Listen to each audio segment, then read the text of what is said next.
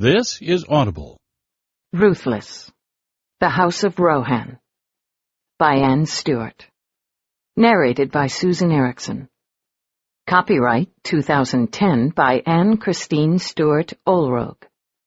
This unabridged audiobook is published by arrangement with Anne Stewart, care of Dystell and Goderich Literary Management, and was produced in the year 2011 by Tantor Media, Incorporated, which holds the copyright thereto. Beginning.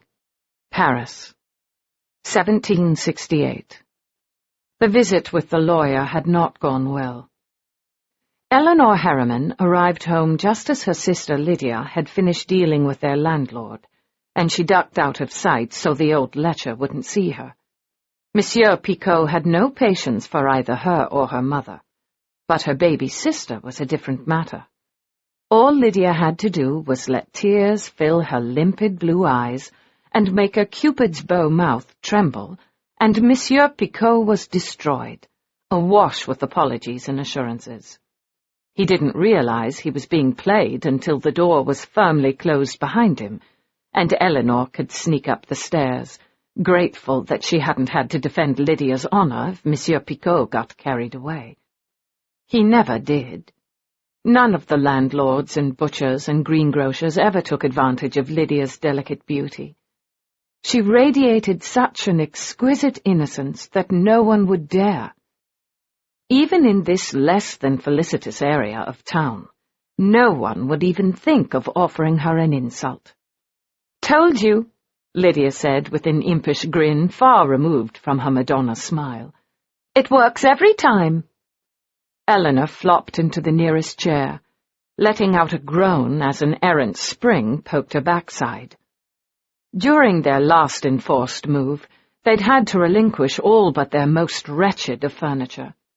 The tiny parlor on the edge of one of the least savory neighborhoods in Paris held 3 chairs and a meager table that served as a desk, a dining surface, and a dressing table, and the chairs were barely functional. The bedrooms were as bad. One sagging bed in the first room held their mother's snoring body. In the other, there was only a shared mattress on the hard floor. She refused to think about how Nanny Maud or Jacobs the coachman slept in the back area that served as kitchen and servants' quarters. And how absurd it was to have a coachman when it had been years since they'd even had a horse, much less a coach. Not since their very first days in Paris, when their mother had been in love, and the 2 sisters had revelled in their new adventure. But Jacobs had come with them from England, under Lady Caroline's spell, as most men were, and nothing, not even a total lack of wages, could induce him to leave.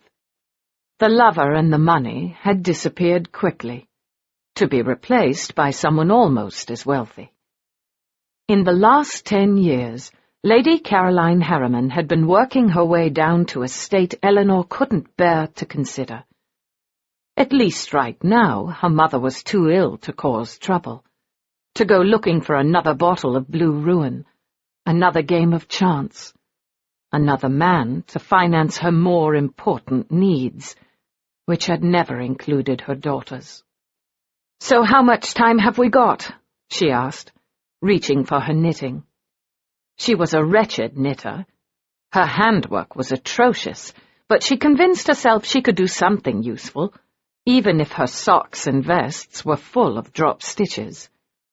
Nanny Maud had taught her, but as usual, she was proving less than adept. Lydia sighed. "He'll be back in a week, and I don't think I'll be able to put him off again."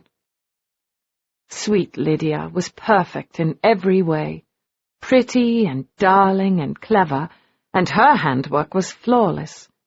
She could dance perfectly, with only the cursory lessons their mother had once paid for. She could paint a pretty picture, sing like a bird, and any man who met her became her willing slave, from Jacobs, their elderly manservant, to the wealthy young Vicomte de Mirabeau, whom she'd met at the lending library. For a brief time, Elinor had hoped their problems were solved, until the Vicomte's family caught wind of what was going on, and the Vicomte had been swept away on a grand tour of Europe. They'd offered her money, Elinor thought, rubbing her chilled hands, and she'd probably been a fool to throw it back in their smug faces. As if a Harriman would ever stoop to being bribed. But at that moment, with Monsieur Picot just walking away, she suddenly thought she could do almost anything if it ensured safety for Lydia and their little family, even for their reckless mother. Lady Caroline had been too ill to cause trouble recently. They had no money for a doctor or medicine, and the flush that had covered her body and disordered her never-clear mind was a mixed blessing. Ill as she was, at least for the time being she was bedridden, unable to get them deeper in debt. "So tell me about the lawyer, Nell," Lydia said, calling her the pet name only she used. "Has our father left us some vast fortune to ease Maman's final days, or at least a minor pittance?" "He's left us something, though a vast fortune might be too optimistic," Elinor said morosely. "His title and estates have been left to a Mr. Marcus Harriman, and another, undoubtedly smaller amount for us. He probably wouldn't have left us anything if he could have helped it." She carefully avoided the fact that whatever inheritance existed belonged, nominally, to her. Lydia's parentage was cloudy, but most definitely had nothing to do with Elinor's father, and everyone knew it. Though British law declared a child born within a marriage to be the legal offspring of the husband, her father had been infinitely inventive in denying either child or his ex-wife any kind of support. Lydia sighed. "Perhaps Monsieur Picot would be put off another week if I allowed him a few liberties. A kiss would hardly compromise my soul if it kept a roof over our heads." "No!" Elinor dropped another stitch and tossed her knitting aside in frustration. She looked up at her sister. "The lawyer definitely said our father had left us something, though apparently there was some ridiculous stipulation that I would have to go to England to receive it. I just wish we'd known of his death sooner. We could have put this in motion months ago. I expect the death notice would have gone to our former residence, and since we left in the middle of the night with our bills unpaid, they would have been unlikely to pass along any correspondence that might have showed up. I'm sure it won't be too miserable an amount. He wouldn't let his daughters starve." Lydia's brief smile was wry. "Don't try to sweeten things for me.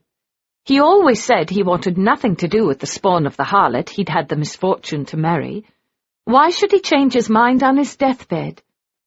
"Well, he was still angry. It was only a few years after Mother had left him, and he was the laughing-stock of London.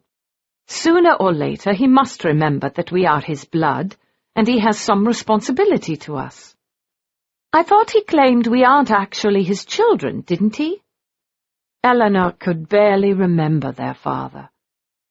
He'd been a tall, singularly unpleasant man with little interest in anything but his horses and his women.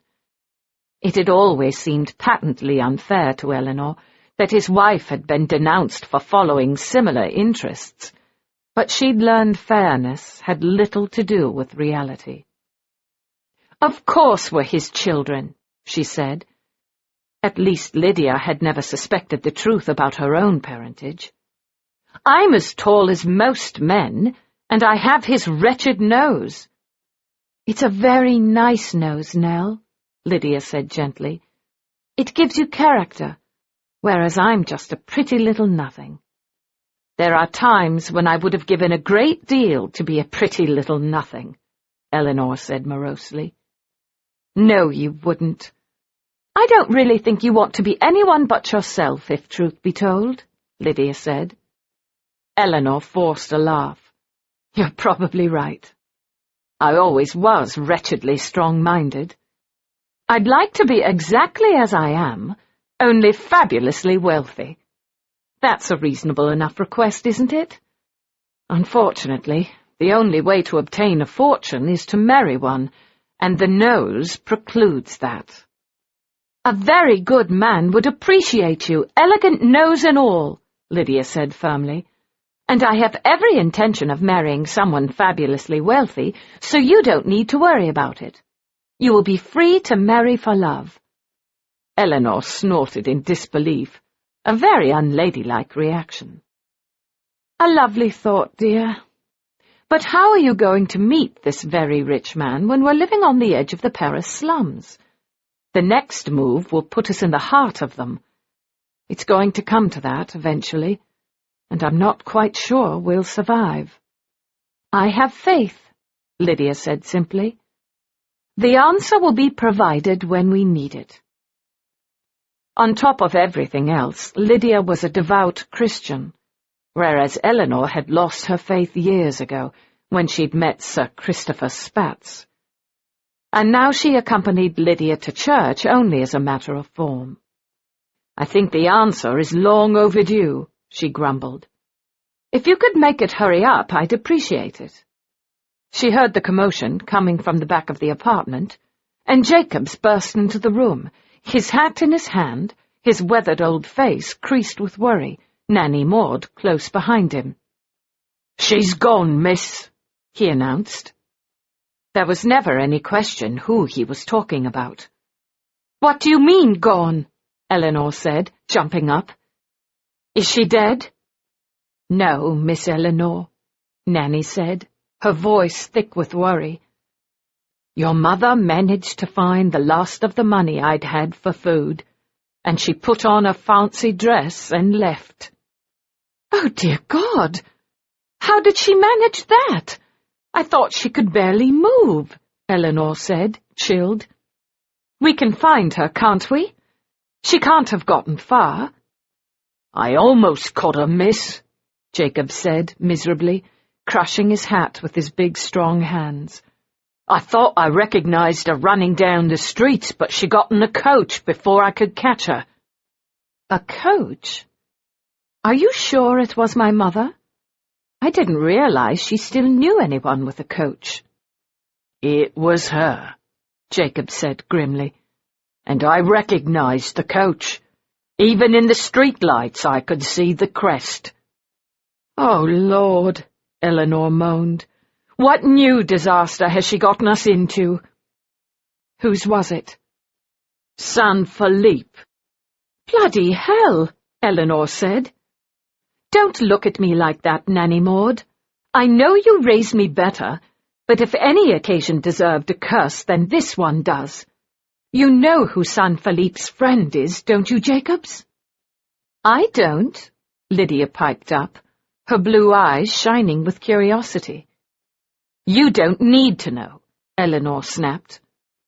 "It's that devil, isn't it?" Nanny said, her voice grim. "She's gone and taken herself off to the devil's lair, where there's orgies and such, and she'll lose the tiny bit of money we have left and probably end up sacrificed to the Dark One." "I don't think they do sacrifices, Nanny," Elinor said in her most practical voice, trying to ignore her own racing heart. "They do," Nanny said, nodding her head so vigorously her lace cap slipped off her silver hair. "Women go in there and are never seen again. They kill virgins and drink their blood." "Well, if it's virgins they killed, then I think our mother's safe," Elinor drawled, determined to take the terrified look off her sister's face. "And I doubt anyone will be so besotted with her that she'll disappear. She'll gamble away the money and then come crawling home, sick and helpless." "You don't understand, miss," said Nanny. "It's the only money we have left, and she took the diamond brooch." A cold chill ran down the center of Elinor's body. It was the last thing of value they owned.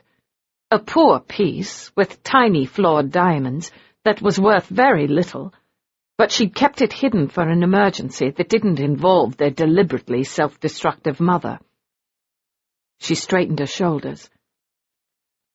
"Then I'll simply have to go after her." She ignored Nanny's howl of protest. Jacob said nothing. He knew there was no other choice. Lydia rose. "I'm going with you, Nell." "You certainly are not. If I walk into that den of iniquity, I know I'm safe. They'd be on you like a pack of ravening wolves." "I think you overestimate my irresistibility," Lydia said with a grin.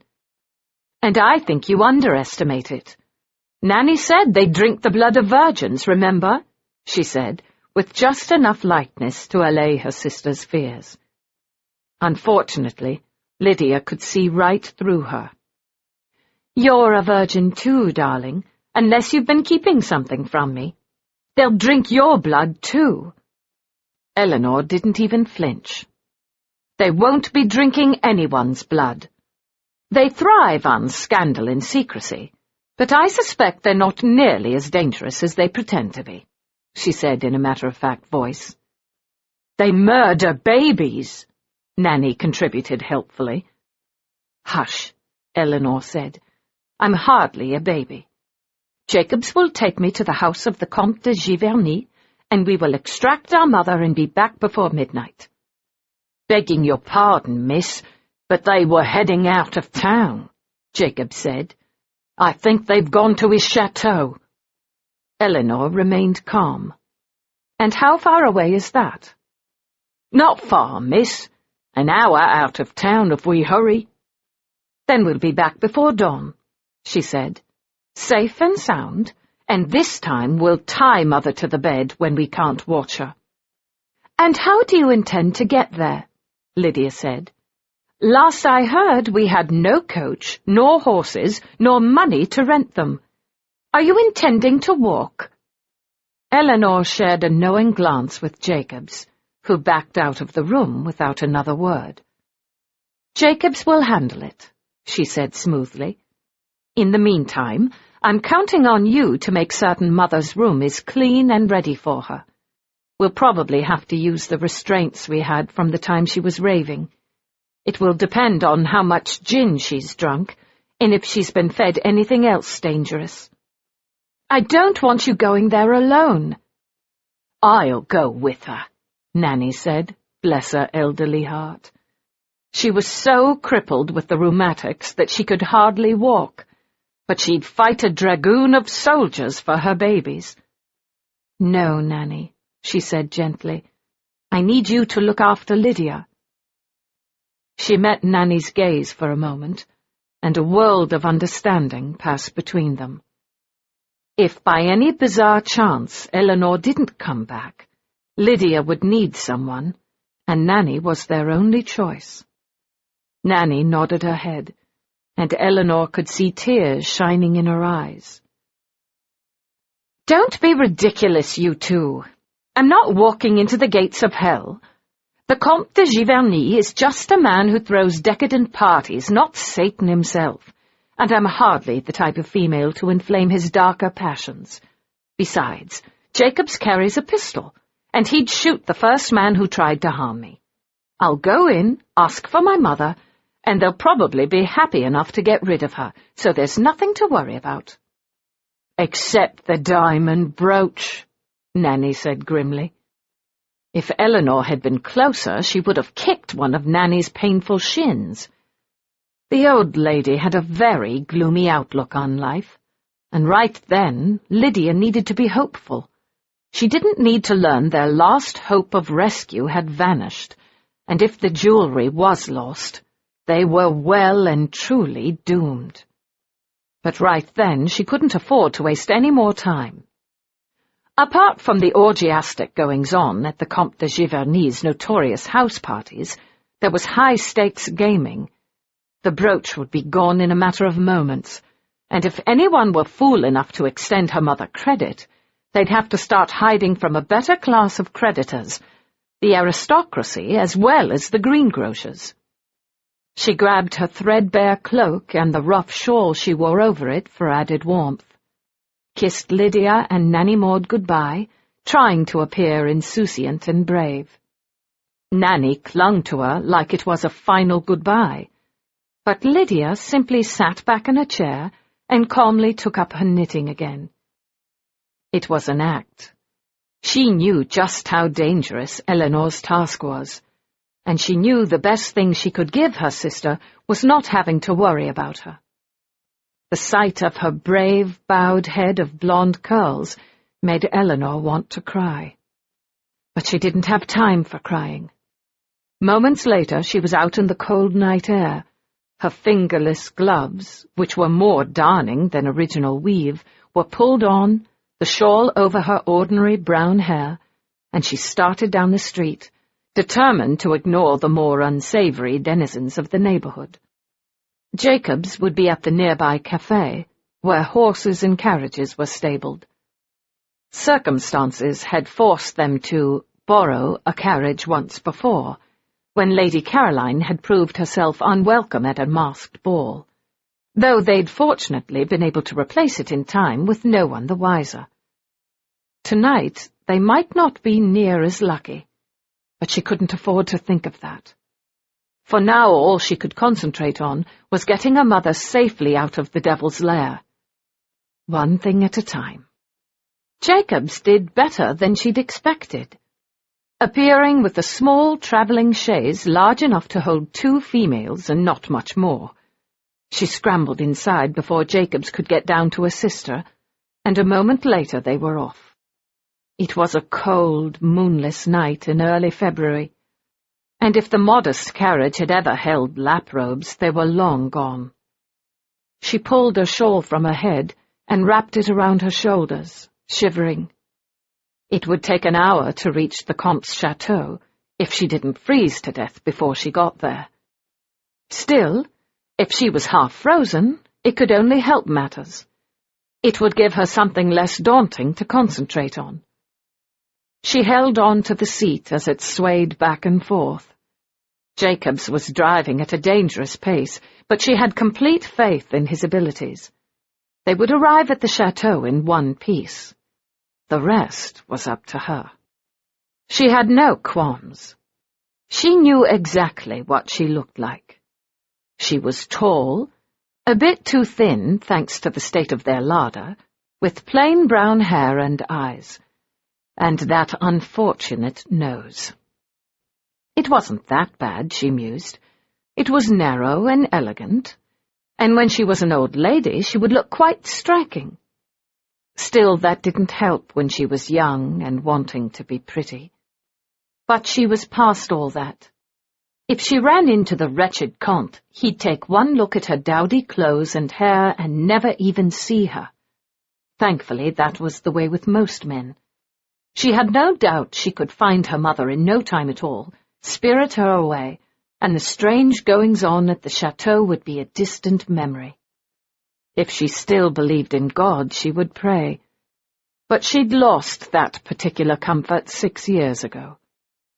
Besides, Nanny and Lydia would be praying for them like mad. If there really was a God, he'd certainly listen to the 2 of them. Lydia was too charming to ignore, and Nanny too fierce. Perhaps it was only Elinor he paid no attention to. She closed her eyes. The day had been disastrous from beginning to end, with the unlikely hope of a small inheritance being a mere pinprick compared to the far greater disaster of their future prospects having vanished with the succession. For now, she'd hold that knowledge to herself. Nanny, Maud, and Lydia didn't need the worry. The lawyer, Mr. Mitchum, had suggested she meet with the new heir, the stranger who'd have control over her inheritance, but she'd left the office in a fit of temper. She'd have to meet with a distant cousin eventually, and she'd been a fool to storm off. If there was, in fact, even the most pitiful of bequests, she couldn't be proud enough to refuse it. But first, she had to find her mother. 2. Francis Alistair St. Clair Dominic Charles Edward Rohan, Comte de Giverny, Viscount Rohan, Baron of Glencoe, leaned back, letting his long, pale fingers gently stroke the carved wooden claws that decorated the massive chair he sat in. He let his head rest against the velvet cushioning, surveyed his eager guests, and allowed himself a faint smile. The vast supply of tapers lit even the dark corners of the salon, and he could see them all, his so-called friends and acquaintances, practically quivering in anticipation of the revels that stretched in front of them. 3 days and nights of the most libertine indulgences, gaming and coupling with anyone agreeable, whore or lordling, male or female, mock satanic rituals to make participants feel truly wicked, calling on a dark force that no more existed than did a loving God, but babbling Latin in front of an inverted cross gave them even more license to indulge themselves. There was opium and brandy and wine and even good Scots whiskey, and by the time the party was done, he expected every drop to be gone, every body to be well-pleasured, every soul drained of any illusion of morality. And he would watch it all, indulging when the urge struck him, overseeing it all with veiled interest. He always wondered how far people would go in pursuit of pleasure. He knew his own appetites were extraordinary, and there were times when he needed more than his own pleasure to satisfy him. He needed the wicked delight of others, and his willing acolytes provided it. There were women and men awaiting his word, some dressed in clerical garb, some wearing little at all. He could recognize Lady Adelia dressed in a diaphanous chemise better suited to a dancer half her weight, and her husband would be somewhere among the gentlemen dressed in feminine splendor, their carmined lips pursed in anticipation. He let his gaze drift over them, his disciples in the art of sin, and he sat up, tossing back his long, unpowdered hair. "My children," he said in the French they all understood, English and French and German émigrés who'd come seeking pleasure. "Welcome to the revels of the heavenly host. You will partake of each other as you would partake of the holy wafer. You will drink the wine as if it were the blessed blood, and you will take your fill with no one to judge. For the next 3 nights the paltry rules of society are forfeit. Our motto stands. Do what thou wilt. Do what thou wilt," they intoned with deep seriousness, like novices taking their final vows, and he let a faint smile dance around the mouth they all craved. They were so determined in their pursuit of wickedness that it made him laugh. He waved his hand, the layers of Mechlin lace floating. "Then go and sin once more," he said, his deep, rich voice echoing in the huge salon. There was a cheer, and the great doors to the rest of the chateau were opened. The revels began, and Francis Rohan leaned back in his chair, wishing he were back in Paris with a glass of brandy and a good book, and no eager sinners seeking his attention. He was bored. He'd witnessed almost every deprivation known to man, participated in a great many of them, and he'd yet to find anything to pierce his interminable ennui. True, he could still find physical pleasure, but it was no more than a brief respite. When he so desired, he would wander through the rooms of the chateau and observe acts prohibited by church and state. He would watch fortunes being won and lost at the turn of a card. He would watch men give in to the most base instincts with no fear of repercussion, and in the end he would return to his opulent chair, and he would try to summon up some interest. One woman had separated herself from the hearty revellers, and she glided toward him, a demi-mask on her face, her lush body spilling out of the artful gown she wore. It laced in front, and beneath the loosely tied strings he suspected there was nothing but ripe flesh. He would enjoy loosening those strings. Marianne had quite the most spectacular breasts he had ever seen, and she knew the rules. He wasn't fond of kissing, and she would seldom make the mistake of putting her lips anywhere near his face. She would instead use that magnificent mouth elsewhere, and it would while away an hour or so, while the more timid of his guests watched. He signalled with his hand, and she approached, a sly smile on her lips devoid of rouge. She knew what he preferred from her. She came up the small dais his idiot followers had built him, and he noted with approval that the lacing went down to the hem, and indeed she was wearing nothing at all underneath. He pulled her onto his lap, gently, and began playing with the laces, loosening them until her milky white breasts spilled out into the cool night air. Her nipples beaded with the chill, and he had the sudden urge to suckle her. "Lean back," he said in his bored voice, and she immediately did so, arching over the arm of the chair, presenting herself to him, and he moved his head down to let his tongue graze the pebbled mound, when a sudden noise caught his attention, and he sat up, annoyed, drawing Marianne with him. "You've got trouble, Francis," Charles Redding said in his rough, lazy voice. "And it's early times for you to be sampling the banquet." Marianne turned and smiled at him, cheerier than Rohan felt at that particular moment. "What kind of trouble?" he said. "I'm not in the mood to be seconding duels or even stopping them. If they want to kill each other, then let them go ahead. I have servants to clean up the blood. Not that kind of trouble. I think you'll like this one. I myself find it rather irresistible." It was enough to get his attention. There was very little Charles Redding found entertaining, and whatever did had to be unusual, and therefore possibly of interest. "Then don't keep me waiting. Bring forth the trouble. One of your footmen has her.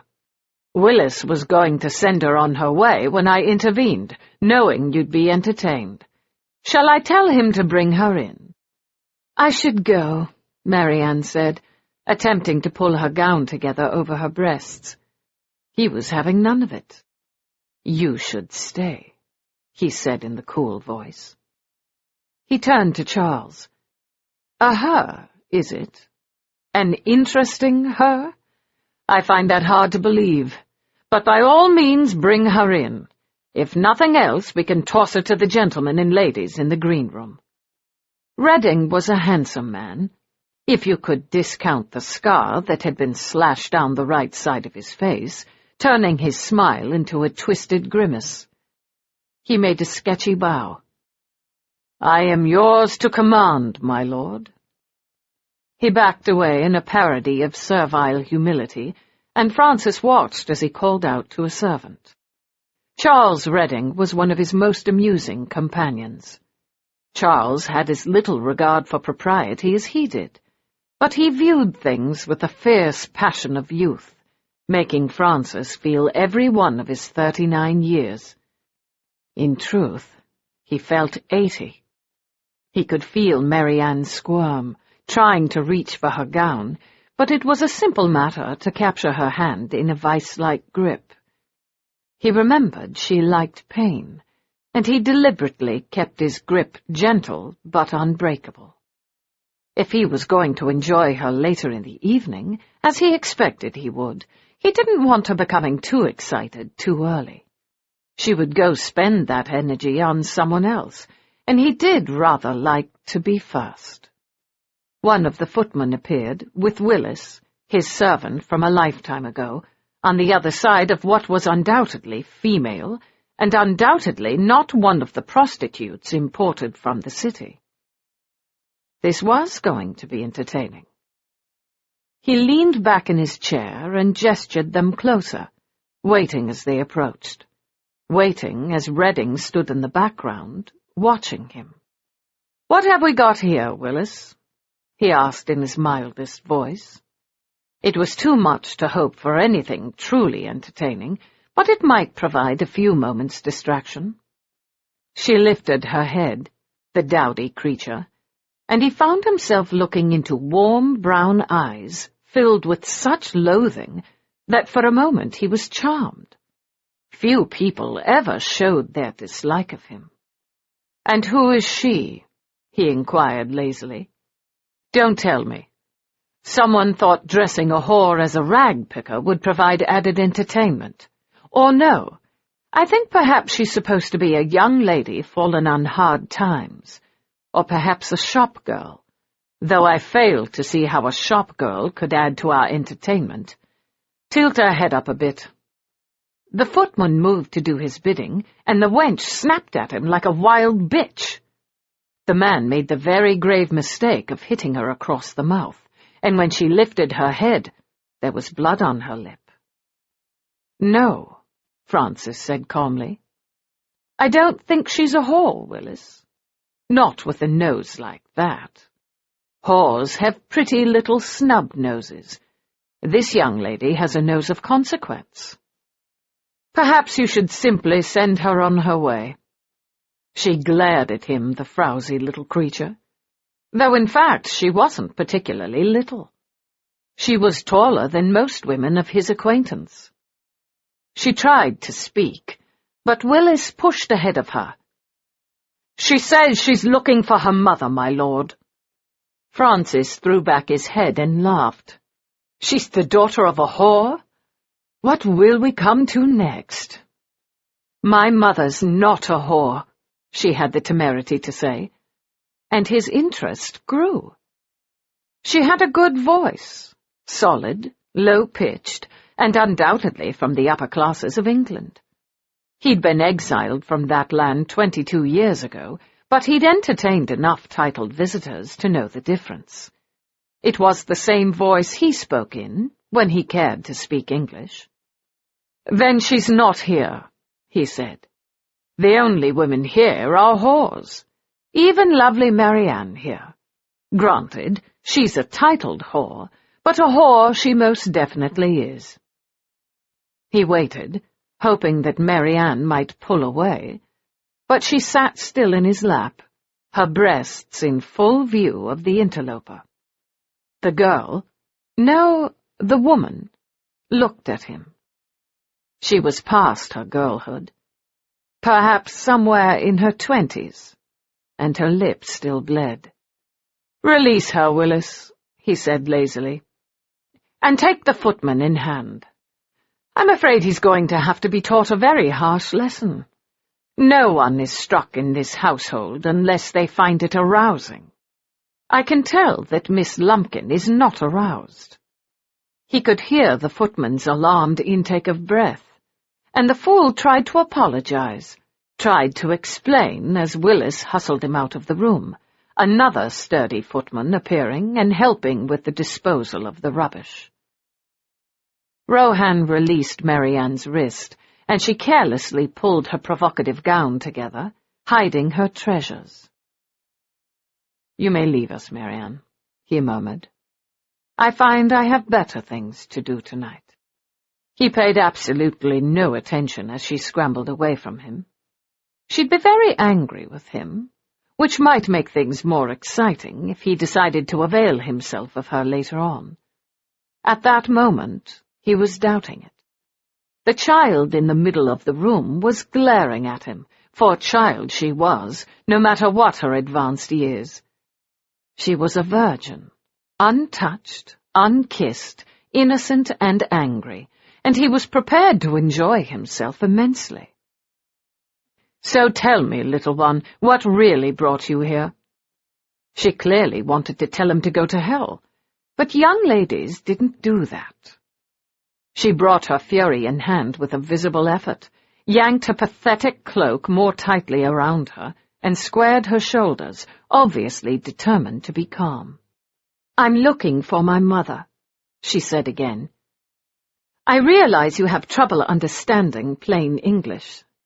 Perhaps your dissipations have begun to affect your mind, in which case you have all my sympathies, but it's my mother I'm concerned about.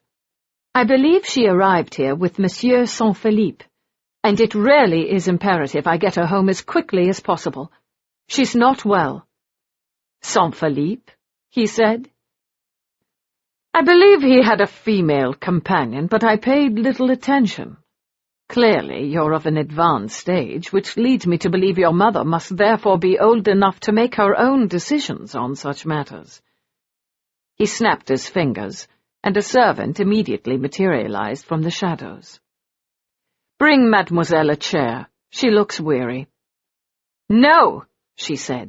"I have no interest in conversing with you, Monsieur le Comte. I simply need my mother." "And I need to prove myself a proper host," he returned. "You've managed to overcome your more proper urges so far," she said pointedly.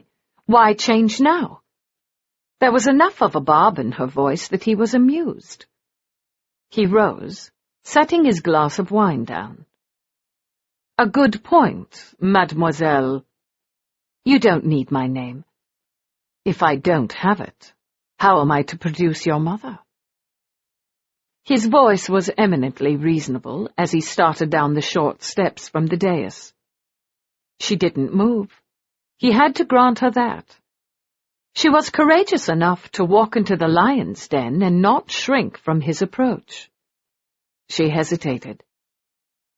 "Harriman," she said finally. "My name is Elinor Harriman.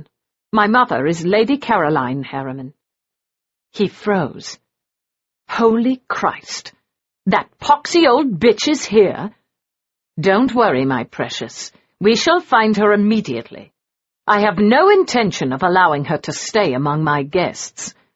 I am astonished Saint-Philippe had the temerity to bring her with him, unless it was simply to gain my attention." "Why would he do that?" the young girl asked, bewildered. He usually found innocence to be tedious. Mademoiselle Elinor Harriman's innocence was oddly appealing. "Because he has a tendre for me, and I've shown no interest." "He has a tendre for you? He's a man." "He is indeed," he said gently. "And how have you lived in Paris for so long without knowing about such things?" "How do you know how long I've lived in Paris?" she retorted. "Lady Caroline Harriman left her doltish husband and came to Paris with her 2 daughters some 10 years ago, and she's been in steady decline ever since. I'm surprised she's still alive." "Just barely," the girl said grimly. "Could I please go look for her instead of standing here talking to you? She's probably gaming, and I'd like to stop her before the last of our household money is gone." "A laudable notion, child. I'd like to stop her before she spreads the plague amongst my guests. I'm quite adamant about the health of the whores." "My mother is not a whore!" There was a charming flush to her pale cheeks. She was too thin. She hadn't been fed properly in the last few months, and he allowed himself the briefest fantasy of feeding her tidbits of meat and pastries while she lay naked across his bed. His mocking smile was half meant for his own foolishness. Virgins were far too tedious, and even the fiery Mademoiselle Harriman would be more trouble than she was worth. Any woman in this house is a whore, my child. So, for that matter, are the men. Let me get you a glass of wine, and we can discuss this." "You are as addled as my mother," she snapped, spinning on her heel. "I'm going to look for her." He wasn't in the habit of letting any woman turn her back on him, and he simply took her arm, ungently, and spun her around to face him, fury on her face and a nasty little pistol in her hand pointed in the general direction of his stomach. She would shoot him, without a qualm, Elinor told herself, willing her hand not to shake. If he saw her quaking, he would assume she was harmless, and then she might be forced to actually fire the wretched gun, which she most assuredly did not want to do, unless she had to. He released her, encouraging her hope that he was a reasonable man, but he didn't take a step back, and he seemed more amused than alarmed. The King of Hell was everything they said he was, both less and more. He was reputed to have the ability to seduce an abbess or the Pope himself, and she could see why. It wasn't his physical beauty, which was considerable. He had dark blue eyes behind a fringe of ridiculously long lashes, pale, beautiful skin, the kind of mouth that could bring despair and delight, and what the hell was she doing thinking about such things? He looked younger than his reputed age, around 40, and while his long dark hair was streaked with silver, it only made him seem more leonine, more dangerous. He was tall, and he moved with an elegant grace that put dancers to shame.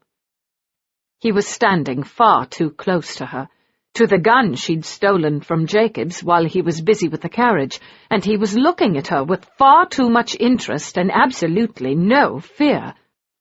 "You aren't going to shoot me, my dear," he said calmly, making no effort to take the gun from her shaking hand. And it was shaking. She couldn't disguise it. "I don't wish to, but my mother's safety is paramount." "Your mother is a walking dead woman," he said, his voice casual and cruel. "You know it as well as I. Why don't you return home, and I'll find her and send her after you?" "You don't understand. I can't afford to let her game away the rest of our money," she repeated. It shamed her to admit how little they had. But then most of his guests would be capable of losing a fortune on the turn of a card. There was no need for him to guess just how little they had left. "Then we shall see that she doesn't," he said in that caressing voice of his. It was little wonder people fell at his feet. His voice could charm angels. "You know you don't want to shoot me. Think of the mess, not to mention the explanations." He reached out and gently took the pistol away from her. "Very pretty," he said, glancing at the elegant pearl-handled thing. "If you're so hard up for money, you could always sell this." "Who says we're hard up for money?" she demanded. "Your clothes, child. You dress like a rag picker. What's your mother wearing? Sackcloth and ashes?" "She'd hardly be allowed in here if she was." "Oh, on the contrary, sackcloth and ashes could be deemed quite appropriate. After all, this is a gathering of the heavenly host, you know." She tried not to react to the shock of him actually mentioning the forbidden words. Everyone had heard rumors of the heavenly host, that covert gathering of wicked aristocrats with too much time on their hands. The stories went from the ridiculous to the disconcerting. There was word of black masses and virgin sacrifice, orgies and blasphemy and the like, but no one ever admitted the existence of the group. Until Rohan's offhand comment. She looked up at him, unnerved by his height, his glittering, gilded glory. He was dressed in impeccable black satin, with elegant clocked stockings on his well-shaped legs, high-heeled, bejeweled shoes only adding to his already impressive height. He wore a long, heavily embroidered waistcoat, unbuttoned, but no coat. He had heavy rings on his long, pale fingers, even a sapphire in his ear like a gypsy, previously hidden by his long, unbound hair. Most men wore wigs and kept their own hair cut short. The Comte de Giverny was clearly too vain to utilize such shortcuts. "Looked your fill?" he inquired pleasantly. "Would you like me to turn around so you can observe my backside?" She didn't blush. I like to know my enemies. Either let me go look for my mother, or take me there yourself. Oh, definitely the latter. And I haven't decided whether we're enemies or not. He tossed the pistol back onto the dais, where it landed, with unerring accuracy, on the cushioned chair. I'm afraid, my dear Miss Harriman, that you would never find your mother amidst the celebrations. You'll have to accompany me through the 9 layers of hell in order to find her. I am not a child, Monsieur le Comte. That's my French title. To the English, I'm the Viscount Rohan. Someone else bears that title, she said, repeating one of the bits of gossip she'd overheard. Indeed, he said pleasantly. How kind of you to remind me. The man is a pretender, nothing more. He reached up for his elegant neckcloth and began to unfasten it, and she watched his long, pale, bejeweled fingers in something of a daze. He pulled the cloth free, his shirt coming open, and she averted her gaze from the disturbing sight of his bare chest. She heard his laugh, and then his hands were on her once more, catching her shoulders and turning her around. Don't worry, my pet. You won't see anything that might shock you. And he pulled the neckcloth over her eyes, effectively blinding her. She wanted to fight back, to struggle, but that would give him an excuse to touch her further, and the less she felt the brush of his cool fingers, the better. That's right, he said, his voice soft and approving. Now give me your arm, and we'll give you a taste of damnation. Do you really find blasphemy that entertaining? She said, trying not to start when he took her hand and placed it on his arm. Always.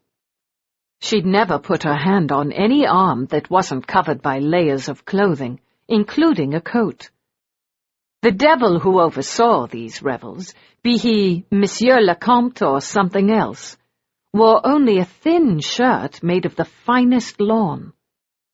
In her sudden world of darkness, she was acutely aware of the feel of his arm beneath her fingers, the sinew and bone, the unexpected warmth of his skin when his hands and his heart were so cold. Are you ready, my child? He asked, and there was no avoiding the humor in his voice. But she wasn't about to show her panic. People like Rohan thrived on fear, and if she were to have any chance of survival, she needed to hide hers. As I have been for the last tedious half-hour, she said in a bored voice. Allons-y, he murmured, and she didn't need to see anything to know that he wasn't fooled. Let us go. And she had no choice but to allow him to draw her deeper into the very depths of hell. 3. The heat and noise and smell assaulted her when he led her through the doors. A dozen different perfumes, wax tallows, spilled wine and wood smoke, cooked meats and human sweat, all fought for supremacy, and the voices were loud, giddy. One man's voice broke through the babble. What is that on your arm, Francis? Your dinner? He followed his ridiculous inquiry with rough laughter. Don't be absurd, a woman's voice floated to her ears. A Frenchwoman, of indisputably high upbringing, given the quality of her voice. He's going to auction her off later on. May I put my bid in early? She really looks quite delicious. Elinor couldn't keep from starting at the words, and her fingers tightened on his arm reflexively. He put his hand over hers, but whether it was meant to comfort her or imprison her, she couldn't be sure. Don't be ridiculous, Elise, another man, much closer by the sound of him, broke through. He's not giving her up, see the way he looks at her? Elinor hadn't noticed anything in the way Rohan had looked at her, but the very notion made her even more unsettled. He kept her moving through the shuttered darkness, their procession marred by continuing licentious catcalls, and by the time they passed into another room she was grateful. This one darker still, no light filtering through the white neckcloth that blinded her. "What about my mother?" she whispered. "You didn't ask." "I could see quite clearly that she wasn't there, my child. That was only the second circle of hell, though I must admit we don't adhere to Dante's definitions too closely." "What was the first circle of hell?" she asked. "The anteroom, my love, where we met, better known as limbo, where no real sin takes place." His voice was low, contemplative, and out of the blue she felt his cool hand gently stroke the side of her face, making her jump nervously. "My footman broke the rules, of course, and he'll be punished appropriately." They'd paused at what she assumed was the entrance of the room. "Will he be punished because he broke the rules, or because he hit me?" she asked. "You can tell me the truth. I won't be offended." His laugh was so soft she might not have heard it if she weren't blindfolded. "And I do so desire to keep from offending you, mademoiselle. In fact, he'll be driven off the place because he broke the rules. He'll be beaten beforehand because he raised his hand to you. I'll make arrangements for you to watch if you care to." "That's horrifying, and no, I don't want to sit and watch." "You're very different from most of the women here, including your mother. They'd watch, and probably lick the blood from his skin when I'm done." "Oh, that's foul," she whispered, and then the rest of his words sank in. "When you're done, you're going to administer the beating?" She knew he smiled, even without seeing it. She knew his mouth already, the way it curved with just a touch of mockery. "Perhaps I need my exercise," he murmured. "I doubt your mother is in this room, but I wouldn't want to miss her due to a misguided sense of propriety." He raised his voice. "Is the Lady Caroline Harriman here?" No answer. Just the strange, muffled sounds that she couldn't quite identify. The rub of silk on silk, the whispered laugh, low and intimate, the curious mix of grunts and curses, and her curiosity got the better of her as she reached for the neckcloth. His hands were ahead of hers, stopping her.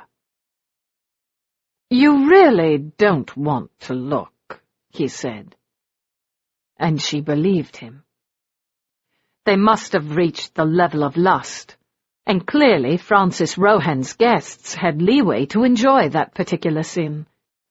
"She's not here," Elinor said. In the last year, her mother had lost all her previous obsession with fornication, replacing that desire with a need to gamble. In truth, very few people would recognize the great beauty she had once been, and very few people would have been willing to risk their health for the sake of a cheap tup. In the darkness of these rooms, they might not recognize her diseased skin and addled mind, but clearly there were better choices if they chose to take them. Her mother would be gaming, not— She knew the word for it. The rough, rude, indelicate word for it. Fucking. Her father had used it. Her mother had screamed it in her endless rages. The people on the street used it, and the lower they sank, the more that despicable word abounded. Indeed, it was probably as good a word as any for her mother.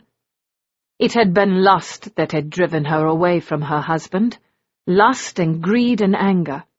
It had been lust that had changed Elinor's life forever. A strange, dark feeling that she couldn't comprehend, didn't want to. There was an ugliness to it that spread through this room, and indeed the entire chateau, and the longer she stayed, the more unclean she felt, as old memories fought to crowd their way back into her brain. "Could we move on?" she said coolly. In answer, he propelled her forward. It was a strange sensation, moving across the floors in darkness, the man beside her closer than a man had been in many years.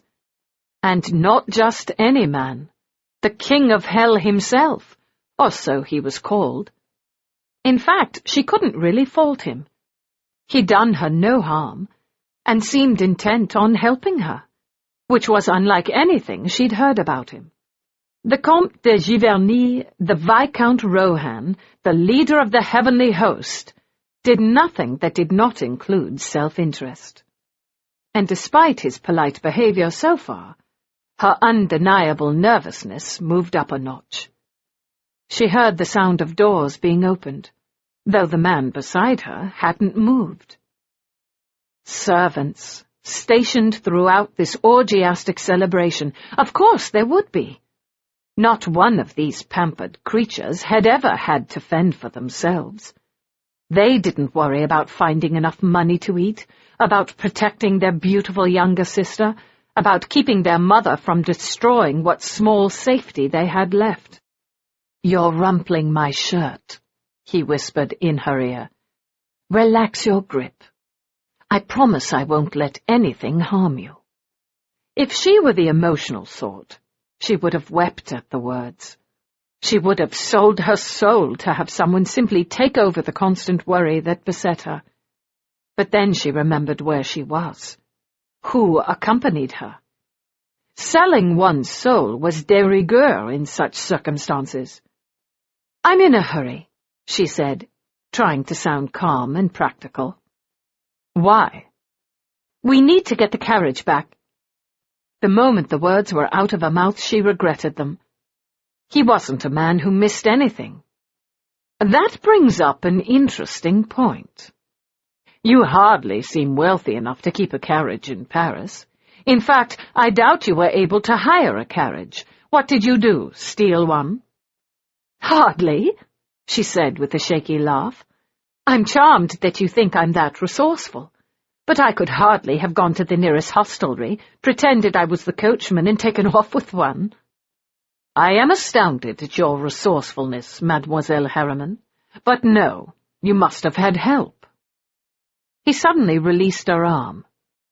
"Stay here for a moment and don't move." She had to keep herself from reaching for him, from crying out, "Don't leave me!" It took all her self-control to simply nod, not even knowing if he saw it. It was a strange and dizzying sensation, standing alone and blindfolded in the crowded room.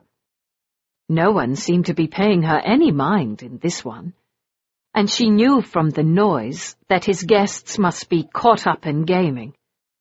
This was the place her mother was likely to be, and she reached for her blindfold, pushing it off her eyes, and froze. Some were gaming. A few were even partially dressed, and in her brief glance she saw them writhing on couches and in chairs, performing acts that should have been foreign to her. But she'd lived too long in poverty, and she'd seen those same acts and more performed in side alleys for pay. She should have been shocked, but in truth she was more concerned that it might be her mother's mouth on that young gentleman's. The blindfold was pulled abruptly back over her eyes, shutting out the disturbing sights. "You're a very disobedient creature, aren't you?" She dismissed the shocking image, simply because she must. "I'm here, am I not? If I were obedient, I would be waiting at home for my mother's safe return, which times have taught me is unlikely." Rohan didn't reply to that. "I've sent your coachman back with his pilfered coach.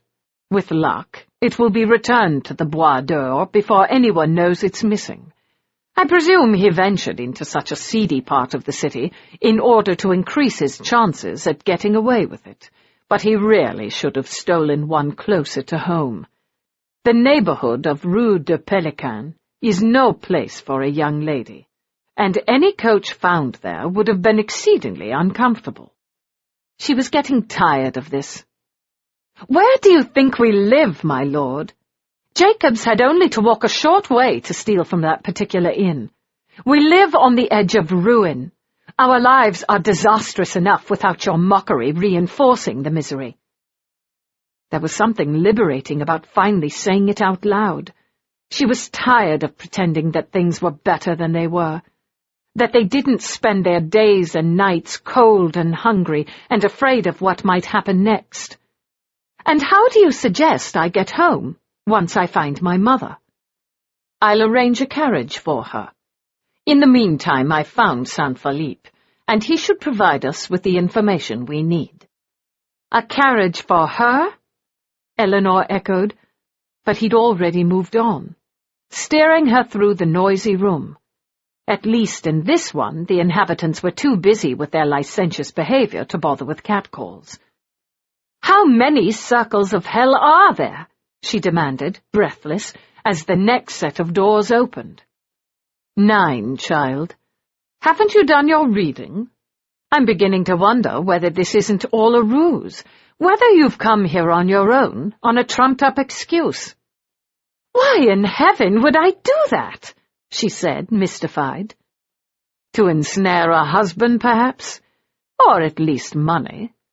You're not pretty enough to be a whore, but perhaps you heard that the members of the heavenly host prize innocence before beauty." It shouldn't have hurt. She'd never had any delusions about her beauty. She was the plain one, too tall, her hair too brown and straight, her nose too aquiline, her nature too outspoken. She was made for spinsterhood, and she'd accepted it long ago. But hearing her attributes dismissed so lightly in Francis Rohan's pitiless voice was a cruelty she'd not expected. "Do you get pleasure from inflicting pain, my lord?" Her voice was calm and practical, denying the hurt. There was a moment's silence. "Occasionally," he said after a long moment.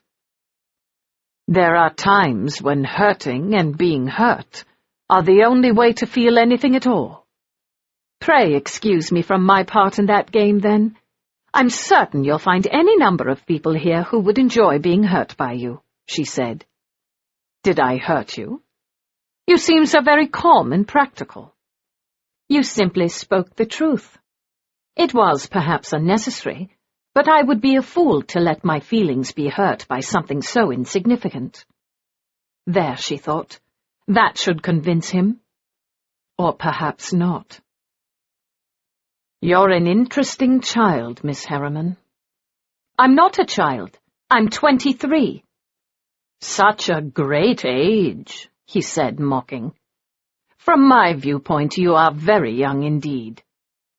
He started forward, and she wanted to pull back, but he was too strong, drawing her into the next room. This one was overheated. The sounds were muffled and still. The sound of cards being dealt, the roll of dice. They'd found the room for serious gaming at last. She reached up for the neckcloth again, but this time he stopped her, wrapping his hand around her wrists and imprisoning them. "Saint Philippe," he said, his voice barely raised, and suddenly the overheated room felt cold and still. "Monsieur," came the answer, the voice slurred, drunken. "I've been informed you've brought an unwanted guest into our midst." "Where is she?" "I don't know what you—" "Where is she?" He didn't raise his voice, but the room grew colder still, and for a brief moment Elinor wondered how Rohan's control of his followers was so absolute. "Gone," Saint Philippe said, his voice sulky. "She had barely enough money to game, and once that was gone, no one was willing to advance her credit. I expect she's out in the stables, trying to earn enough on her back." Elinor couldn't help her instinctive flinch, both at the thought of a mother and at the loss of their only money. It was a disaster, total and complete, and she tried to yank her hands out of Rohan's grip, He tightened his hand, and it hurt enough to make her stop struggling. "You've displeased me, Justin," he said calmly. "May I suggest you get dressed and come see me in the anteroom? In a few minutes, shall we say?" "Of course, monsieur," he stammered, sounding terrified. Rohan released her wrists, snaking an arm around her waist, his grip unbreakable. "Then I will take my prize back with me," he said, his voice more pleasant. "The rest of you may continue." "I don't—" Elinor began, but he moved her so swiftly her words died away. She expected him to move her back through the series of rooms he'd brought her, but a moment later they were in the pitch darkness, someplace enclosed and silent, and he pulled the neckcloth off her face. They were in a hallway, lit only by torches, and he no longer touched her. She found that for the first time she could breathe normally. "The problem is solved," he said. "Your mother is here after all. It won't take long to locate her. My servants are very good. I'll take you somewhere to await her." She looked at him doubtfully. "I could accompany your servants." "No, you could not. You heard Saint Philippe. There's no telling what kind of condition she's in. I only hope she hasn't infected half the servants. It's hard to get a decent coachman." Elinor drew in her breath swiftly. "Don't be absurd." "Your mother has the French disease, child. Or as we call it over here, the Spanish disease." He shrugged. "Perhaps even the English disease. She's going to die raving, and I suspect you know that as well as I do. If you want, I can do you a favor and have her tossed off the nearest cliff." "Joking about such matters is in very poor taste," she said stiffly. "Why in the world would you assume I'm joking?" She could barely see his face in the dimly lit corridor. In such an enclosed space he seemed even larger, and she was uncomfortably aware of the fact that his white linen shirt was open. He wasn't joking about anything, she realized. "I made the mistake of assuming you were a responsible human being," she said stiffly. "Oh, heavens! A very grave mistake indeed. I'll take you somewhere to wait. You'll be pleased to know I have a very English housekeeper who'll see to your comfort." He held out his arm for her to take, and she didn't move. She didn't want to touch him again. The fine linen weave of his shirt was too thin, and she could feel his arm too clearly, feeling the strength of him, the corded muscles, the heat. It distracted her. She wasn't used to touching men at all, and certainly not with such intimacy. "If you don't take my arm, you might trip and break your leg, and then what good would you be to your poor mother?" he said in a bored voice. "This corridor is a back way to the private wing of the chateau and seldom used. There may even be rats." She grabbed his arm immediately, taking heart in the fact that she hadn't climbed on top of him. She had a horror of rats, which was unfortunate given her family's living conditions. "Let's go," she said hurriedly, trying to control her shudder. "I take it you don't like rats," he said, drawing her down the hallway. She kept imagining them running up her skirts, and with her other hand she held them tight around her legs. "I don't care for them, but then who does?" she said in her most reasonable voice. "Oh, I think it's a little more than that. Rats are a fact of life, and yet you—" "Could we please discuss something else?" She'd given up trying to hide her distaste. "Anything else?" The muffled sound of groans leached through the walls, and they moved on before she could make the mistake of asking what those noises were. If anyone was in pain. Because a moment later she realized what those moaning, grunting sounds were. Remembered. Her companion seemed oblivious to it all. "We can discuss your plans for the future. What do you plan to do after your mother dies raving?" Not much of an improvement over rats, but she'd take it. "I don't even know what I'm going to do for the next week," she said, perhaps unwisely. But then she'd used up almost her last ounce of courage. There was a moment of bright light as a door opened into the hallway, and then they were plunged into darkness again. The smell of perfume and heated skin was overwhelming, and she looked at the two who'd managed to breach the Viscount's private hallway. "I thought you'd be here, Frances," the gentleman said, looking at her out of hooded eyes. He was the one she'd first met, with the handsome, scarred face. "Veronique thought you'd be interested in a trade and promised her I'd find you." "A trade for what?" Rohan said lazily. "The little dressmaker," the woman said in a husky voice.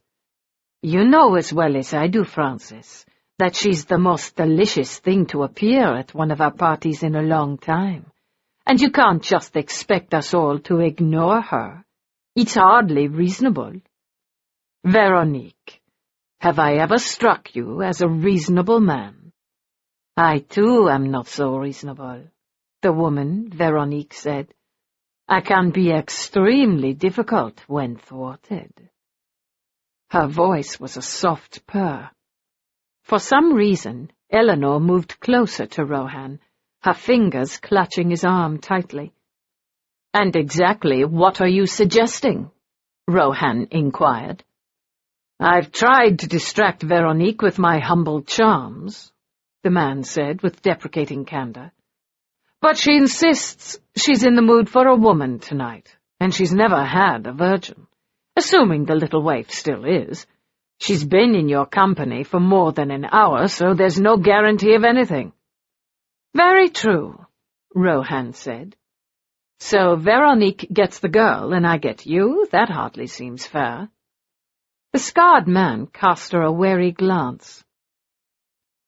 "She doesn't understand us, does she? Her French was atrocious." "Oh, I think she understands us well enough, looking at her face. And I think we'll have to forego the pleasure of your company." He dismissed them. "When you're done with her, then, Frances?" the woman said, looking at her avidly. "I would have a lovely time schooling a lamb who has strayed." "I think you'll have to find another stray lamb, madam," he said, placing one hand over Elinor's.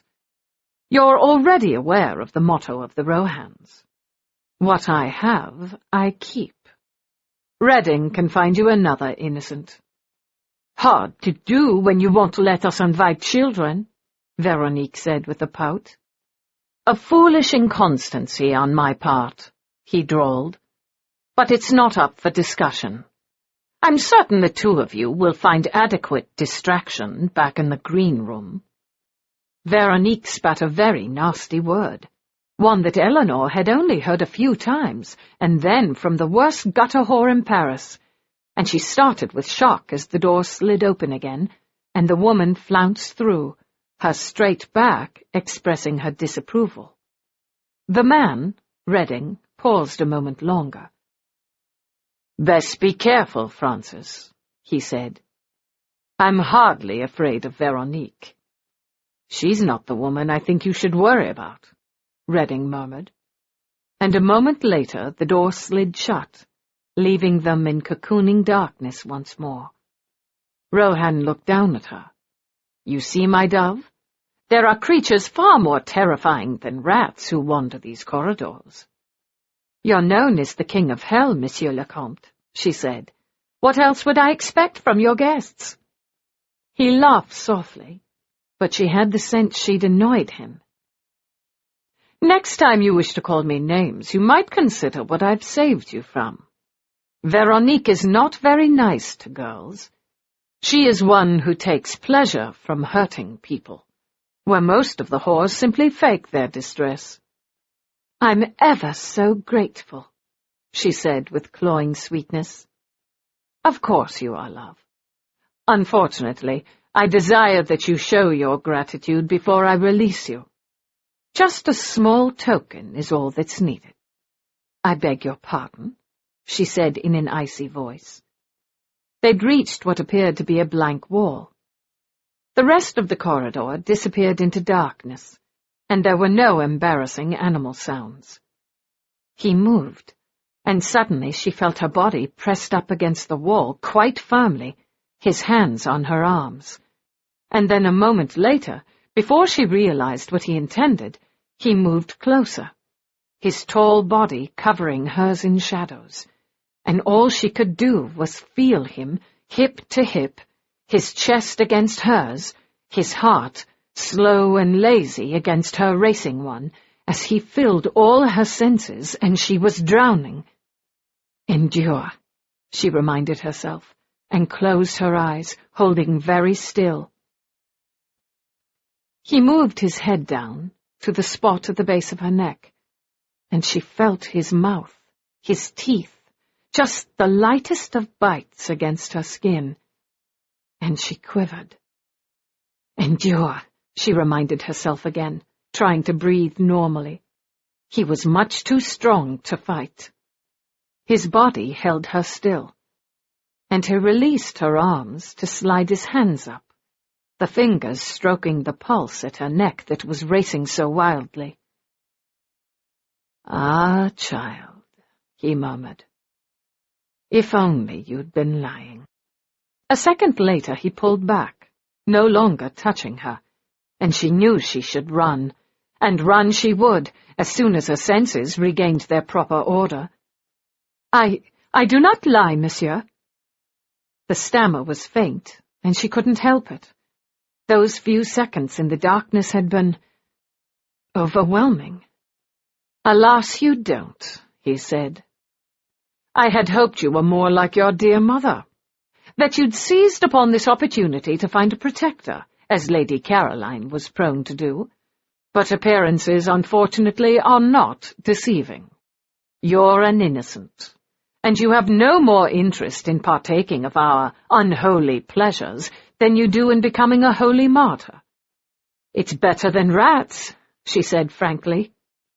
Silence. And in the darkness she could only see the gleam in his hard eyes. "Child," he said faintly, "you unman me. If I am ever in the position where I wish to seduce someone, I will simply assure her it's better than rats. Why wouldn't you be in the position of seducing someone?" It was an impertinent question, but she was still oddly light-headed here in the darkness with him. "I don't have to make the effort. They all come to me, sooner or later," he said simply. "How boring," she observed. "Indeed." He reached up behind her to touch something that was out of her line of vision, and a moment later a door opened, and he guided her through. It was like stepping into another world. The small salon was warm and cozy. A fire burned in the grate. The walls were covered in pale green silk, and the furniture looked sturdy and comfortable. There was no sign of revellers, or indeed any of the kind of jewelled ostentation of the first room she'd been in. No false throne and dais, no gilded walls and cherubed trim. She might as well be in a family drawing-room in England.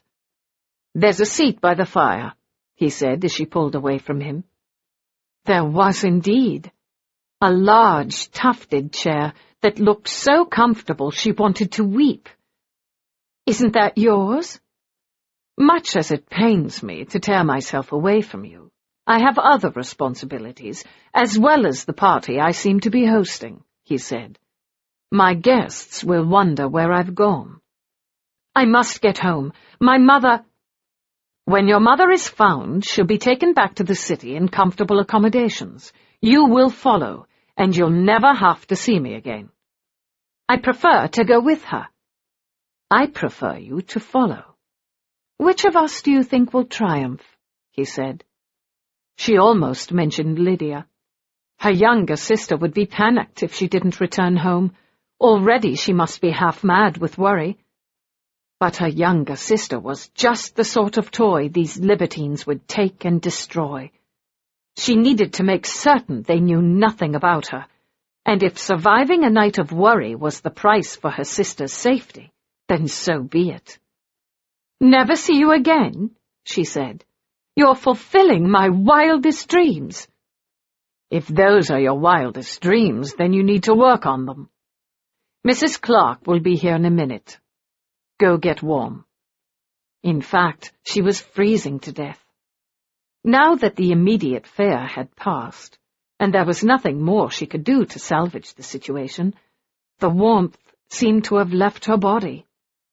Her feet in the too tight shoes were cold and damp, and if she didn't hold herself very still, she'd start shaking, and she bloody well wasn't going to do that in front of the Antichrist. She headed straight for the armchair. It was even more comfortable than it had looked. It seemed to enfold her, and she couldn't suppress the sigh of sheer delight. She looked up, ready to say something disparaging to her host. But he was already gone. 4. Elinor leaned back against the chair, finally alone, trying to regain her balance as the world whirled about her. She'd been in rooms like this years ago when they'd lived in England. Warm, cozy rooms, with bright fires burning and comfortable, slightly worn furniture. Which didn't make sense. The notorious Francis Rohan was as rich as Croesus, and the ornate glory of the rest of the chateau attested to that. The red damask upholstery on the sofa opposite her had worn patches, and the floor was scuffed. She must have slipped into some sort of dream, and when a stocky woman appeared a few minutes later, Elinor decided she was simply a manifestation of her deepest longings for the warmth and safety and comfort of a life long past. "There you are, dearie," the apparition said. "I'm Mrs. Clark, the housekeeper. You look exhausted, and no wonder all this chasing around you've had to do. Mr. Willis says to inform you that your mother has been found, she's perfectly fine, and Mr. Redding has taken her back home." Elinor struggled to her feet. "I need to go with them." "They've already left, dearie. We have orders from Master Francis. You're to rest for a while, and then be sent home in the second-best carriage. Your mother will be fine. Mr. Redding's a good man for all that he's mixed up with this lot." The woman looked like Nanny Maud's younger sister. Plump, pleasantly rounded, just the kind of woman you might find in English households everywhere. Just not in the household of the King of Hell. "But I need—" she began, but Mrs. Clark calmly interrupted her. "I know you do, dearie, but there's no arguing with his lordship. You just sit back and rest, and I promise you all will be well. You're still wearing your cloak. What was that man thinking? It's raining outside and you're all cold and damp." Before Elinor realized what the housekeeper was doing, Mrs. Clark had managed to strip the cloak and shawl from her, laying the patched garments carefully near the fire. "I hadn't planned on staying," she said. "My mother—" "Now don't you go defending him," Mrs. Clark said. "He's a sweet boy, but he can be so thoughtless. And your shoes are soaked as well." She made a disapproving clucking sound as she bent down to untie Elinor's two small shoes. "But I'm not—" Before she could deny defending him, the woman's words sank in. "You must be confused," she said, trying to pull her feet away. "It was the Comte de Giverny who brought me in here." "Exactly. I was the one who brought him up. Came over from England after he was exiled, and I've been looking after him ever since." She pulled off one shoe and set it near the fire, then the other. She must have noticed how worn they were, that they were too small, but she said nothing, treating them like jeweled slippers. She sat back and looked up at Elinor for a moment, her gaze sharpening. "You need some hot tea and something to eat." "I'm not going to be here long," Elinor said, ignoring the fact that she was ready to faint from hunger. Mrs. Clark was as good at ignoring protests as her master. "Won't take me but a minute. You just sit there and warm up. Master Francis's chef is a stuck-up Frenchman, but he does know how to make cinnamon toast and a good strong cup of tea. My girl's bringing it up. Won't take but a moment. Just rest, Miss Harriman. You look like you need it." Indeed she did. She couldn't remember when she'd last had a full night's sleep. Her mother had a tendency to wander. Just a week ago she'd found her 2 streets away, dressed only in a nightgown, babbling something about being late for a rout. She'd brought her back and slept sitting up on the corner of her bed, just to make certain her mother didn't wander again. If she'd had any sense, she would have tied the woman up. But Lady Caroline made such distressed noises when they did that it was almost worse than the worry. A moment later, Mrs. Clark was back. There was steam rising from the tray she carried, and she could smell the cinnamon and butter from where she sat. "There we are," the housekeeper said cheerfully, setting the tray down beside her on a slightly battered table. "All nice and cosy, are we? I'm going to find a throw to put over you. That's a nice enough fire, but you look like you've got yourself a chill." She didn't deny it. She was so cold and disoriented that she wanted to weep. What had happened to her? Had he managed to drug her? There were rumors that he and his band of degenerates did that to unsuspecting young women, but the brief glance she'd had of the half-clothed women parading around the chateau told her that he had no need of a plain, over-tall spinster with a nose. A moment later, a thick cashmere robe was tucked around her, at odds with the shabby furniture. "You poor thing," Mrs. Clark said. "I'm just going to forget about manners and sit down right beside you. You don't look like you've got enough strength left to pour yourself a decent cup of tea. And Master Francis has never been a man who pays much attention to ceremony. You don't look like you do either." She plopped herself down in the chair beside her, pulled the hand-knitted cosy off the earthenware teapot with capable hands. "You're looking at the teapot, aren't you?" Mrs. Clark said as she proceeded to pour her a cup of tea, with lashings of heavy cream and sugar. "I brought that from England when I came here. I thought Master Francis would need something to remind him of home. So young he was, poor boy, to have lost his family, his home, his country." Elinor wasn't going to ask. She'd heard rumours, but the vagaries of the titled émigré population of Paris had never been of particular interest, and even in the best of times her mother seldom talked to her. "Indeed," she said in a non-committal voice. "Indeed," Mrs. Clark said cheerfully. "You don't want to talk about him, and I can understand that. He's a very bad boy, he is. But he has reason. I cannot think of anything that would excuse his—" She was going to say licentiousness, but thought better of it. "His behaviour." "No, I suppose not. You're too young to remember." She shook herself. "We'll get you warm and fed and taken care of and back home right as rain," she said firmly. It took all Elinor's self-control to keep her mouth shut. Too young to remember what? What reason might he have for an exile that was far from voluntary? Some scandal? But none of it mattered, she reminded herself. This wasn't her world. "You look like the kind of girl who's been drinking her tea black," Mrs. Clark continued. "But right now I think you need some sustenance." The housekeeper was right. She'd given up sugar and milk more than a year ago, insisting she preferred her tea undiluted. In fact, she preferred her tea just as Mrs. Clark was making it. But of late it had become more important to ensure that her sister got enough to eat and drink. Any cream and sugar they could afford went to Lydia. The tea was ambrosia, manna from heaven, milk and honey. The biblical terms danced through her foggy brain. It was so wonderful that she would have happily trampled over her sister's delicate body for it. "Let me get you another cover," the housekeeper said, rising from her seat. "I don't know what's come over me. It's just been so long since I've had a proper young English girl to look after that I let my tongue run away with me." Elinor struggled to be polite.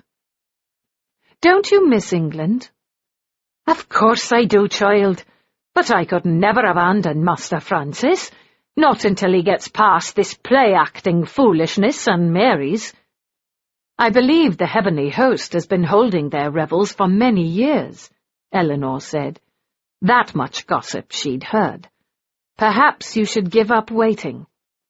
"Foolishness," Mrs. Clark said firmly. "Eat your toast, dearie. I'll be back." The thin slivers of cinnamon toast were wonderful. She tried to eat slowly, but she was so famished she devoured them. She really must be in a dream. In a moment, the King of Hell would come in and chop off her head or something equally bizarre. It would be worth it. She closed her eyes, the teacup still in her hand. It was old, eggshell-thin china, with myriad tiny cracks in it. Another anomaly. But for a moment she wasn't going to think about it. She was going to keep her eyes closed and let herself drift into this strange, wonderful, magical world, where everything was safe and familiar, where there were no raving mothers, no sisters in need of protection, no servants who needed to be fed, and most of all, no Francis Rohan. She heard the door open, heard the measured footsteps approaching her. Mrs. Clark must have returned. She felt the teacup being taken from her slack fingers, and she knew she should open her mouth, insist on a carriage and a ride home. Lydia was waiting for her. But right then it was impossible. 2 more hours wouldn't make that much difference. She'd sleep for that long and awake refreshed and reasonable, and this magic room would make sense. By the time she got home, her mother would be in a dull, stupefied state, and they wouldn't have to deal with her for a few days at the least. She always slept deeply after one of her sorties, and all Elinor would have to worry about was what in heaven's name they were going to do next. He took the teacup from her hand and set it down on the small tray. Mrs. Clark was watching him, a suspicious look on her face. She knew him too well. She was the only person who saw him clearly, with all his flaws and vanities and wicked indulgences. Saw him and loved him anyway, like an exasperated parent. In truth, she wasn't that much older than he was. She'd come into service at the age of 12, and her first task had been the care of the Viscount Rohan's youngest son, Francis. He'd been born a sickly, angry child, prone to noisy displays of temperament, and young Polly Siddons had been saddled with him. But even at age 12 she'd known how to deal with him, and she'd been with him ever since, following him to Paris after the debacle of 1745. When her husband died, she'd simply replaced him with a Frenchman, but she was still Mrs. Clark to all and sundry. His lifeline and his conscience. For all that he listened. "And what exactly do you think you're doing with this young lady?" she demanded. "If you brought her here, you know as well as I do that she's not one of your fancy pieces. She has no place here." "True enough," he said, "and I'll send her home safely, untouched. You've been around me long enough to know that I have no interest in innocence, and she's hardly my style, don't you think? I insist on beauty. In the rest of this God-forsaken place, yes, but these rooms are different, Master Francis. Here you're more likely to value real worth, and I don't like seeing her here." "I do," he thought, surprised. "Don't worry, Mrs. Clark. I'll be sending her back to a misbegotten family as soon as she awakens, which looks to be a while. Poor thing was worn out, his housekeeper said. She needs a rest without you harassing her. I'm not going to harass her, he said. I'm simply going to take a nap myself. She'll probably wake up and start beating me with a fire poker, but I'm willing to take that risk. You can go back to bed. She gave him that doubtful look that always made him feel 12 years old, but then she nodded. You behave yourself, Master Francis. The girl's already got too much to deal with. She doesn't need you complicating things. Trust me, he said airily, heading for the settee opposite his sleeping guest. I only intend to make her life simpler. With a disapproving sniff, Mrs. Clark departed, leaving him alone in the room with the sound of the fire crackling in the fireplace, the lash of rain on the windows, her steady breathing as she slept. He kicked off his elegant shoes. The settee wasn't the most comfortable of beds, but it was long enough to hold his frame, and he couldn't ask for much more. He'd slept on it when he was younger, and it had resided in his father's house in Yorkshire, and he'd always found it surprisingly comfortable. He stretched out, his arms behind his head, and stared at her. He could be kind. He could be generous, if he had reason. He had his reputation to consider, but he doubted anyone would know he'd done an act of charity in seeing to Miss Harriman's mother. If anyone heard, they'd assume he had wicked, ulterior motives, and that was good enough for him. This girl before him wasn't a beauty. Her dark brown hair was unremarkable. Her body, what he could see of it beneath the shabby clothes, could hardly compete with Mary Ann's lush pleasures. The pleasures he'd turned his back on to lie on this shabby sofa staring at this shabby girl. Her face was interesting. She had a smattering of freckles across her cheekbones, something he'd always found irresistible. A surprisingly lush mouth, which clearly hadn't been kissed enough. And the nose. It was narrow and elegant, and only slightly longer than beauty required. In fact, it gave her face a certain piquant charm. Without it, with the requisite button of a nose, she'd be boring. Boring was the one thing Miss Elinor Harriman couldn't lay claim to. She'd stormed into his life, and she was still here, long after she should have disappeared. He could have handed her off to Reading.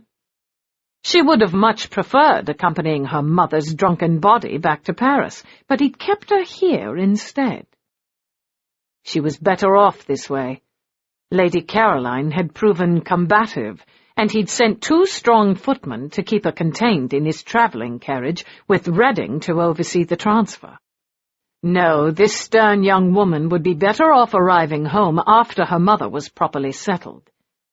He'd given Reading orders to make certain one of the footmen remained until they were convinced Lady Caroline had returned to her senses. Which was no certainty. He'd been watching when they'd wrestled the woman into the carriage, her curses and her fists flying. The pox had driven her mad, and nothing would change that. The sooner she died, the better for all concerned. He could arrange it, of course. As he lounged on the settee, he considered the possibilities. The wretched hag would have little connection with him, and there'd be no reason for him to be accused of orchestrating her death. Any of the heavenly host who happened to have noticed her presence here tonight would never breathe a word of it, or risk being ousted from their hallowed little group. The police in Paris were fairly lax, but they might pay more attention to the death of a titled émigré. Then again, they might not. They let him do anything he wanted in his mansion in Rue Saint-Honoré, but then no one had died. At least as far as he knew. No, his charitable instincts would be better off curbed for the time being. Wretched as Mademoiselle Elinor Harriman's life might be, it was hardly his job to fix it, to remove the major obstacle to her happiness. Though the poxy wretch might annoy Redding so much that he stabbed her. Redding was notoriously quick-tempered, rash and impulsive. Perhaps he'd take care of things of his own volition. In the meantime, here he was, ready to sleep with the perfect virgin. He let out a soft laugh. Miss Harriman would hate that, making it all the more delightful. They would sleep together, albeit a chaste 3 feet apart, and it would annoy her for the rest of her life. And with that he closed his eyes and slept, a smile on his face, malice in his heart. He slept. It was past 5 in the morning, and Lydia Harriman was already up and dressed, having spent a wretched 3 hours in bed, tossing and turning before giving up completely. Her mother's disappearance wasn't that unusual. Lady Caroline would vanish for days at a time, and there was nothing they could do about it. But she'd gotten much worse recently. Her conversations were sprinkled with curses, and there was a strange, otherworldly look in her eyes that no one could break through. She complained constantly of the cold, even with the warmest fire, and when things were really bad they tied her to the bed lest she hurt herself. Or them. When her mother was raging, there was no telling what she might do, and Nanny Maud kept the knives hidden just to be safe. And there were times, which Lydia would never admit to, that she hoped her mother would simply not return from her next escapade. But this time Elinor had disappeared as well. It was an eerie, ice-cold dawn. She'd been careful not to put too much wood on the fire. What little fuel they had must last as long as possible. Elinor tried to shield her from the harsher realities of life, and Lydia had stopped arguing. If it made her elder sister happy to think that she was ignorant of the truly desperate circumstances they were living in, then Lydia could pretend. Elinor had always been a bossy sibling, in the best sense of the word, and she wouldn't hear of Lydia shouldering her share of the burden. Sooner or later, she'd have to give in. But for now, Elinor was happier pretending that she had everything under control when control had vanished months ago. She heard the noise in the kitchen, and she jumped up, almost knocking over the chair in her relief. Nanny was already there, in her robe and nightcap, as Jacobs came in. Alone. "Where are the others, you old idiot?"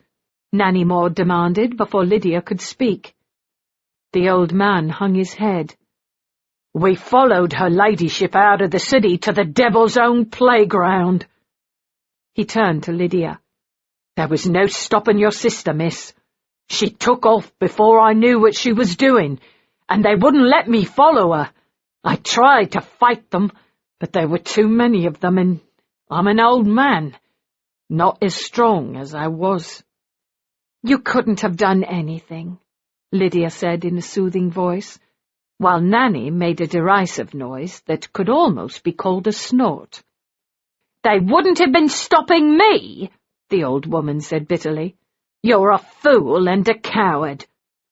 "You crazy old bat, no one would dare to touch a harridan the likes of you," he snapped back, their lifelong battle flaring up.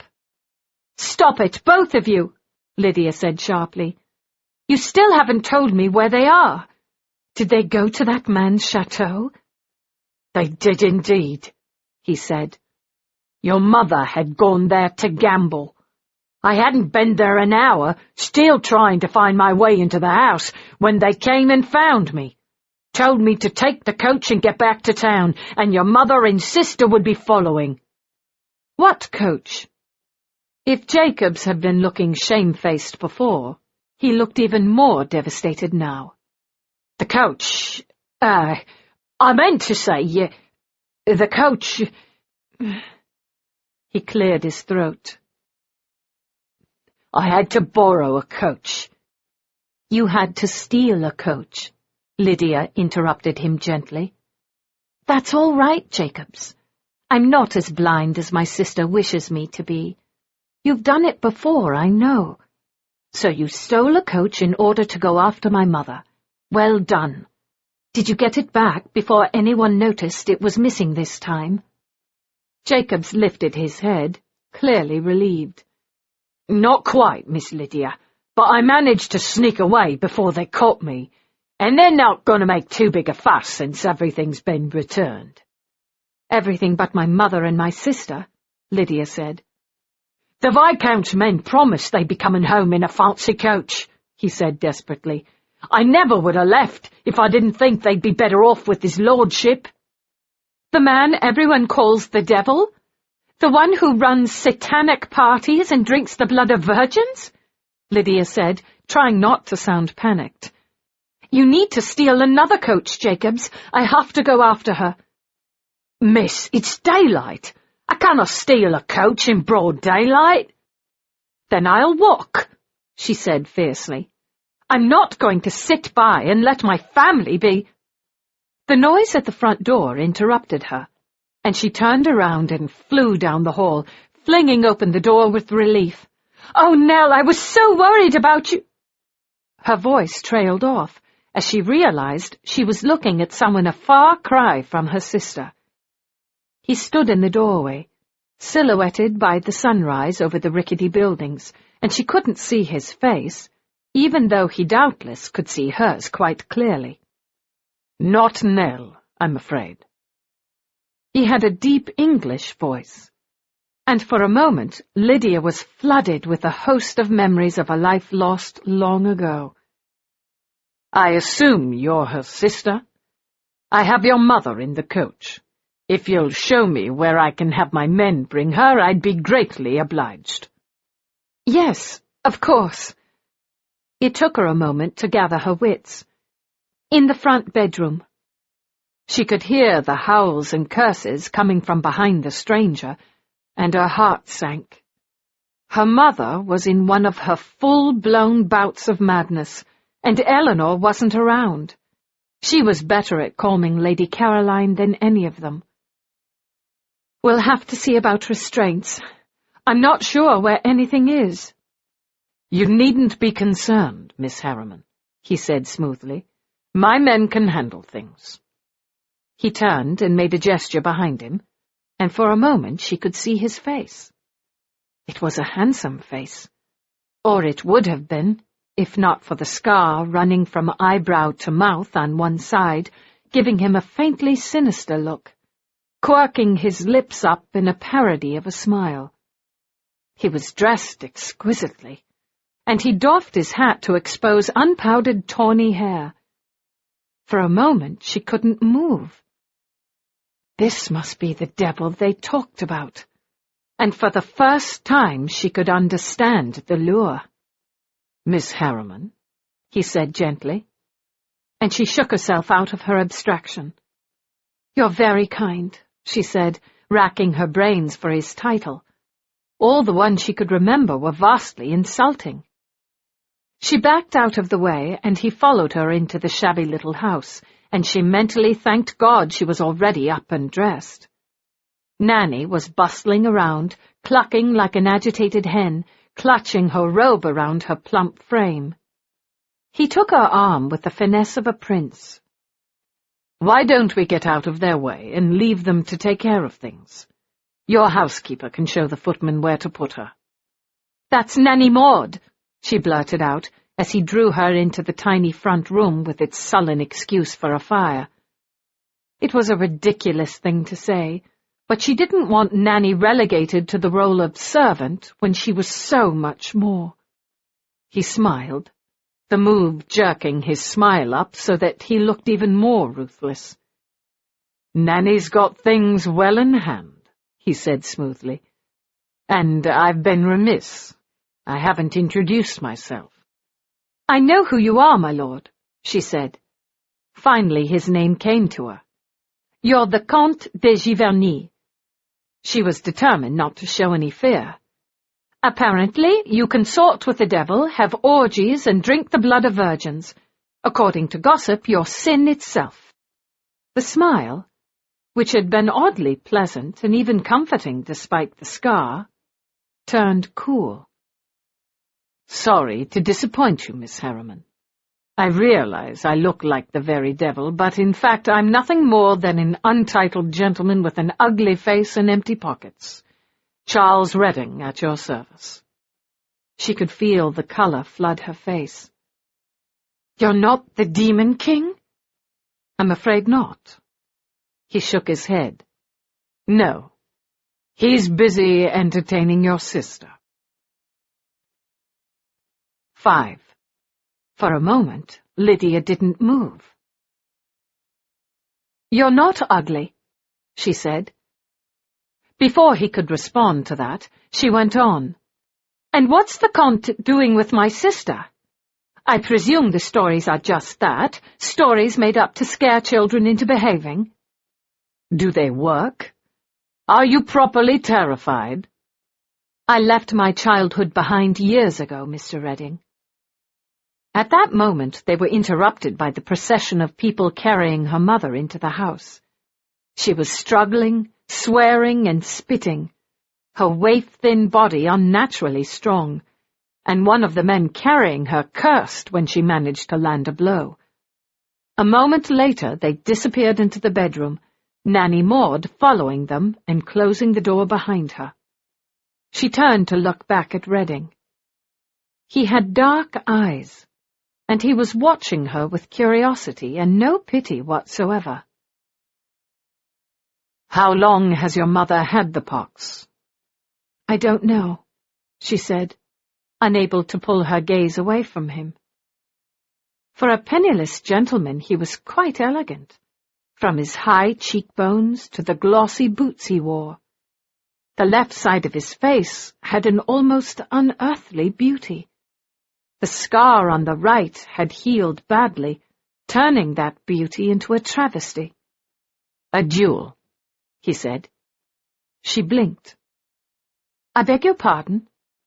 "You're wondering what caused the scar. Don't be embarrassed. It's what everyone thinks when they see me." "I'm not embarrassed, because, in fact, I wasn't thinking about that at all. I was worried about my sister." "I stand humbled and corrected. Though, in fact, I'd prefer not to stand. I had no intention of riding in the coach with your mother, casting up her accounts all over the place, so I rode and I'm quite tired. However, I can't sit down until you invite me to do so and sit down yourself, and since you don't seem about to, I thought I might offer a little hint." "Please, sit," she said, rattled, taking the small, hard chair and leaving the more comfortable one near the fire for him. He shook his head. "Not likely. Change seats and I will." "I'm fine where I am." Before she realized what he was doing, he'd tossed his hat onto the small table, clamped his gloved hands on her arms and lifted her, dropping her into the seat by the fire as if she weighed no more than a bird. He must have thought as much. He frowned. "Have you been eating properly?" She thought about the thin soup Nanny had managed to stretch for the week with the careful addition of more and more water, and her stomach knotted. "Of course," she said. "Because you don't weigh more than a child." "How many children are you in the habit of picking up, Mr. Redding?" she responded. "Oh, I forgot. The devil sacrifices babies, does he not?" "He doesn't." He stopped protesting. "You're teasing me, are you, Miss Harriman?" "Just a little bit," she allowed. "I shouldn't. Things are hardly humorous right now. But since I've seen the difference between gossip and reality firsthand, I have little doubt that the Comte de Giverny is nothing more than a self-indulgent hedonist." He took the seat across from her, and she held her breath, afraid it might not hold his firmly muscled weight. It creaked, but survived, at least for the moment. "As is his best friend," he said, his voice less than reassuring. Really? She said, her voice bright. I've never seen a self-indulgent hedonist before. I have to say I'm a bit disappointed. You don't look very dissipated to me. Maybe you haven't been at it for a terribly long time. Long enough, he said beneath his breath. There wasn't much he could say to that. Could you tell me where my sister is? Why didn't she return with you? Again, there's the problem of the carriage. Oh dear, I forgot. Your poor carriage. We can't afford to have it cleaned, but Jacobs and I can see to it. It's not my carriage, and Rohan has more than enough servants to deal with it. More than enough carriages, for that matter. Rohan? She echoed. The King of Hell, the Comte de Giverny, the Viscount Rohan, he clarified. The man who has my sister. He'll return her safe and unharmed. Francis doesn't waste time with innocents. Unless your sister's shabby clothes and stern manner hide a lurid background. It shouldn't have bothered her, but she pulled a shawl closer around her shoulders, hiding some of her own shabbiness. Her only clothes were those passed down from Elinor, one stage closer to the rag-bag, something this exquisitely attired gentleman had no doubt noted and inwardly mocked. I'm afraid we're living in straitened circumstances, Mr. Redding, she said, lifting her head. We're awaiting word from our father, who will doubtless come to our aid, but in the meantime there is no denying that our fortunes have suffered of late. He said nothing more than, Indeed. I get the uneasy suspicion that you're holding something back, Mr. Redding, she said. Or were you simply going to cast more aspersions on my threadbare wardrobe? I'm afraid you're so pretty that I hadn't even noticed your wardrobe, Miss Harriman. Your sister doesn't have the advantage of your beauty. If that's supposed to make me feel better, it's failed, she said, finally getting angry.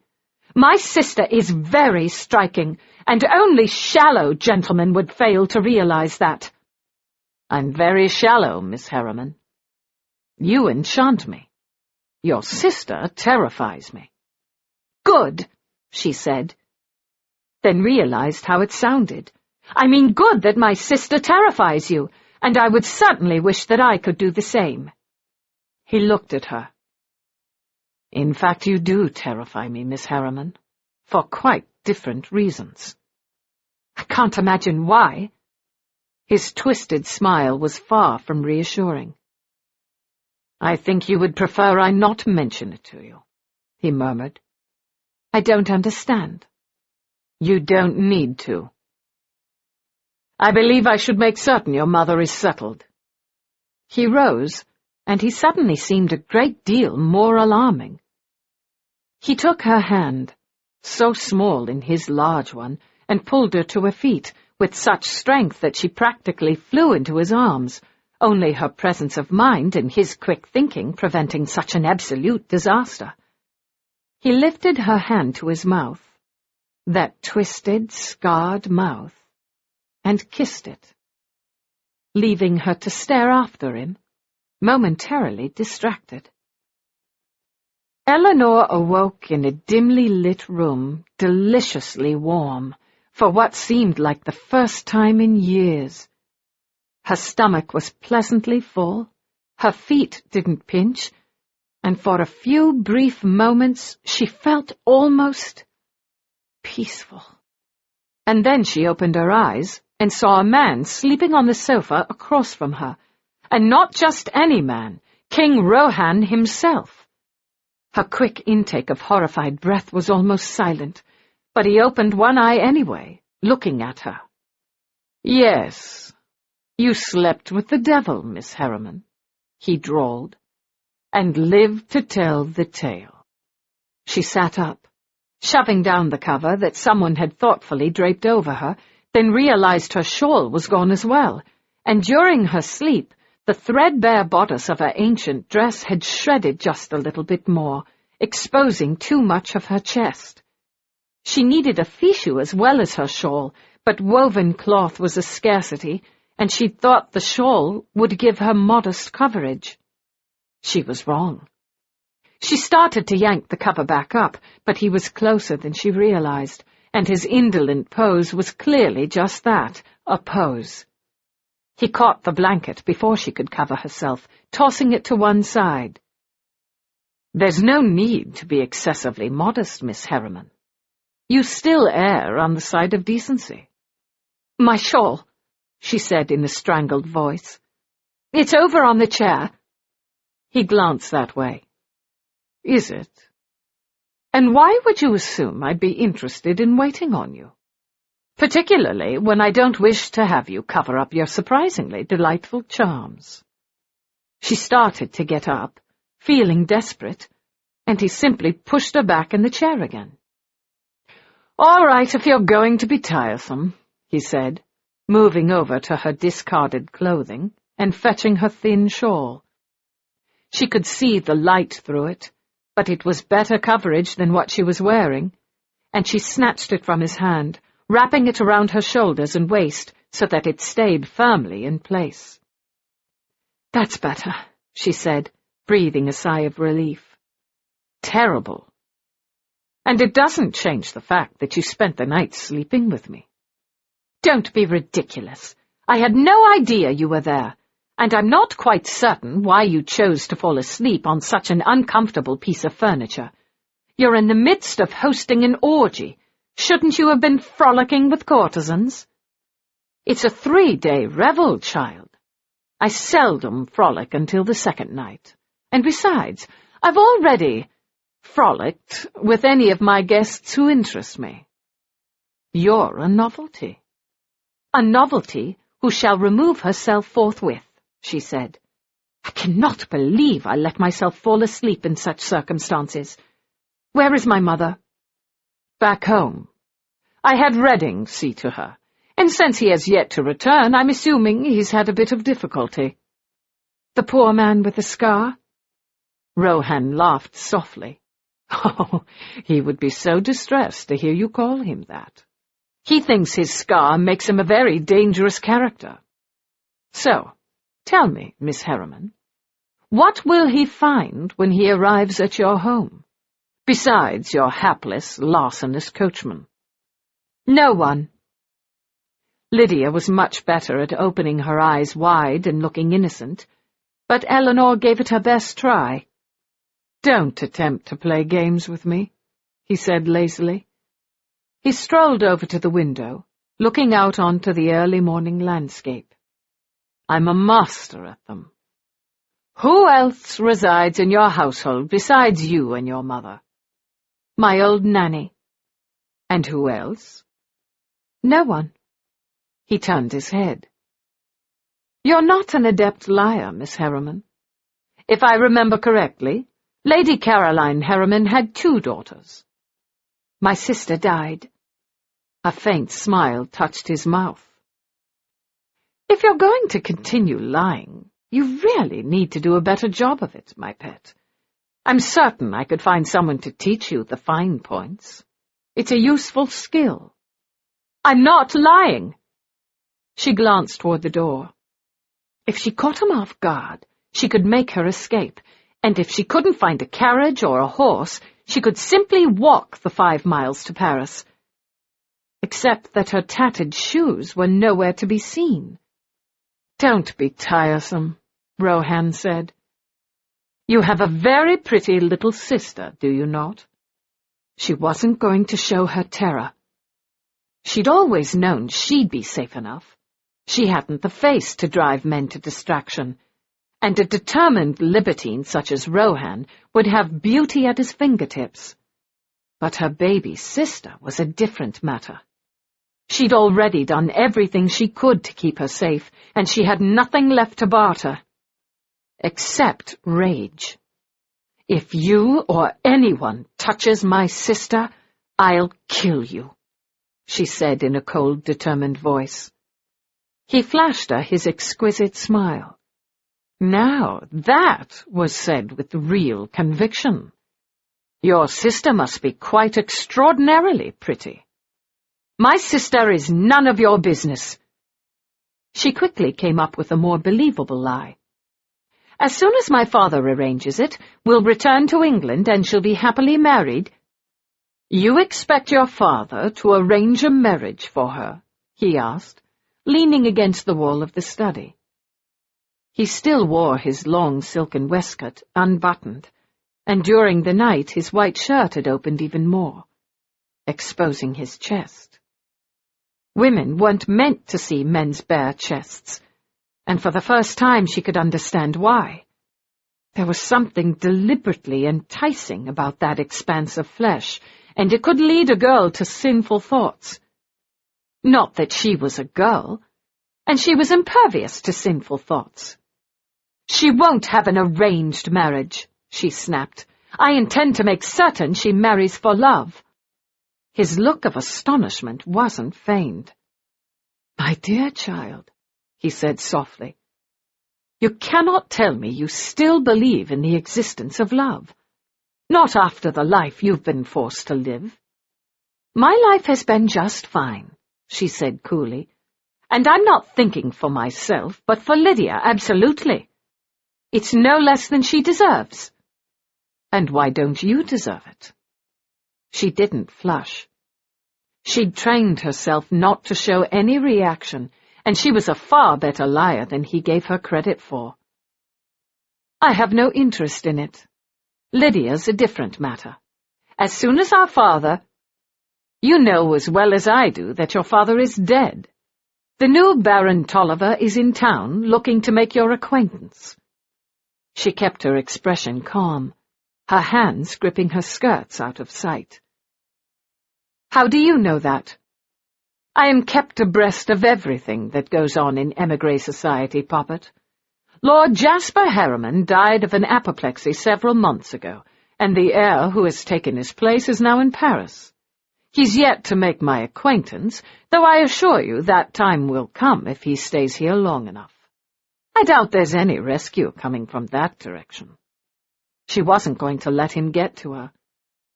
Then Lydia will simply have to marry a handsome, kind, wealthy Frenchman, she said calmly. He moved away. And what will happen to you and your mother? If your sister is as pretty as I suspect she is, from your fiercely protective mien, then a good marriage isn't out of the question. A deranged belle-mère and a sister-in-law are less appealing. She flushed, knowing he spoke nothing but the truth.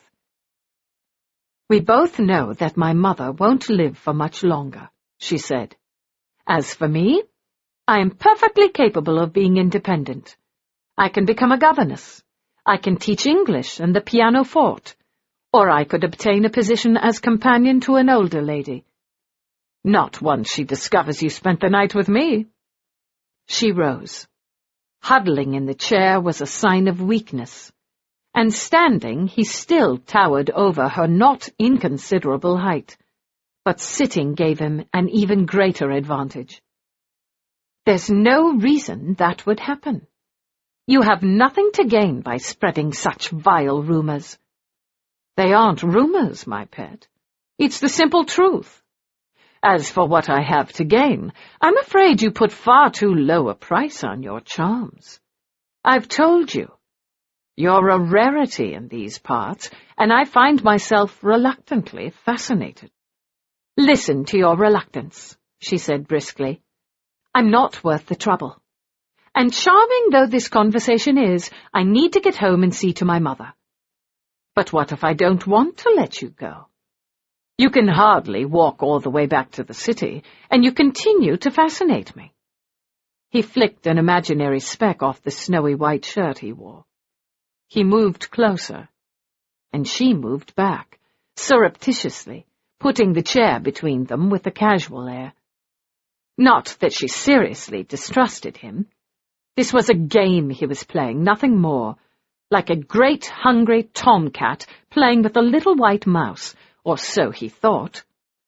I've walked more than 5 miles before, I can do it now. In bare feet, he said pointedly. She immediately crouched so that her threadbare skirts covered her feet. "Now that distresses me," he said. "You have quite lovely feet. Most women have fat little toes and broad feet. And dancers, God help me, they have the ugliest feet of all. But you really have exquisite—" "I would appreciate it if you would stop rhapsodizing over my anatomy and summon a carriage," she said, mortified. He might well have been talking about her breasts, and she wondered what else he'd been observing in such a familiar manner. "Your hands," he said, startling her. "You're quite ridiculously easy to read. You were wondering what I was going to go on about next. I'm quite fascinated by your hands." She immediately tucked her hands into a shawl, but he wasn't deterred. "They don't look particularly soft. Not the plump, white, useless hands most women have. You have long, beautiful fingers, narrow palms, and yet there's strength in those hands. I rather think I want to feel them on my body." She let out a hiss of breath, ridiculously, undeniably shocked. So shocked, she forgot to move as he came closer. Dangerously closer. "Don't look so horrified, sweeting. Surely you didn't mistake my interest in you as any humanitarian behavior on my part. I don't give a damn if your mother dies, and I don't let myself be distracted from my activities unless there's something I want more. That would be you." She stared at him.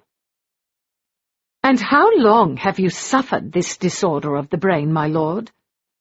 And how long have you disregarded your worth, Miss Harriman?" he replied. 6 years, she could have told him, but she didn't. That time was over, long forgotten, and she didn't have to think about it. He was playing a game with her. He'd already admitted he was very good at games, and she'd seen the women who surrounded him. "If you will please summon your housekeeper, I have no doubt she'll be able to retrieve my shoes, and then I'll be on my way." Her manner was brisk and practical, the perfect counterpoint to his absurdly seductive manner. To prove her point, she rose to a full height again, exposing her bare feet.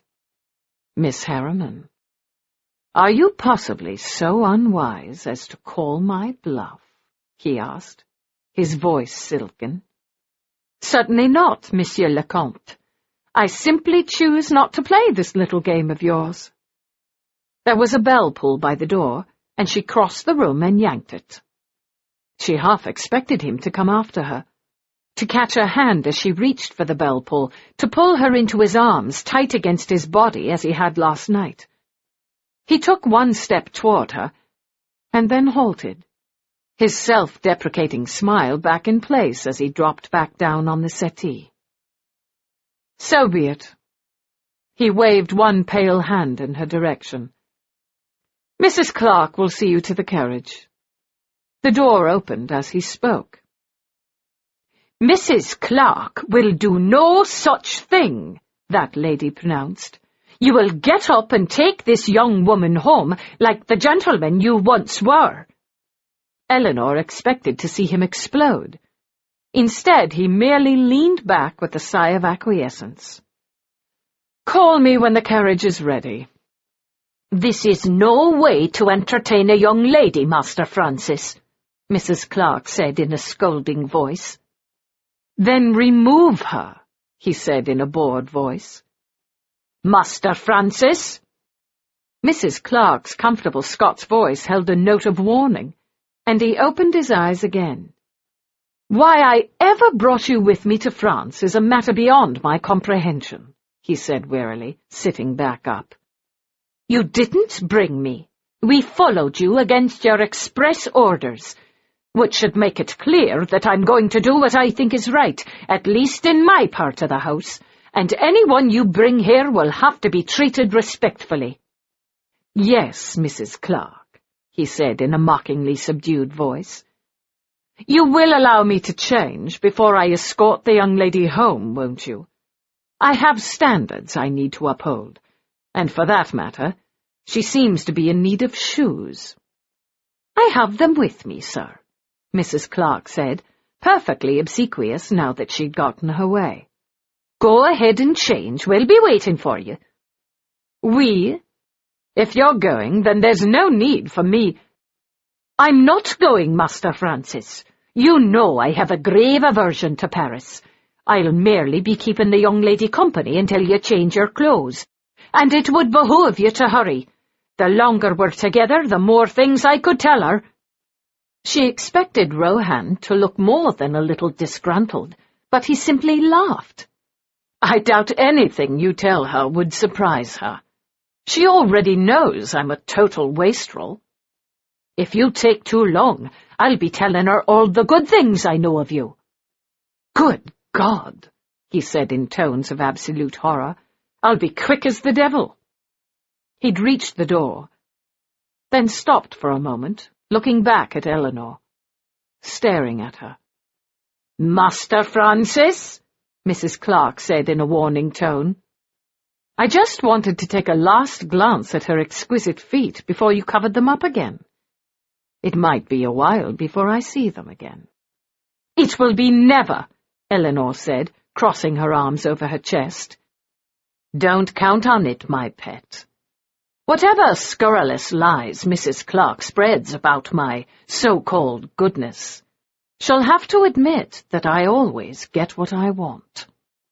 And before she could say another word, he vanished, closing the door quietly behind him. 6. "There's really no need for him to accompany me," Elinor said hurriedly, suddenly able to breathe again. "In fact, I'd be much more comfortable travelling back to Paris alone. If you could just help me find my shoes and direct me to the carriage, you could tell his lordship that his assistance was not needed."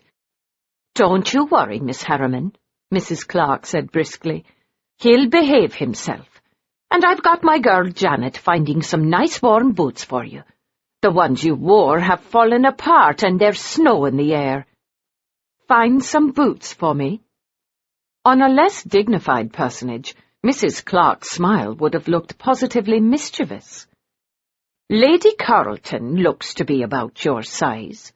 Whenever she comes, she brings several trunks of clothing and shoes, which seems ridiculous, because according to Janet, she spends the entire time wearing nothing at all.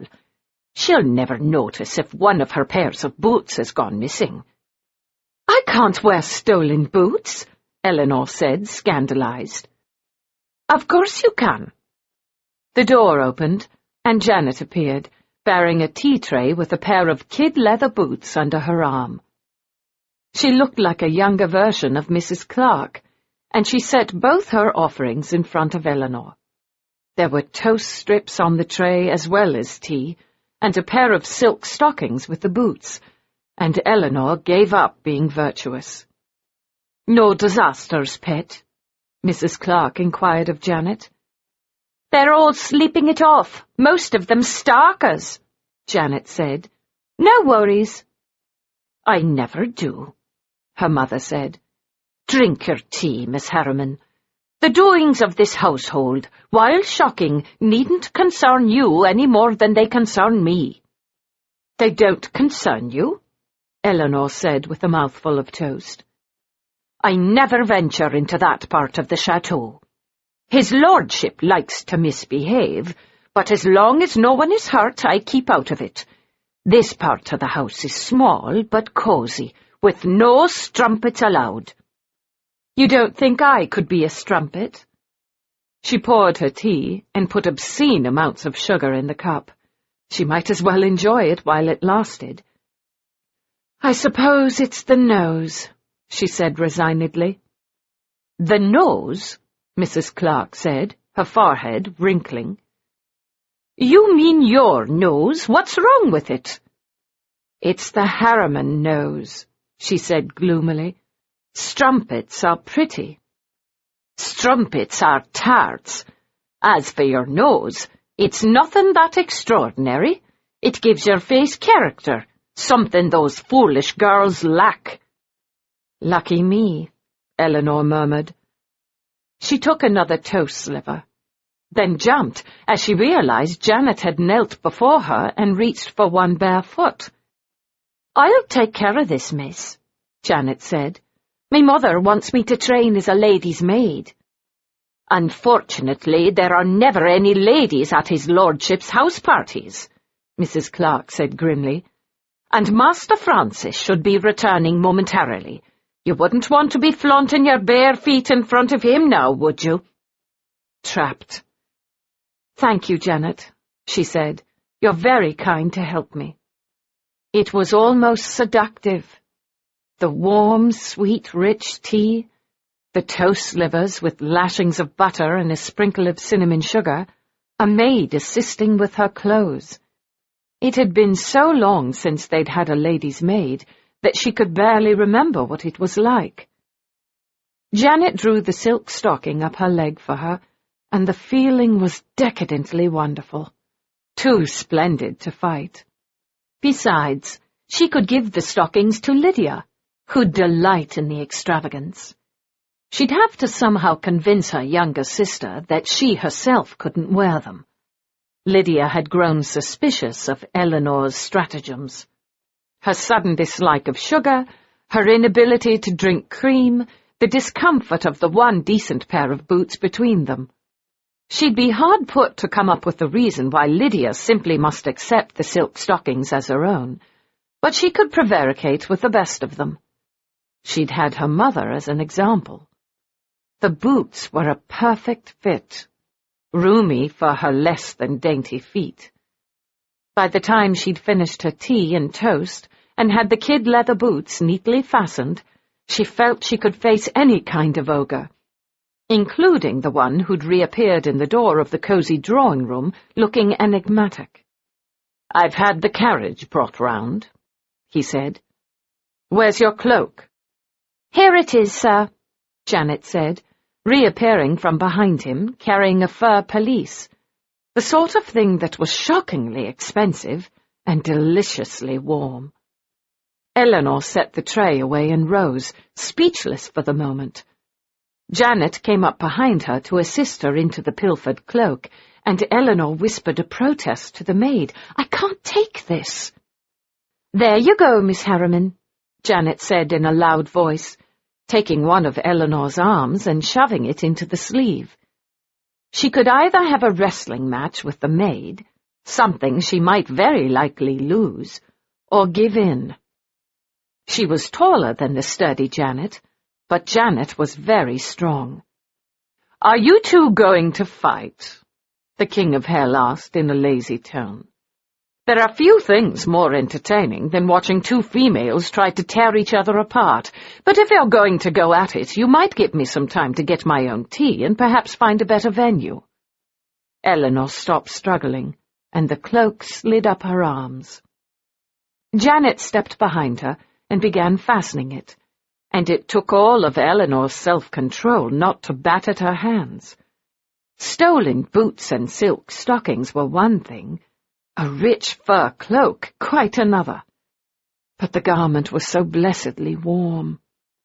"No catfights. I'm shattered. But then I've learned to live with disappointment. Come along then, Miss Harriman. The sooner I leave you in Paris, the sooner I can get back to vigorous dissipation, since you seem determined to resist my blandishments, and frolicking with my guests. Or was it trifling?" "As long as you don't frolic with Miss Harriman," Mrs. Clark said sternly. She turned to Elinor. "Goodbye, miss.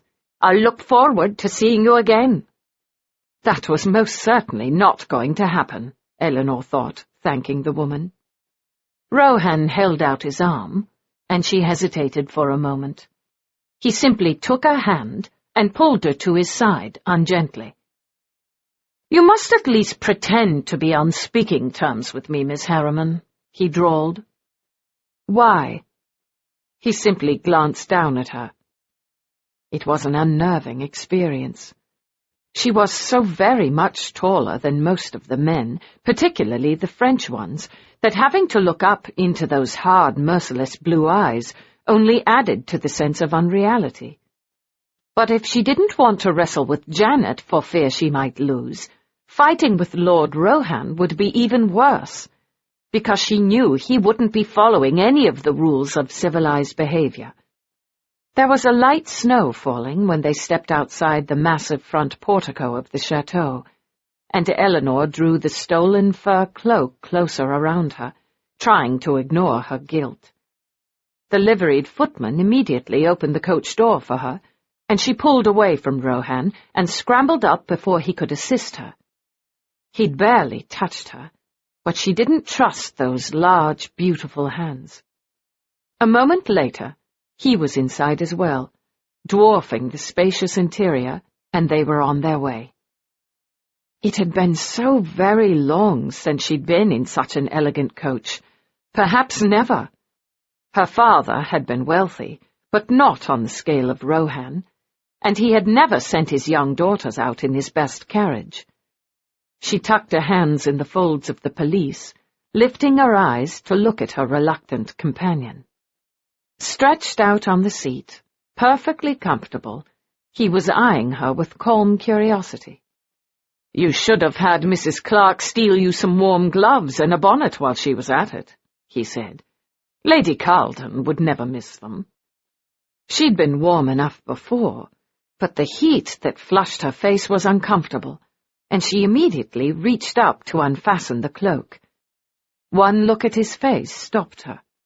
"You really don't want to get into a wrestling match with me now, do you, my sweet?" His voice was amused.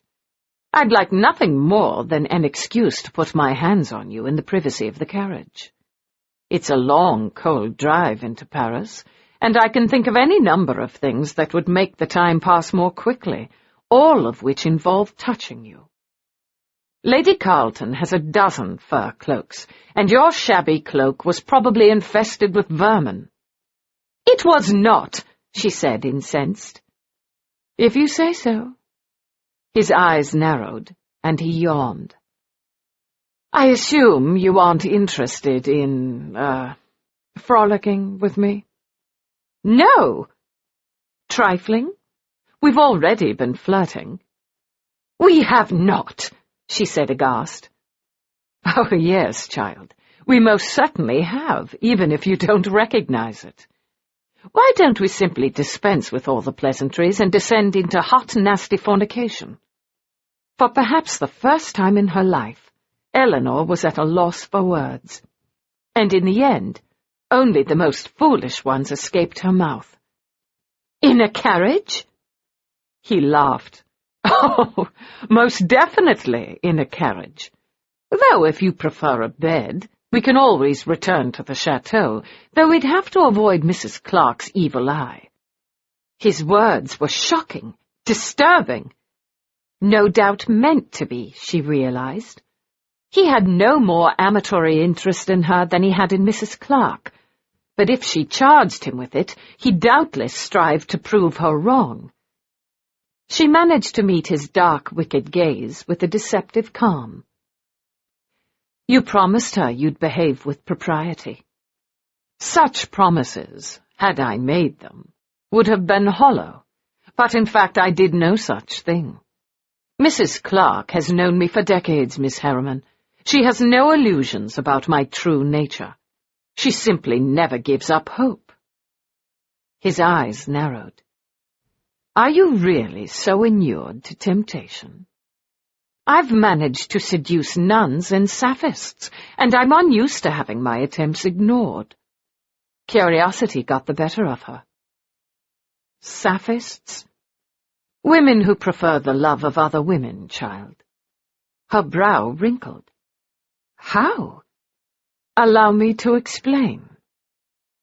He moved to her side of the carriage before she realized what he was doing.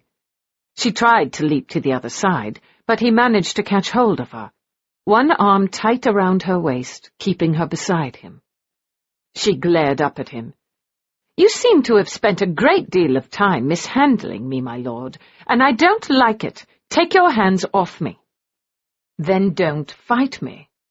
I'm just trying to improve your education." He took one of her hands in his gloved one. It was pathetic. small and rough beneath the patched fingerless glove. He stripped it off and sent it sailing to the other side of the coach. I'm surprised that Mrs. Clark didn't come racing after us with a pair of gloves for you. It wasn't my idea. Of course it wasn't, my pet, he said soothingly. Mrs. Clark is a hard woman to argue with. No, just settle back, and I will proceed with your education. I don't— Hush, he said softly, putting one gloved fingertip up against her mouth. This isn't going to hurt. The soft leather that shielded his flesh from hers should have made his touch less intimate. Unfortunately, everything he did and said was intimate. He held her hand in his thumb rubbing against the center of her palm. It had a curiously calming effect. Now, I assume you understand the mechanics of male and female coupling. Most properly brought-up young virgins would be totally ignorant, but your upbringing leaves much to be desired. You know what men and women do, and how their parts fit together with such splendid neatness. She wouldn't have called it that, she thought, biting her lip. Of course, she said in a cold voice. She didn't bother trying to pull her hand away. It would have been a waste of energy. He was so much stronger than she was, and she couldn't believe he intended to hurt her. Women, of course, are unequipped with the necessary equipment to complete the act of love, so they employ alternatives. Some use equipment they can strap on that makes them appear masculine. Elinor squirmed on the seat. Others use their mouths, as men and women do with each other. I imagine you've seen something of that, living as you have. Yes, she said in a strangled voice. But the simplest thing, particularly in a semi-public occasion, is to use their hands upon each other. He was still stroking her palm, and then his fingers moved up, carefully curling all but her two middle fingers down. You know about this, don't you, my pet? How to pleasure yourself? She couldn't say a word. The thought of willingly engaging in anything that resembled coupling, even on one's own, seemed the height of madness. No, he whispered, moving her hand down. This is how it's done. And he put her hand between her legs. She fought him then, shocked, but her efforts made her legs part, and he moved her hand closer to the center of her, holding her fingers steady. You touch, he whispered, just lightly at first, delicately, like a butterfly. Pleasure can't be forced, it must be coaxed. He pushed her hand a little farther into her skirts, so that her fingertips touched that center core of herself, and she felt an odd shiver of reaction, one that frightened her. Please, don't, she protested, but he simply ignored her. Now, my love, you mustn't be shy, he whispered in admonishment. If you knew how to do this by yourself, I'd leave you alone. Trust me, you'll thank me once you master the trick of it. It makes many a long night more engaging, and it will help if you decide to turn to women for comfort. He pushed her hand again, so that it rubbed between her legs, and this time the jolt was stronger, and oddly enough she could feel her breasts tingle. Again he pushed, and it seemed to have nothing to do with her. It was simply his hand moving hers, as strange feelings began to build inside her, and she squirmed, moving her legs farther apart, and he laughed softly, increasing the pressure. After a while you can be more forceful, he whispered against the side of her neck. What first you wooed must now be mastered, or it might escape completely, leaving you restless and distraught. He pushed harder, much harder, and she made a small whimpering noise, not of pain. Just as you feel it will never happen, the first blush of pleasure sweeps over you. She had stopped thinking, as a small, exquisite jolt stirred her body. And then you push it farther. His mouth was hot against her skin, and deeper. She could feel something dark and terrible approaching, and she tried to pull back in sudden fear, and you don't let anything stop you. With his other hand he pressed her face against his greatcoat, and he moved her hand with sudden force and speed, and the dark place opened and pulled her in, and he muffled her cry against his shoulder as wave after wave of exquisite pleasure washed over her. Finally he drew her shaking hand back from between her legs. He brought it to his mouth and kissed it, then put it on her lap. He still held her face against his shoulder, his arm around her, and as the wicked jerks of pleasure faded, shame flooded in around it. When she yanked herself away, he let her go, and she stumbled as she landed on the opposite seat, her face red, her breath coming far too quickly. "You animal!" she said in low fury. "How dare you?" "How dare I what, my precious?" he said in an entirely equable tone of voice. "I did nothing. It was your hand." She wanted to scream at him, to cry bitter tears and rage at him, but the time for that was many years past. She cleared her throat. "Clearly you have some great need to debauch everyone who comes within your circle, my lord. You may consider yourself the victor." "I didn't take your virginity, little one," he murmured, "and self-pleasure is hardly debauchery. It's in the Bible." She couldn't bring herself to look at him. The flame of color still rode high in her cheeks, and she couldn't think how he'd managed to do that, to take her distrustful self and make her— It was appalling, and she didn't want to think about it. He was a degenerate, a notorious one, and the sooner she escaped from his presence, the better she would be. "That's all I'm going to get, isn't it, ma petite?" he said lazily. "I expect you want more, but you'd never admit to it. I shall now endeavour to catch some much-needed sleep and spare your maidenly blushes, unless you'd consider having a second lesson. No? I thought not. I have 2 more days of carousing left, and at my advanced age I need my strength." He smiled at her with angelic innocence. "Cat got your tongue, my pet?" With supreme effort, she pulled herself together, looking at him with acute dislike. "If you sleep, you'll stop talking, which would be a blessing," she said. "And at your advanced age, I can see that you would most definitely benefit from it." There was a sudden, charred silence in the carriage. "My dear Miss Harriman, if you continue to amuse me, it will be extremely difficult for me to keep my hands off you.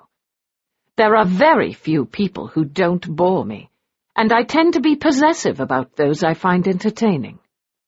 "I shall proceed to snore," she said, snapping her eye closed. She heard him laugh. It was a wicked sound, soft and low, and for many women irresistible. But she wasn't many women. Her body still trembled from the aftermath of what they had done. She folded her bare hands beneath the fur pelisse and stared out the window, ignoring him. It was the noise that awoke her. The carriage clattered over the rough cobbles of the city streets, and her eyes flew open to meet his. "Once again, Miss Harriman, you have slept with me," he said.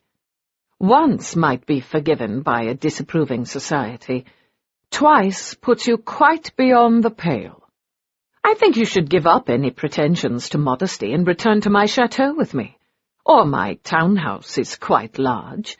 You could wander around there for days and never see anyone. We could spend hours in bed."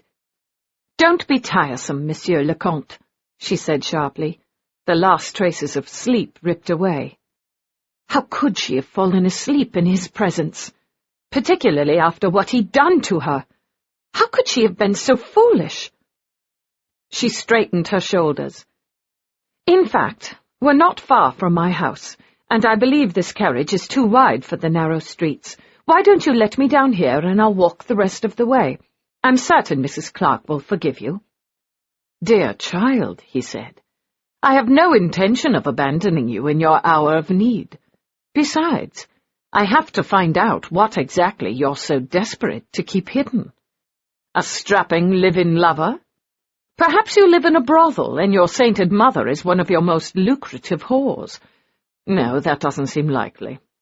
But there's most assuredly something at your home that you don't want me to see, and I'm surmising it's your exquisitely beautiful and most definitely not dead younger sister.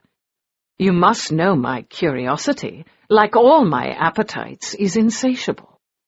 I don't—" She slapped a hand over her mouth, bending over. "Stop the carriage," she said in a strangled voice. Her companion didn't move. "Are you unwell? You turned quite a shade just then." "I'm going to be sick. If you don't stop and let me out, I'm going to cast up my accounts all over your expensive carriage," she said in a harsh, muffled voice. "That would be a great deal too bad, but carriages can be cleaned. I have servants for that." She looked up at him, her hands still clamped over her mouth. "Do you want to ride back to your chateau in a closed carriage filled with the results?" An excellent point. He rapped on the carriage wall behind him, and the conveyance came to an abrupt stop, hurtling her forward. She caught herself in time, just before she ended in his arms. He'd unfastened the police at her neck at some point during the wicked play he'd forced on her, and she thrust it off her shoulders, scrambling for the door just as the footman let down the steps. With one hand clamped to her mouth and another against her stomach, she let the footman help her out of the carriage as she groaned piteously. A light snow was falling, making the wretched area look almost pretty. She felt the ground beneath her feet, and for a moment she began to sink to her knees in order to relieve herself of her last meal. She leaned toward the footman, making a gagging noise, and he drew back instinctively, releasing her. It was all she needed. In a moment she was gone, disappearing into the throngs that crowded the main thoroughfare of that miserable part of the city. She could bless the new boots and thank Mrs. Clark most heartily for them, she thought as she raced through the streets, turning corners, making her way deeper and deeper into the seedy underbelly of Rue de Pelican. He would be no match for her. She could outrun anybody when she so desired, thanks to her long legs and determination, and besides, she knew this area well. The footman would be at a loss. No, Monsieur le Comte would have no choice but to return to his den of iniquity, and Lydia would be safe. Elinor slowed down to a brisk trot, pulling her shawl more tightly about her. He would have had to get out and walk. That, or have his coachman find a sedan chair in order to reach the back alley that held their wretched little house, and even then he'd have a hard time finding it. Granted, one of his coachmen knew of the place, since Jacobs had been forced to direct him there in order to return her mother, but by the time Francis Rohan got home, he would have lost interest in a plain woman with a secret. The alleyway that held her small house looked even more dismal than usual, and as she scrambled up the 2 steps to the entry, she felt the cold begin to reach into her bones. That police had been lovely, and would have looked beautiful on Lydia, but safety was a far greater treasure. She pushed open the door and froze, momentarily afraid that somehow Lord Rohan had managed to defy the laws of nature and arrive there before her. A tall man was standing over her sister, and even in the shadowy light she could see her sister's vivid smile, and she let out a groan, a real one this time. The man turned, and it wasn't Rohan. Of course it wasn't. It was the scarred man from the night before. The one who had had a half-clad demi-mondaine on his arm. A man who was talking to her sister, looking at her. A man who was no better than Rohan himself. Lydia jumped up, her smile wider than ever. "Nell, I was so worried about you," she cried. "Mr. Redding told me there was nothing to be concerned about, but you were gone all night, and ever since that time you went away to Italy, I've been—" "I'm fine, darling," Elinor said swiftly, forestalling Lydia's artless comments. Even if Lydia hadn't been able to put two and two together, a more jaded member of society would have no trouble jumping to conclusions, and she couldn't afford to let that happen. "This is Mr. Redding, Nell. He was kind enough to escort Mummy home." Only Lydia called Lady Caroline by the cosy Mummy. If their mother had had any favourite besides her own dedicated self-interest, it would be her lovely younger daughter.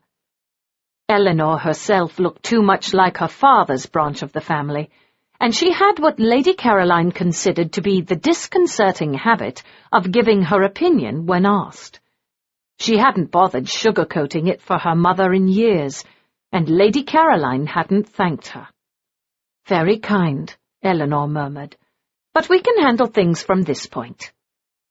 She couldn't quite hold the door for him, but she still made her point that he needed to leave, and now.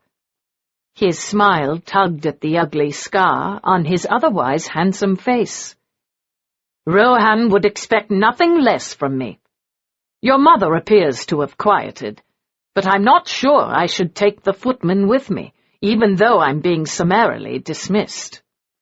It was a challenge, one Elinor met smoothly. "It's starting to snow, and it's a long way back to the chateau. I wouldn't want to be responsible for you getting caught in a snowdrift." "Only if you pushed me in, Miss Harriman, which you look tempted to do." He caught Lydia's small hand in his and gave her an extravagant kiss. There was no mistaking the look in her sister's eyes, though Elinor hoped and prayed Redding wasn't alert enough to read it. "Let me just check on our mother," Elinor said. "I would expect from the blissful silence emanating from the bedroom that she's well settled, and we have no more need of your so generous assistance." She turned, trying not to shiver in the cool morning air. There wasn't much of a fire in the grate, and she had no idea where they'd get more wood. But first things first, and getting rid of the man standing far too close to her baby sister was utmost. She had no choice but to leave them together long enough for her to see to Lady Caroline, but then she could shoo him out quite handily. Two of Rohan's liveried footmen stood in the hallway, almost on guard, and at Elinor's approach they moved out of the way, bowing. She pushed open the door to see Nanny sitting beside her mother. Lady Caroline lay still in the narrow bed, with only the fitful light of the winter morning to pierce the darkness. "She hasn't moved since they brought her back, poor thing," Nanny said. "I washed her and tried to make her more comfortable, and told the gentleman that he can safely leave. Your poor mother probably won't be up for days." She looked back at her charge. "If ever." Elinor looked down at her mother. Her skin was bluish, with deep circles around her eyes, but for the moment she was at peace. "Has she taken any food?" Nanny Maud knew better than she did just how little food there was in their larder. "Some weak tea, and a bit of gruel. She spat out more than she took in." And they couldn't afford to waste what little they had. "I'll send Lydia in while I get rid of our visitors," Elinor said. "What are you going to do, Miss Nell?" Nanny said plaintively. "I've sent Jacobs out to see what he can find, but there's nothing left for me to make a dinner out of. No wood for the fire unless we take this bed apart." Elinor wanted to put her hands to her face and scream, but her calm expression showed none of it. It was up to her to see to things, and even if she hadn't the vaguest idea what she was going to do, she didn't need to share that. She couldn't even sell her body on the streets for money. Paris was filled with beautiful whores. She'd barely make enough to keep them fed, if that. Jacobs could sell the boots and the silk stockings. She'd been a proud fool to have left the fur police behind. That could have supported them for weeks if they were careful. She was going to have to go back and meet with that wretched lawyer, petition her unknown cousin, her stupid pride in the dust. She could hear the noise from beyond the closed door, and she breathed a sigh of relief. The intruders were leaving. Men were such noisy creatures there was no mistaking their footsteps or the sound of their flimsy front door closing. "I'll go find Jacobs," she said calmly. "We're not out of options yet." Elinor pushed open the door. "Lydia, my dear, could you—" Her voice trailed off as her worst fears came to fruition. The scarred gentleman stood off to one side, an unreadable expression on his face. And Francis Rohan, the Prince of Darkness, the King of Hell, stood over her sister, holding Lydia's small, delicate hand in his. 7. She wasn't pleased to see him. That much was evident. And Francis Rohan bestowed his most charming smile on her. "You forgot to wait for me, Miss Harriman. I had quite a time catching up with you."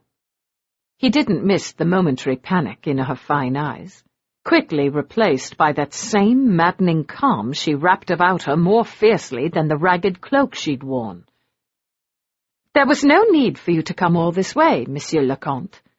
I know these streets very well, and no one would dare accost me. Now that doesn't surprise me in the least. You'd terrify the king himself. But you left your cloak behind. And despite my many failings, I have exquisite manners, haven't I, Redding?" His friend bowed slightly in agreement. "Exquisite. And I've just met your lovely sister."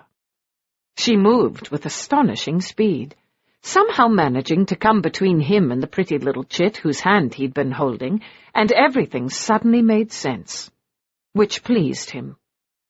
He preferred his life with a certain order, and anomalies, while entertaining, needed to be explained before one could move on. Though the anomaly that was Elinor Harriman was going to take a bit longer to figure out. "Thank you so much for coming," she said, her voice brooking no opposition. "You've been extremely kind, but we wouldn't think of keeping you from your guests." She was tall enough and solid, but he could simply pick her up and move her out of the way if he had any interest in the pretty little sister. He had not. He'd had enough pretty girls and beautiful women to last him a lifetime. This other one, however, was proving interesting. He was still aroused from their time in the carriage. If he hadn't pretended to fall asleep, he would have had her skirts up over her head in a minute. She was standing too close to him for her own comfort, but she was determined to shield her sister from his lascivious eyes, and Redding had looked a bit abstracted when he'd first walked in, though his young friend would never make the mistake of wasting his time on an impoverished virgin. He had a fortune to make, and he'd always been dependable. "Yes, Miss Harriman," he said, not moving. Wondering how far she'd go to get rid of him, if she'd put those pale hands on him. Wondering how he would react if she did. "We thank you for your help, my lord," she said in her most polite voice. "I believe we can dispense with it at this point." A faint smile touched his mouth. "You're an impressive guardian, and my curiosity is satisfied now that I know what treasure you're so determined to protect." You may rest assured that I am far too jaded to be attracted to mere beauty. Your sister is safe from me." "Nell," the young girl said in an irritated voice, "would you stop being so ridiculous?" "Nell?" he echoed, ignoring everything else about the conversation except what interested him. "That's quite charming. "Good day, my Lord Rohan," Miss Elinor Harriman said firmly. "Come on, Francis," Redding said. "We have the revels to return to. We wouldn't want them to have too much fun without us." "Ah, yes," he said, finally moving away from her. While he would have been very interested to see if she really would go so far as to push him, the thought of her hands on him was far too enticing, and the circumstances were far from ideal. There were too many witnesses. Lydia managed to move from behind her sister's imposing presence. "Thank you again for all your help, Mr. Redding, and my Lord Rohan." She curtsied prettily enough, and her older sister frowned. It was never his nature to let an opportunity slide by.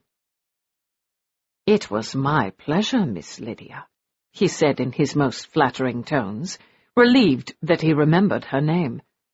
"The sight of your beauty is reward enough." Her older sister reacted exactly as he wanted her to, stiffening. If he were younger and more foolish, her dragon-like protection would have ensured his eventual debauchery of the pretty little thing. But at this point it just seemed too tiresome. Besides, he had the impression that Redding wouldn't like it. "Miss Harriman, your servant," he said, giving her a bow of such extravagant proportions that she'd know she was being mocked. But she'd already turned back to her sister, and his gesture was wasted. He waited until they were back out in the narrow alley that held the tumble-down house. His carriage was only a few steps away. She'd lied about the difficulty in getting there. His blue silk shoes were quite ruined by the snow and the filth in the street. "Quite the interesting family, are they not?" Redding frowned. "I think you should keep your hands off her, Francis. There are more than enough women at the chateau to occupy your time." "But I'm not going back to the chateau. My honored guests will doubtless notice I'm gone, but it won't make much impression on them. This was only a casual weekend. We still have the spring revels to plan. Besides, I find her oddly enchanting." Redding was obviously not happy with him, a curious event in itself. "She has a hard lot enough. The place was freezing, and if they had firewood hidden somewhere, I'd be very much surprised. And while she's pleasantly shaped, I suspect she doesn't get much to eat. I think the best thing you could do is arrange a marriage for her." Francis turned to look at his old friend. "Charles, there are times when you astonish me with your perspicacity." "That is exactly what I should do. The only problem is finding a willing partner." "Don't be ridiculous. She's exquisite. Any man would be honored to have her." They'd reached the carriage, and Francis paused as he was about to ascend the steps. "Dear boy, I believe we're talking at cross purposes. Is it Miss Lydia you're protecting so fiercely?" "Of course. Are you going to tell me you don't have designs on her? She's an absolute diamond, and you know it." He was sounding particularly glum. "I fancy the diamond's sister," Francis said, half amazed at the truth of his words. "Though you're absolutely right. She'll be much easier to handle if she's married. I think my cousin should do nicely." He climbed into the carriage, and Redding followed him. "You mean the doctor?" "Who better?"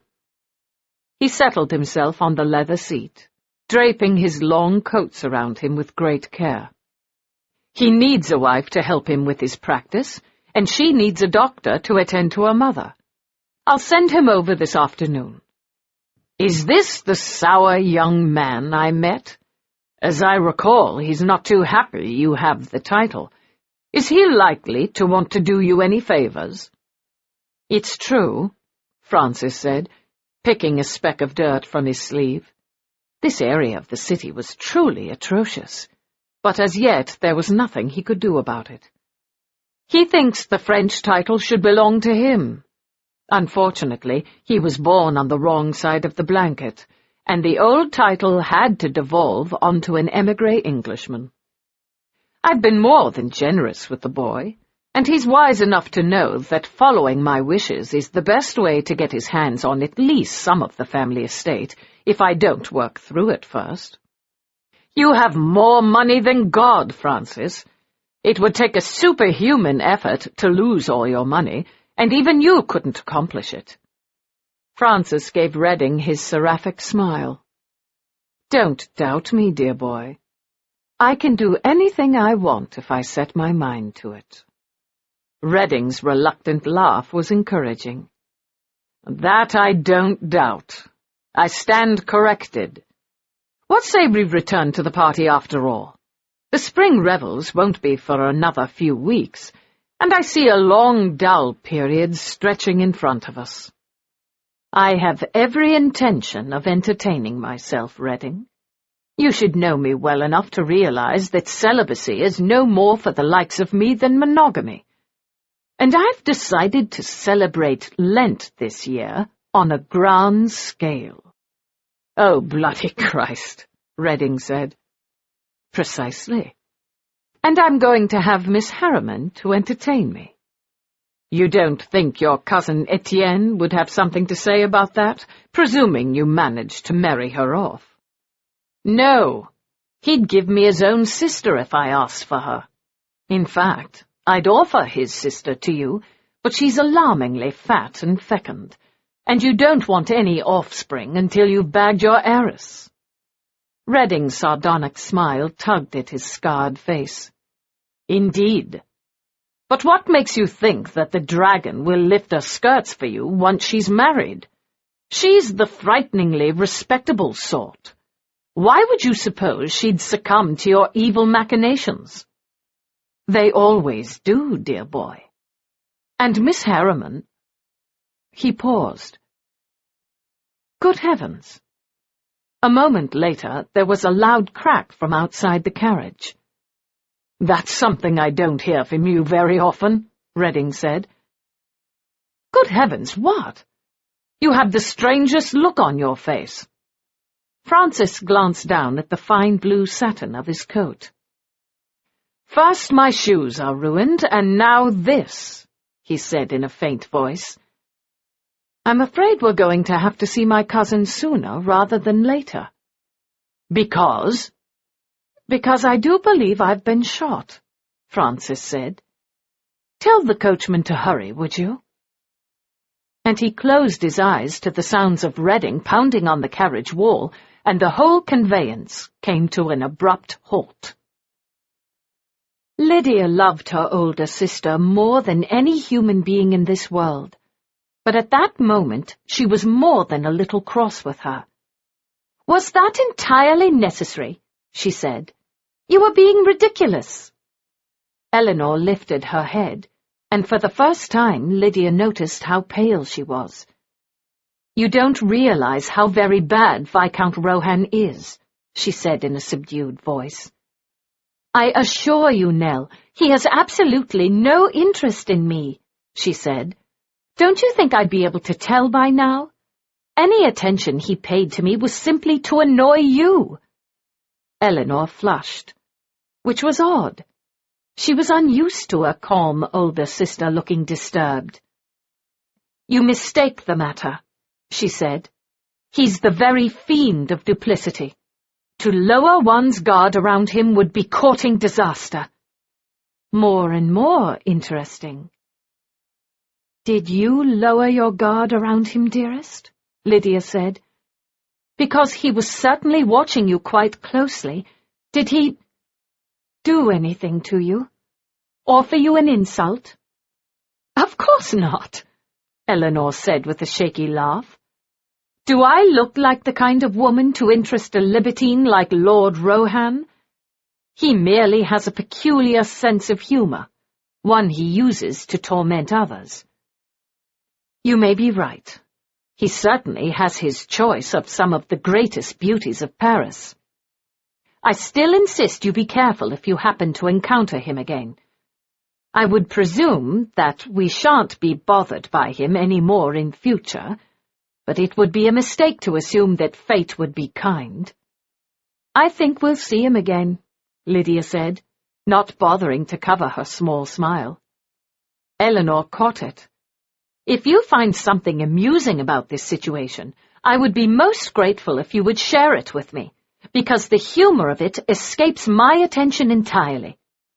He likes you, Nell, and why shouldn't he? Any man with sense would see what a wonderful woman you are. He won't be able to keep away from you. Stop it, Elinor said in a sharper tone than Lydia had ever heard from her. She took a deep breath. For one thing, you are wrong. Yesterday I was a curiosity, nothing more. A virtuous woman in a land of whores. He's a shallow man, easily bored. He doesn't strike me as shallow, Nell. Elinor ignored her. Secondly, even if he did harbour some demented attraction for me, his intentions would be worse than dishonourable. You know the gossip we've heard about the heavenly host. It's true. They drink the blood of virgins? Lydia shrieked, horrified. Of course not, Elinor said in a cranky voice. The other rumours. They gather together for the most licentious of activities, wearing strange garments and behaving like animals. You wouldn't want me to be part of such a world, would you, even if he wanted me? Lydia looked at her sister's brown eyes, more troubled than she'd seen them in many years. I'm sorry, love. I've been thoughtless. I hate to see you judge yourself so unfairly, but you're right. That kind of interest would be disastrous. That goes for Mr. Redding as well, Liddy. Lydia knew how to bat her eyes and fool landlords and creditors. She could fool her sister as well, particularly since Elinor was so distraught. Besides, he'd been nothing but polite, that twisted, beautiful face of his, mostly devoid of expression. Just as Lydia knew how to fool people, she could also read them better than most. Charles Redding was different. Beneath his determinedly distant behaviour, she knew he was feeling the same odd, irrational pull that was knotting her stomach and making her knees shake.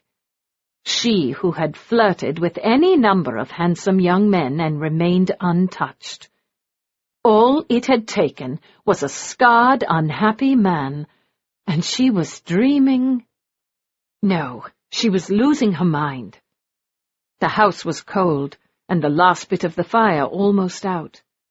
Elinor didn't know, but Lydia planned to meet with Monsieur Garot, the greengrocer, this evening when he closed up shop, and she was going to do whatever she had to do to shoulder some of the burden that Elinor took on herself.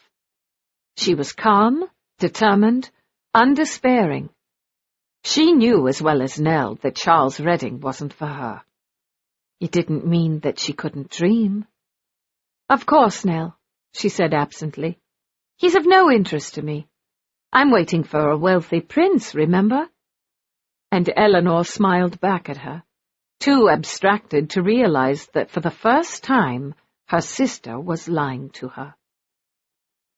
He really wasn't in the mood to deal with all this, Rohan thought several hours later, from his exceedingly uncomfortable position on the narrow cot in Etienne's well-equipped surgery. That had been money well spent, he mused dreamily. In fact, it had been simply to occupy a hot-headed Frenchman from being an annoyance. He never thought it might save his life one day. They'd given him laudanum.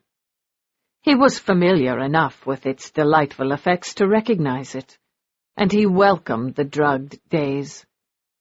He could remember a few unhappy moments when Etienne had dug around in the flesh of his upper arm for the bullet, and no doubt the young man had taken a fair amount of pleasure in inflicting pain on his so-called usurper. But that was all in the hazy past, and if he could just get a bit more comfortable— "You're coming around, cousin." He turned his head to see Etienne de Giverny looking at him in pinched disapproval. He'd be a handsome young man, if only he didn't have the unfortunate tendency to sneer. And Francis considered informing him of that when he realized it was the effect of the laudanum. "Saved my life, did you, Etienne?" he murmured. "That must have gone against the grain." "Hardly. The bullet was in your arm, not your heart. Whoever shot you did a very poor job of it." "Which must sadden you tremendously." "I do think assassins should know what they are doing," Etienne said in his clipped voice. Francis was emerging from the drug daze reluctantly. He struggled to sit up without any aid from his unwilling doctor. "You think that was what it was? An assassination attempt?" "Since you were in town, I doubt it was a hunting accident," Etienne said coolly. "And I imagine there are a great many people who would like to see you dead." Francis straightened his back. His arm was wrapped in layers of gauze, and despite the drugs, the pain was more than annoying. He was going home to soak himself in brandy until it stopped. "Perhaps, but none of them are crack shots." "Whoever it was missed his target," Etienne pointed out. "He came close enough considering the circumstances. A busy city street, the protection of a carriage. I imagine we should look for a talented marksman, perhaps someone newly discharged from the army. Well, should you ever discover him, you can give him your compliments on his marksmanship." Rohan controlled his irritation. "Where's my shirt? And where's Redding?" "He's been doing your bidding. You had quite a list of commands before you finally succumbed to the laudanum. A servant should arrive with fresh clothes momentarily. I had to shred your coat and shirt. They were soaked with blood. There would be no salvaging them anyway." "Tant pis. I can always buy more," he said deliberately, just to see Etienne's brow darken. "And just who is it you're trying to corrupt at the moment?" Francis smiled pleasantly. "Anyone who comes near me, Etienne. Did you have someone in mind?" Etienne made an annoyed click of his tongue. "You had Redding dispatching firewood and food to some place in Rue de Pelican. Don't you realize you could have anyone from that area raise her skirts for a few sous?" "I agree, it's not a very savory area, but you'll find there are a couple of very virtuous young ladies in residence. With their il maman. I'd like you to call on them. See if there's anything you can do for the poor woman," he said, trying his best to look saintly. "Charity is unlike you." He laughed. "Oh, acquit me of any such motives. I have nothing but the most impure thoughts when it comes to one of the young women. I'd like you to see to the mother's swift and painless passing and marry the older girl. She'll provide you an excellent wife, commonsensical and plain-spoken. She'll organize your life and your practice and give you a dozen hopeful children." There was a moment's silence. "You still have the capacity to surprise me," Etienne said finally. "I'm not going to kill some old woman for you, nor am I about to marry some woman so you can debauch her younger sister. In fact, the mother's not that old, but she's dying of the Spanish disease and her mind's gone." Rohan poked at his arm, then winced. "She'll be dead in a matter of months anyway, and it's your future wife I wish to debauch." Etienne stared at him. "There are times, Francis, when I wonder if you're quite mad." "In my own way." I take it you don't fancy the idea of aiding me? No. I would be most grateful if you'd consider it, he said. You know I tend to express my gratitude in tangible ways. He could see the light of greed in his cousin's flat black eyes. And the mother could do with the doctor's care. I could send someone else, of course, but I thought I should offer such an opportunity to my dear cousin and heir. Etienne drew himself upright. I'll go see the poor woman, because I swore an oath to attend the sick. And you're not going to see me inherit the title. You'll marry on your deathbed and beget an heir just to spite me, he said in a voice that wasn't far from a whine. What a wonderful opinion you have of my virility, Rohan replied. As it is, I have no interest in begetting anything. Assist me in this matter, at least as far as the woman goes. It's always possible that you might suddenly become enamored of her daughter. You need a wife, and she'd be a lucrative pick. You'd settle money on her simply in order to get her into bed? Etienne said, aghast. Don't I do the very same thing with the beautiful whores who attend me? Even the grand ladies offer up their charms for a price, be it jewels or flattery. Sex is always some kind of transaction, and I have no hesitation in paying the price. Etienne shook his head. You're an extremely cynical man, cousin. As you are, mon fils. With great difficulty, he managed to swing his legs over the side of the small cot. For a moment, the world swirled about him most unpleasantly, and then it came back into focus. I believe I hear a commotion outside. I expect it's Redding, back from his errands of mercy. Direct your man to assist him. I have no man, cousin. Just an elderly widow who helps me in the surgery, and I'm not about to have her wait on a spoiled aristocrat. Francis smiled his most angelic smile. You'd be very happy to be a spoiled aristocrat yourself, Etienne admitted. This man of the people air you affect is simply because of circumstance, not preference. And you'll have to get rid of the woman. I think Miss Harriman might tend to be the jealous, possessive sort, and she wouldn't want you in close quarters with a comely widow. And don't try to pretend she's not comely, Etienne. I know your tastes too well. If the woman you desire is the jealous, possessive sort, then why are you interested?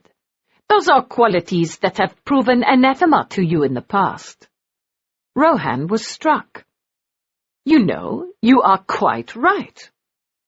I have no idea why I am so intent on debauching a young woman who will give me nothing but trouble. But then, I've never spent over much time examining my motives. I want her. That's enough.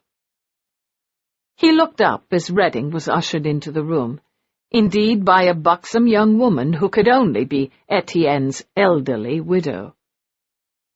Have you come to rescue me, dear boy? There's only so much of Etienne's disapproval that I can bear. The carriage awaits.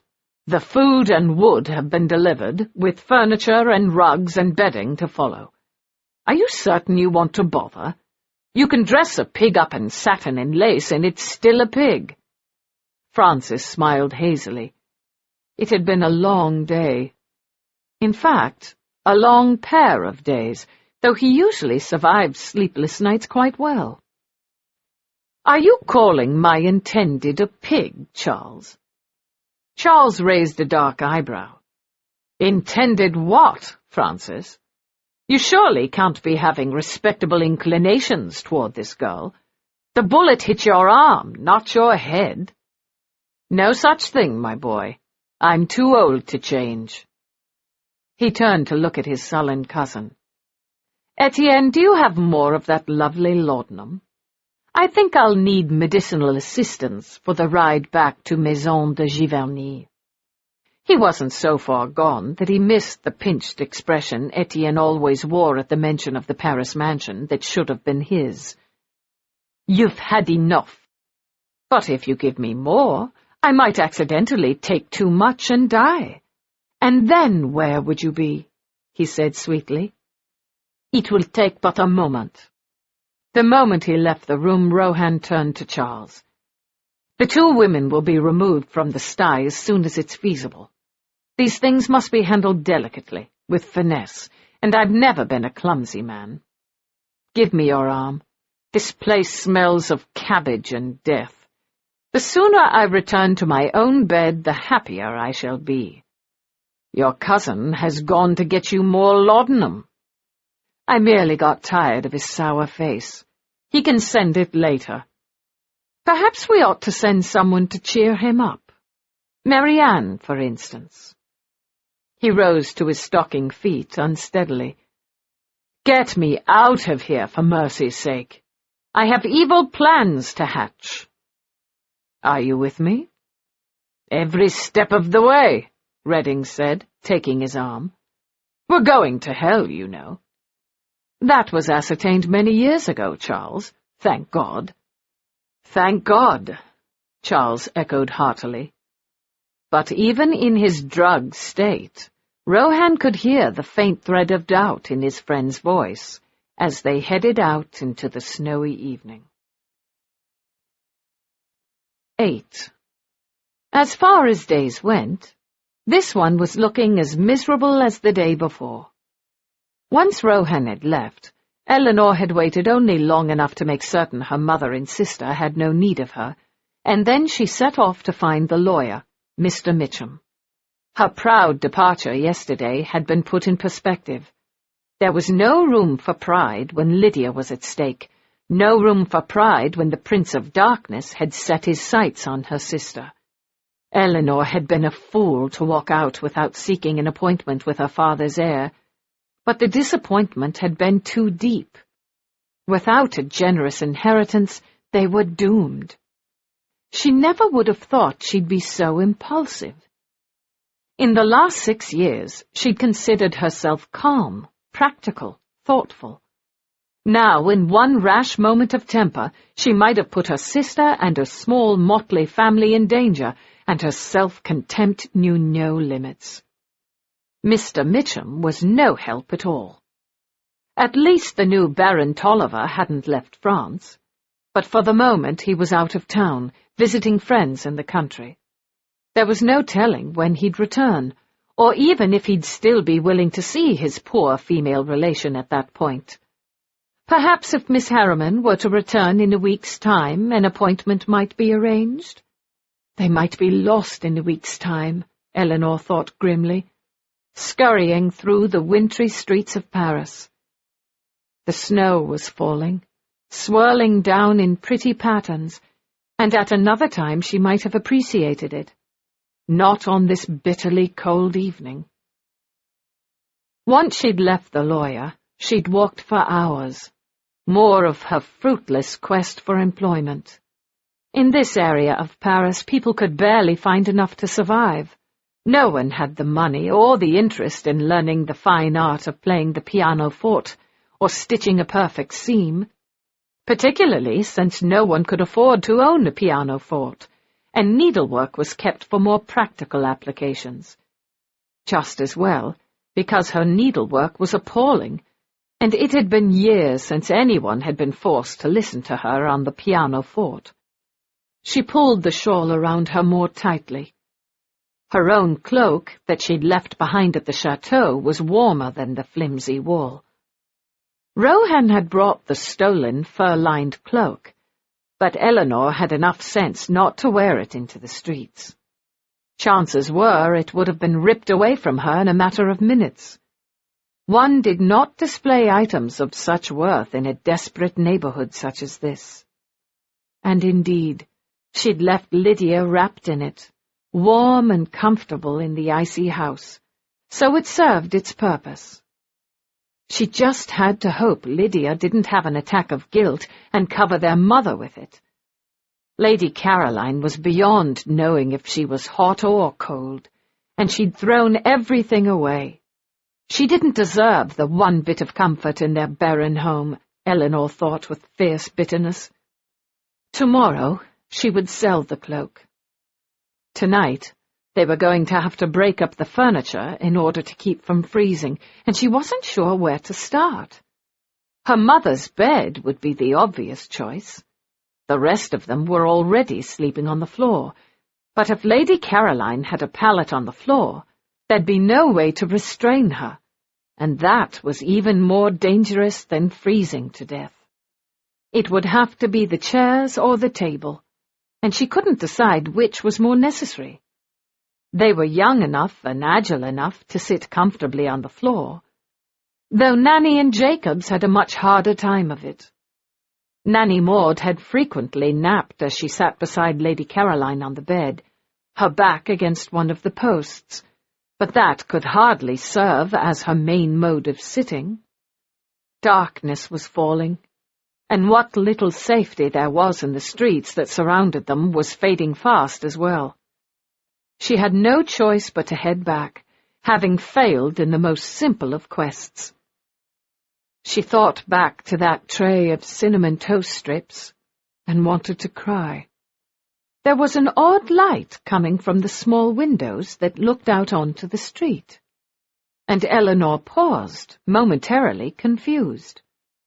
One house did look much like another, and she might have mistaken where she was, but no, she could hear Lydia's voice raised in laughter, and she burst through the door, suddenly terrified that her nemesis had returned. The room was warm. Waves of heat coming from the crackling fire in the hearth, with stacks of wood waiting to one side. There were candles lit all around, putting a temporary pleasant glow on their poverty, and she could smell the unbelievable scent of roasting chicken from the small room that served as kitchen and servants' quarters. She looked around, somewhat desperately, but there was no tall, dangerously beautiful man in sight. No one at all but Lydia and Nanny Maud. "Isn't it wonderful, Nell?" Lydia cried, jumping up. "The wood arrived just an hour after you left, more than enough to keep the kitchen fire going as well for weeks. And then the food!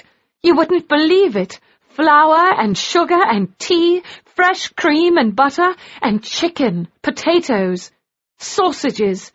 Nanny's already made us scones. It's heavenly." Not quite, Elinor thought. Remember Rohan's satanic smile.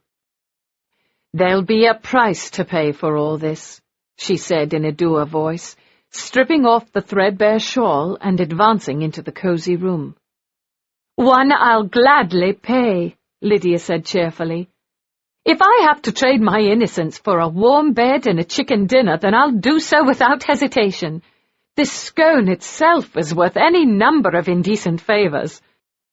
"Don't make light of it, Liddy," she said sharply. "This isn't an act of disinterested charity." Lydia popped the rest of the scone in her mouth, then smiled beatifically. "No, I suppose it's not. But for some reason I doubt Lord Rohan would be the kind of man who'd force you, no matter how wicked he likes to think himself. I think he likes the thrill of the chase." "Liddy, darling," she said, crossing the room and taking a scone, "he's a heartless, soulless libertine. I doubt there's anything he'd refrain from doing simply for moral principles. He has no moral principles." "Perhaps not. I suspect he's not the villain he pretends to be. He likes the challenge, the power. Using force would be too clumsy for him. He'd consider it failure." "You're right about that much," Elinor said. "But it's not me he'd want, and I'm not letting any man—" She took a bite of the scone. "Take liberties with you." She took another bite. "I'm here to protect you." She closed her eyes. "And— Damn, you're right. This is enough to make one surrender one's honour in a trice." "Don't use such language, Miss Elinor," Nanny Maud said. "You've been spending too much time in these awful streets and around your mother." Our awful mother, Lydia said with a giggle. And I didn't make the scones. They arrived along with everything else. Real Devonshire clotted cream, strong black tea from China, fresh strawberry preserves. Even the chicken was already butchered and dressed, ready for the pot. Someone thinks I can't cook, she said with offended dignity. Someone thinks you have way too many things to worry about and thought you deserved some assistance, Lydia assured her. She twirled around the room, practically giddy. Don't you see, Nell? We have a guardian angel, and who cares if he's a fallen one? I'm not afraid of him. You're wrong. He has no nefarious designs on me, and you're more than a match for him. If he has wicked motives, he's going to be sorely disappointed. Elinor couldn't help it. The fire called to her with its siren warmth. She sank down on her knees in front of it, holding out her chilled hand as Lydia brought a cup of tea, real tea, over to her and sat down beside her. The heat was sinking into her bones, and for a brief moment she simply wanted to put her head down on the rough floor and weep. "There's someone at the door," Nanny Maud said in her customarily cranky voice. "Tell Lord Rohan to go away," Elinor said. "We're not entertaining guests at this hour."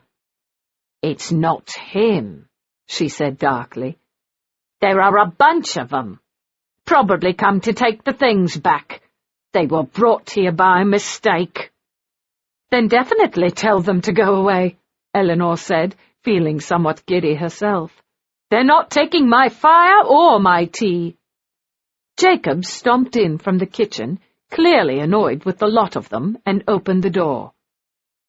"More fripperies," he said in a dour voice that couldn't disguise his pleasure. "You watch where you put those things, laddie."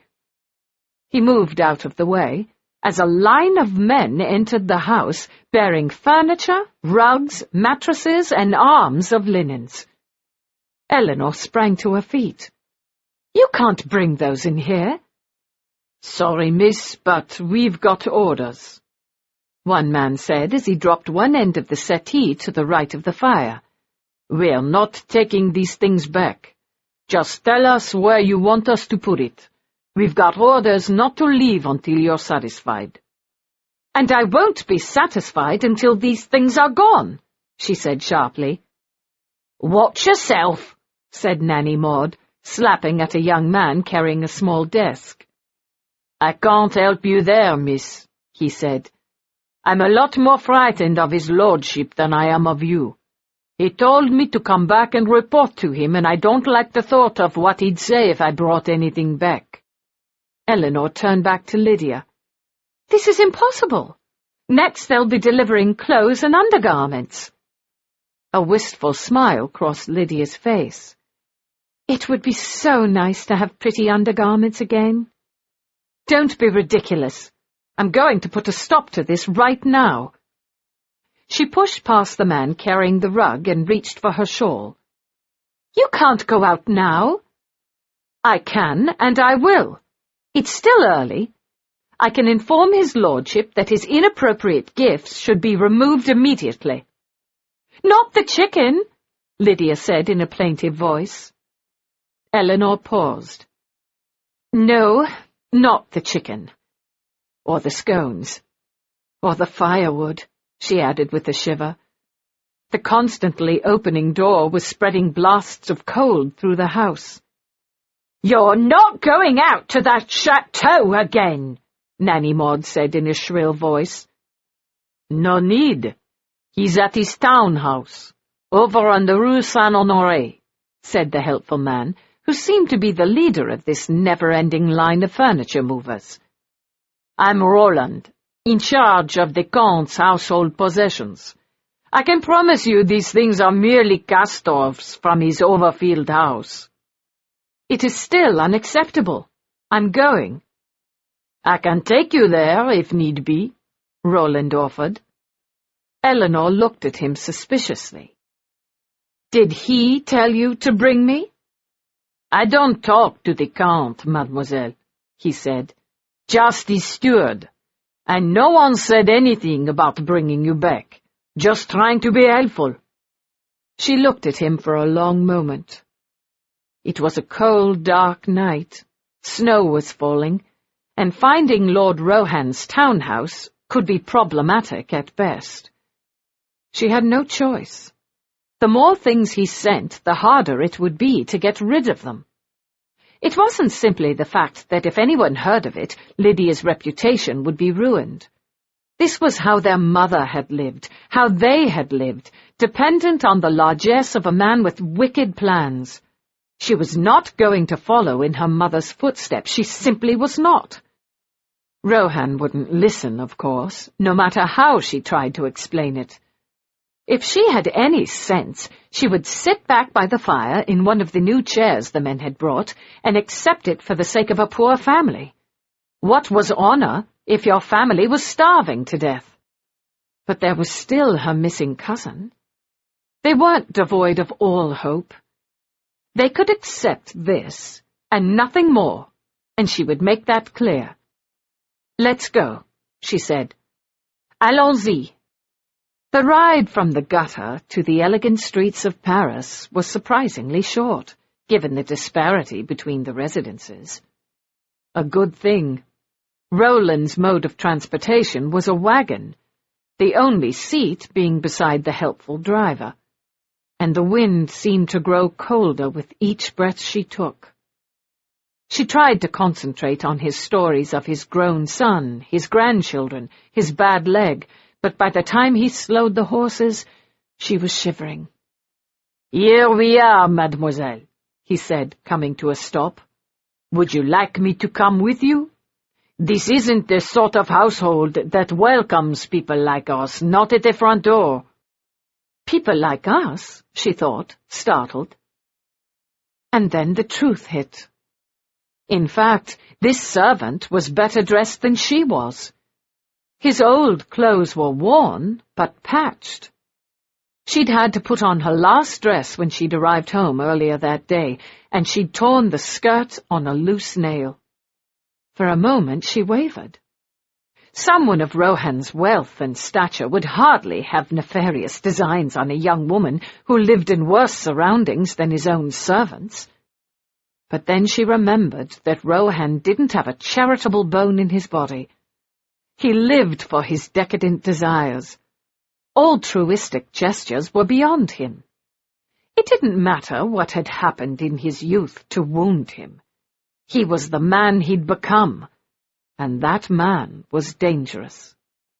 "He'll want to see me," she said with false certainty, sliding down off the wagon before Roland could help her. "Just in case, mademoiselle. I'll wait here for you." "There's no need." "Just in case." "You're a very kind man, Roland," she said. "I will tell his lordship to double what he's paying you." "His lordship pays very generously. And I'm doing this for you, not him." He cast a look of dislike up at the huge house. "You go on ahead now, mademoiselle. You look very cold." Rohan would have to have a broad expanse of steps leading up to his mansion, she thought dourly, starting the climb. She expected lights, gaiety, debauchery spilling out into the night-time. But the house seemed secure and quiet. She reached for the huge brass knocker, but before she could use it, the door opened, and an extremely proper-looking servant stared at her as if she was complete filth. He had to be French. His first words confirmed it.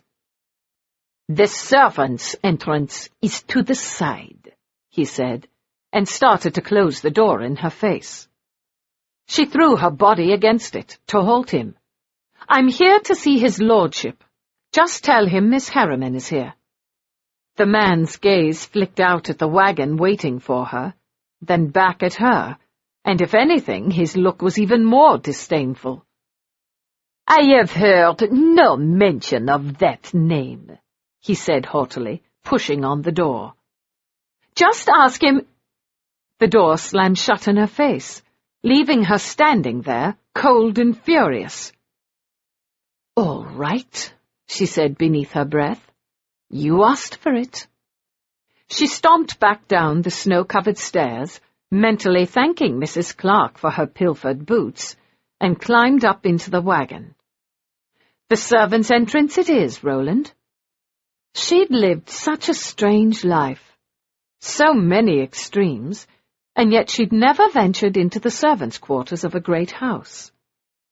From her father's country house to the elegant Paris apartments where her mother and her lover had lived with passionate abandon, so much so that it had been up to Elinor and Nanny Maud to bring up Lydia, they'd still remained sequestered from the servants' quarters. The apartments and houses grew shabbier, but somehow she'd yet to venture into the demi-world of working people. It was warm and clean in the back hallway. In the distance, she could hear the sounds of the servants talking as they worked on what must be dinner, and Elinor wondered what it would be like to have the safety and warmth of honest labor. Perhaps she could become a servant. There was no task she particularly excelled at.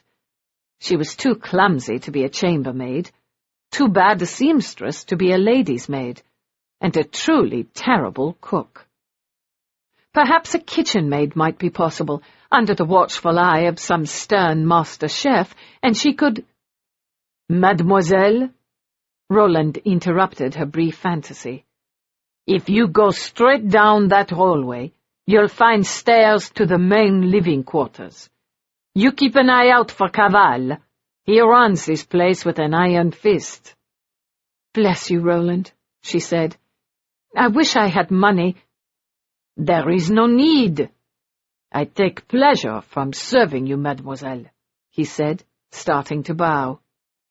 She leaned forward and kissed his leathered cheek, and he gave her a dazzling smile. And then she turned and headed off in search of her nemesis. The steps were narrow, with rough wood, clearly a servant's staircase, and she moved quietly. There was a closed door at the top, of course, and she hesitated for a moment. Once she entered the main part of the house, what would she do? Start searching the rooms until she found him, obviously, but exactly how she'd start the conversation was a problem, considering that she had to sneak into his house. That was his fault as well, for hiring a majordomo who was such a— Polite words evaded her, and even in the privacy of her own mind she couldn't use the street words she'd unconsciously absorbed during the last few years. Bâtard would have to do. She pushed open the door very carefully and stepped into the lion's den.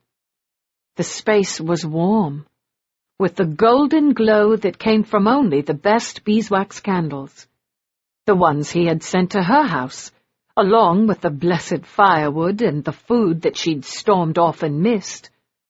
For a moment she felt faint with hunger. She'd eaten nothing since the toast strips in the morning and the scone less than an hour ago, and it wasn't enough to keep her sturdy frame alive. She wasn't delicate like Lydia. She was taller, stronger, and she felt as if she'd been running some terrible, endless race. She would have given anything to lie down on one of the new beds they'd brought in and sleep for days. Anything but her sister's honor. And her own, what was left of it. She closed the door behind her and set off, resolute. The door led into a series of formal rooms. Gilded woodwork, highly polished floors, mirrors all around. She'd heard stories of Versailles and the Hall of Mirrors. Surely this rivaled those places. Despite what little she knew of Lord Rohan, she was uncomfortably aware that his fortune was enormous. As were the marble stairs she eventually confronted. She moved up slowly, keeping to the edge in case an overzealous servant should appear.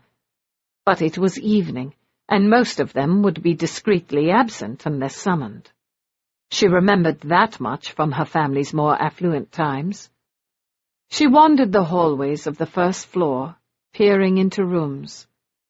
She found a library, redolent of leather and pipe tobacco, a pretty little salon clearly designed for the woman of the house, clearly never used, a music room with a pianoforte and harp.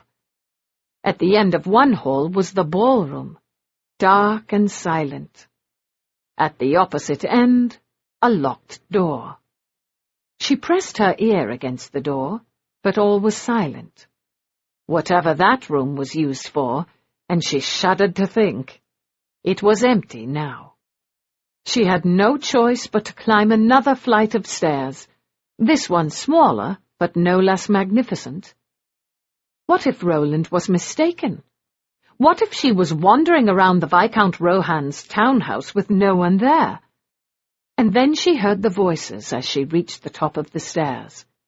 His, deep and melodious. And she held her breath, expecting a woman's reply. Instead, a man's voice, the words too indistinct for her to decipher. She moved out of the shadows, heading in the direction of that room, when her rival from the front door suddenly reappeared, carrying a tray with a carafe and glasses. "You!" the butler said in tones of extreme loathing, too much the professional to drop the tray. He set it down carefully on a table, but she was already off, racing in the direction of those voices. A door was open, light spilling out into the hallway, with her goal just beyond it. She'd almost reached it, her booted feet no longer silent on the parquet floor, when the major domo caught up with her, catching her hair and yanking her back painfully. She bit him, hard, and kicked him in the shins with Lady Carlton's boots, and she heard her dress tear as she lunged forward, skittering through the open door to greet the room's inhabitants, who stared at her in shocked silence. 9. At least the scarred man, Redding, appeared suitably shocked, Elinor thought. Lord Rohan, as always, was a different matter. He appeared to be expecting her, the wretch. He was sitting in splendid state in the middle of a huge bed hung with gloriously gilded curtains, his hair loose around his shoulders, and he was completely naked, at least as far as she could tell. He had covers pulled to his waist, but it still left far too much flesh exposed, and she wasn't supposed to be thinking about that when her nemesis came skidding around the corner after her. Lord Rohan made no effort to cover himself. He merely smiled at her. "You shouldn't look so surprised, Charles. It's my darling poppet from last night. Clearly she couldn't bear to be parted from me. Did I tell you we slept together? Twice, and extremely pleasant it was." Redding made a choking sound. "Pleasant." "His lordship is misleading you as always," Elinor said. "I fell asleep in his presence. Not everyone finds him as entertaining as you seem to." "Do you see why she enchants me, Redding?" Rohan said. And then his gaze and voice hardened to steel. "You didn't offer Miss Harriman any insult, did you, Cavall? I should be most displeased if she were not treated with the utmost care and respect." She glanced behind her. The major domo was the colour of parchment, and she could swear she could hear his knees knocking. There was no question that he was terrified. "Of course he treated me with care and respect," she said in a crabby voice, taking pity on the man. "He simply wished to announce my presence to give you time to cover yourself like any decent Christian, but I was in too much of a hurry and I ran ahead." "Indeed," he said, clearly not believing a word she said. "You always run around in torn clothes and your hair halfway down your back. You may go, Cavall. We'll discuss this later." "Yes, my lord," the man said, his voice quaking. Then Rohan's dark blue eyes focused on her. And what in heaven's name made you think I was a decent Christian, child? I am affronted." She took a deep, steadying breath. "There is always hope, Monsieur le Comte. I wish to speak to you." "And here you are, my precious. Is it a private matter? Redding will be more than happy to leave us. Come sit beside me." He patted the snow-white sheets. "If I am to entertain a woman in my bedroom, I prefer to keep them in close quarters. And I prefer you to put clothes on." "Why?" He sounded like the soul of reason. For the first time, she noticed the bandage on his arm. "You've been hurt," she said, momentarily distracted. "A trifle." He dismissed it. "Why do you want me to put clothes on? I will not have a discussion with a naked man. It's distracting." His soft laugh was maddening. "Very well, my sweet. In that case, Redding had best take you to my sitting room while I ring for my valet, because I'm afraid that under these covers I'm as naked as the devil made me, and if you aren't going to join me, you should retire before you faint with shock." "Come along, Miss Harriman," Mr. Redding said, taking her arm. "He's in one of his moods. It's wiser not to encourage him.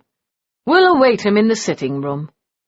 He'd already begun to pull the covers away from his body, and she spun around, hoping the heat in her cheeks wasn't visible to the sardonic man by her side. The Comte's soft laugh followed her out into the adjoining room. "Have a seat, Miss Harriman," her substitute host said. "May I offer you something to drink? We can have Caval bring tea, or perhaps something a bit stronger. I fancy he's not over-fond of the stairs, and forcing him to run up and down them would be entertaining." "No, thank you, sir." She perched herself on the edge of one slender gilt chair, determined not to show how exhausted she was. "I trust your family is well? Nothing untoward has brought you racing out into a snowy night?" She heard that hesitation, and she repressed an inner sigh. Everyone who saw her sister fell in love with her, and Redding was clearly no exception. "My sister is fine," she said. There was a curious sweetness in Redding's scarred smile. "If I can be of any assistance—" "This concerns Lord Rohan and myself," she said. He took a seat beside her on one of the little chairs. "You're clearly an intelligent young woman. You must have realized that his lordship and I are particularly close. You can talk to me about whatever it is that troubles you." She didn't bother to suppress her skeptical expression. "I'll await his lordship, thank you. This is between him and me." "Oh, indeed it is." Redding smiled faintly. "In which case I'll take my leave. It's been weeks since I've been in town, and there are a number of friends and establishments I wish to revisit. I do realize that it's completely rude to abandon you like this, and I assure you it has nothing to do with the vast amount of respect I hold for you, but merely because I am a shallow soul who's a slave to my appetites. And I strongly suspect Rohan wants to be alone with you. The bonds of friendship, alas, outweigh the duties of polite behavior." He rose, took her hand, and bowed low over it. She jerked away before he could kiss it, her face flaming as she remembered the last time a man had kissed her hand, and exactly what had followed. But Redding merely smiled at her, that peculiar, twisted smile, and was gone. She had a moment's panic when he closed the door behind him. Her initial rage had settled enough for her to have the sudden horrifying thought, what in heaven's name was she doing? It wasn't as if help was coming from any other quarter. Surely she could have accepted Rohan's charity without offering her sister as virgin sacrifice. As for her own sense of honor, that was long gone. Ending up like her mother might be a step up in the world. If it was simply a matter of reputation that had been destroyed long ago, and she was worrying for naught. That particular concern had vanished years past due to any number of occurrences, including the fact Lydia's mother was a whore and her sister— She looked out the window into the swirling snow and shivered. Somewhere a church bell tolled 8, and she breathed a sigh of relief. It was early. Late for a social call, but early enough for her to make her objections clear, insist that Lord Rohan remove what could be taken from the house, and desist from bothering them again. Her sister wasn't for sale. There was a fire blazing in the hearth, filling the room with almost oppressive heat. She should have agreed to the offer of tea.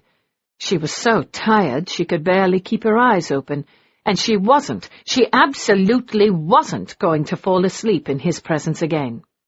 She wasn't in any particular danger from him, despite his banter, but she might not always be able to count on that. And if Rohan was in the mood to humiliate her, she'd be fair game. No, she needed to stay wide awake, and she stood up, walking back and forth in the room, her long, heavy skirts swinging back and forth. What was keeping Lord Rohan? Surely it didn't take that long to put on a shirt and breeches. Lord help her. He wasn't getting dressed in his full glory just to receive her thorough dressing down. Her inadvertent play on words amused her for a moment, and she sat back down, leaning against the striped silk of the cushioned seat, closing her eyes just for a moment. She'd hear him coming, particularly if he wore those ridiculous high-heeled slippers he'd worn when he'd accompanied her back to town this morning. She hadn't been looking at his shoes. She hadn't been looking at anything if she could help it, as remembered shame and something else swept over her. Had it only been that morning? It seemed like a week ago, a month since she'd raced off in a stolen coach to find her missing mother. It seemed like forever since she'd first set eyes on the Prince of Darkness himself. She rose and paced back across the room again. What was taking him so long? He'd be ready for a full-court presentation at this rate. She sat down again, then popped up, restless. There was no telling what he might or might not be wearing if she were to go and bang on the door, and in her short acquaintance with him, she knew he'd delight in further embarrassing her. It had already been shocking enough. Not that she hadn't seen a number of totally naked bodies in any number of acts of depravity the night before.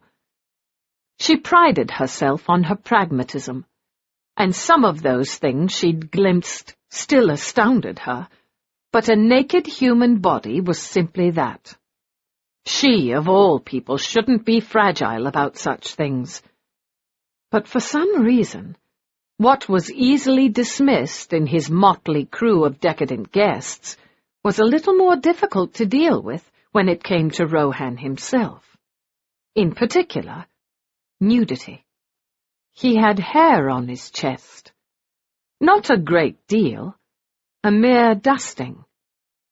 Dark mixed with grey, which surprised her. She was aware of the oddest desire to touch it.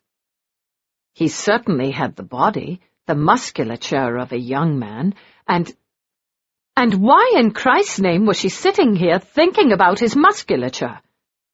Perhaps because it was so very different from the only other body she'd seen so intimately, though thank God she hadn't really seen it. And she certainly wasn't going to be thinking about that either. Granted, it was enough to keep her awake, but some things had too high a price to be paid. She brought the memory back forcefully, the good one, the one she used when things became unbearable, the wide stretches of fields at her father's estate in Dorset, the feel of the young mare beneath her as she raced along, the sun bright overhead, her hair in plaits streaming out behind her as she sped ahead of the groom. She had been 12. just days before her mother had packed her and her sister up and taken her to the continent. The last time she'd been on a horse. All she had to do was recreate that moment in her mind, and she was happy, at peace, secure in the joy of the world, that nothing could harm her. That's quite an expression on your face, Miss Harriman. Rohan's voice disrupted her dream. Were you thinking of me by any chance? Her eyes flew open. Had I been considering your head on a pike, perhaps, she said coolly. He was dressed, at least partially, in silver cloth breeches, a billowing white shirt, and a long black waistcoat laced in silver. His hair was pulled back in a queue, and his hard blue eyes were watching her in amusement. I won't bother asking to what I owe the honor of this visit, he said, coming into the room. You're here to berate me for keeping your sister from freezing and starving to death, are you not? Everything inside her froze. You're not to come near my sister, she said, her voice rough with panic. He rolled his eyes. Why in the world would you think I'd be lusting after that pretty child? There are scores of lovely girls in this city, possibly hundreds, and I expect I could have them all if I expressed any interest. Not all of them, she said fiercely, jumping up. My dear Miss Harriman, he said, pushing her back down in her seat with gentle hands, I do assure you, I could have your sister as well. But I expect that would distress Redding, and I would never think of doing such a thing to my dearest friend. Not that he can have her either. He has to marry an heiress, and despite my wicked influence, he's far too noble to trifle with a girl of good background. There was a soft knock on the door.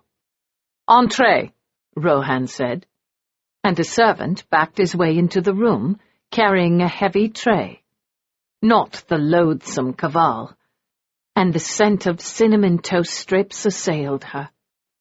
I decided I couldn't tempt you with wine and grapes, but hot tea and toast might be acceptable. He lifted one of the lids. Ah, and eggs. Just the thing. That's all right, Willis. You may leave us. I'm not hungry, Elinor said. Don't be ridiculous, of course you are. You practically wept when I said there were eggs. Allow me to serve you. I'm not going to eat your food. Why? Are you afraid if you eat 6 pomegranate seeds you'll be trapped here for the winter? She glared at him. You might fancy yourself the king of the underworld, my lord, but you're nothing more than a spoiled aristocrat who's used to getting his own way. I'm hardly likely to argue with that, child, he said, setting the plate in her lap. Indeed, you see me quite clearly, flaws and all. I'm nothing but a decadent, useless fribble. In which case, why should you be so incensed about a small act of charity? And don't get all fired up again. Eat your eggs before they get cold. I know you want to tell me you have no need of charity, but you're much too virtuous a soul to lie. You have no money. I have more than I know what to do with. And I happen to know that there's been no time for you to apply to your new cousin, the Baron, for assistance. You simply have nowhere else to turn. Consider this. If I'd kept my house in better order, your mother would have never gotten inside to gamble away what must have been the last bit your pathetic family possessed. Consider that I'm simply repaying a debt. If she were the woman of principle she wished she were, she never would have touched the eggs. But the scent of them, just under her nose, was unbearable. It had been weeks since she'd had an egg. Besides, her principles had been smashed beyond recognition several years ago. She could sell her own soul for a plate of shirred eggs, just not that of her sister. After the first bite, she had to look away so that he wouldn't see the sheen of tears in her eyes. How absurd to weep over eggs! There had been times when she would have willingly traded what was laughingly called her virtue for a roasted beef. Sad to think her price had dropped so low. She blinked the momentary dampness away and fixed her stern gaze on Rohan. He was nibbling one of the toast strips, her toast strips, seemingly at ease. "So, my very dear Miss Harriman, why don't you explain to me in that cool, collected voice of yours just why it is so wrong for me to decide to spread some of my largesse in your direction? Who shot you?" For a moment he looked annoyed. "I fail to see what that's got to do with anything. Redding assures me that anyone who's ever met me would have reason to shoot me, so I must admit with all candor that I have no idea. Was it you?" "If I'd shot you, I wouldn't have missed," she said. "Was that wishful thinking, or are you in fact a practiced shot?" Desire would have made up for lack of expertise. There was silence for a moment, as she realized what her words might suggest, and then he simply smiled at her. "Oh, no," he said, "that's much too easy." She ducked her head, refusing to meet his gaze, and continued to work her way through the pile of eggs on her plate that had somehow gotten replenished. She could feel the flush in her cheekbones again, and she silently cursed. Her skin, apart from the despised freckles, was much too pale and prone to showing her slightest agitation. "In fact, I'm pleased you chose such a delightfully inappropriate time to visit, Miss Harriman," he said after a long moment of silence. "I have an idea that might solve both your problem and mine. A way for me to happily endow your family with worldly goods without society looking askance, and to chase away any slight stain on your name." She almost choked on the eggs. She looked up at him, horrified. "What do you mean by that?" "What a curious reaction, child." "Why, nothing more than that your extended time in my presence is likely to tarnish your reputation. Not past repair, I would hope, since I have nothing to show for it, but still. So I have fixed things most admirably." The eggs stayed down. "And how have you done that, my lord?" "I've found you a husband." She was too astonished to react. "I hadn't realized I was in need of one." "Of course you are. It's only with a husband that you'll have true freedom to explore the pleasures life can bring you." "How exceedingly kind of you to worry about such things," she said icily. "And you found a husband who'll provide me such pleasures?" "It's seldom the husband who provides the pleasure, Miss Harriman. It's the lover." "So you found me a husband in order for me to take a lover? Forgive me for saying this doesn't make sense, and I would think a husband would object to acts of charity on your part." "That's where you underestimate me. I have a cousin, a stern young man who disapproves of me thoroughly. He's a doctor, and I've decided he's in need of a wife to assist him in his practice. Someone who's unafraid of life. He also happens to be my heir, since I've done my level best not to procreate, and he'll inherit my French estates. I've been supporting him for the last decade or so. It would seem entirely logical that I support his wife, which I propose to be you." "I think, my lord, that you must be mad," she breathed. "What could you possibly gain from such an arrangement?" "Why, Miss Harriman, I thought that would be completely obvious."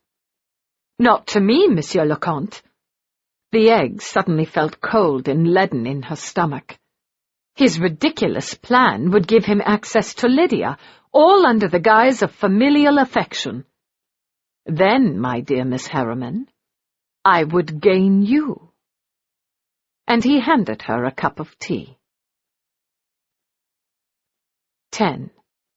Elinor took the last careful bite of eggs, setting her fork down beside the gilt plate that had held them.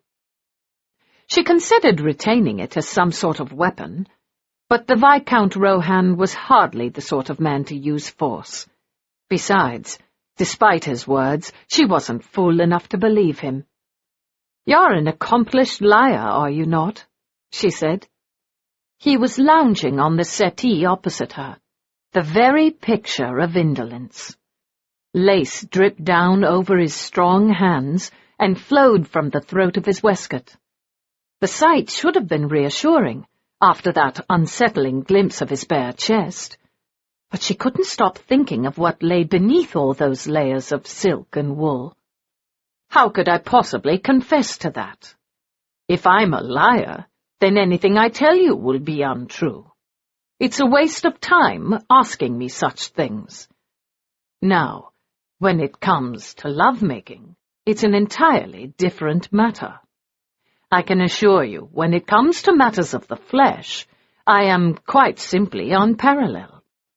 She gave him her most disagreeable look. "That is of no interest to me." "Don't lie, precious. You're secretly fascinated at the thought of it. You're wondering what your own body is capable of after the brief taste you had in the carriage. And who would be the one to give you that kind of knowledge? And you know, deep in your heart, that I'm the one man capable of—" "Oh, stop it," she snapped. "You're being quite tiresome. Don't look at me with hooded eyes and pretend I'm the object of your undying lust. I'm a little too old to fall for such fantasies." "You're a child." "Perhaps compared to your great age, but I'm 23 and have seen far more than most women my age. How old are you?" He seemed amused. 39. Old enough to be your father. I was very active when I was 16. And my mother doubtless was a whore even back then, but it's been pointed out to me that I bear an unfortunate resemblance to my father. The nose, you see. I quite like your nose. She looked at him with dislike. Let me explain things in short, clear sentences, since you seem unable to comprehend. I have no interest in marrying your cousin, for whatever reason you think it's a good idea. You are not to send any more inappropriate gifts to our household, and most importantly, you are to keep away from my sister. Is that clear? Or do you need me to repeat it even more slowly?" "It's very clear, Miss Harriman," he said. "But what if I don't wish to? What if I require some other kind of motivation to follow your stringent orders?" "Such as what?" she asked, suspicious. "I think you should come here, Miss Harriman," he said in a soft, silken voice, "and I will show you." It was foolishness, pure and simple, but she was beyond tired and feeling cross and reckless. He was challenging her, and Elinor had never been one to back down from a challenge. She stared at him for a long moment, her eyes meeting his with cold disdain. And then she rose and crossed the room so that she stood in front of him as he lounged on the settee. "Yes," she said in a cool voice. The embarrassing flush had fled, leaving her cold and determined. He had the smile of an angel, which made him doubly dangerous, given his devilish proclivities. "Kneel down." She arched an eyebrow. She no more believed in his supposed passion for her than she believed in fairies or a just and loving God, but she was willing to see how far he would carry this bluff, and what kind of safety for Lydia she could claim. She sank to her knees in her threadbare clothes, letting them pool around her. Her eyes were the level of his, and she met his hard blue gaze with a steely one of her own. "That's right, Poppet," he murmured. "And now you may kiss me." She started to get up, but he caught her arm, pulling her back, and she noticed with dismay he was quite strong. "I just want to see what a kiss from a bad-tempered virgin would taste like. I'm not asking for anything more. Not at the moment. In general, I don't care much for kissing, and I vaguely remember that's part of the whole ritual with untried females." "You really are mad," she said feelingly. All I can assume is that you're caught in the toils of the same disease that afflicts my mother, and while I'm very sorry for you, it's simply the wages of sin. You can't fornicate with every creature who crosses your path and not pay the price. Puppet, you greatly overestimate my stamina and my foolishness. In fact, I'm very careful to avoid diseased partners. Any sensible man would. She wanted to throw up. She knew just what lengths men would go to avoid diseased partners. She kept her voice and face steady. I rejoice to hear it. May you have a long and happy life of debauchery. I, however, do not plan to be part of it. My precious, I'm not asking you to. I'm merely requesting a kiss from those disapproving lips. Is it so much to ask? Don't be missish. It's not as if I'm opening my breeches for you to service me. She should have been horrified at his words, but she knew well enough what he was talking about. It was common currency in the back alleys and the drawing rooms, though she was unable to fathom why people would want to engage in such things. That he should even allude to it didn't surprise her. Is a chaste kiss so much to ask? After that you may go home in my carriage, and I promise I won't even demand you send my presents back.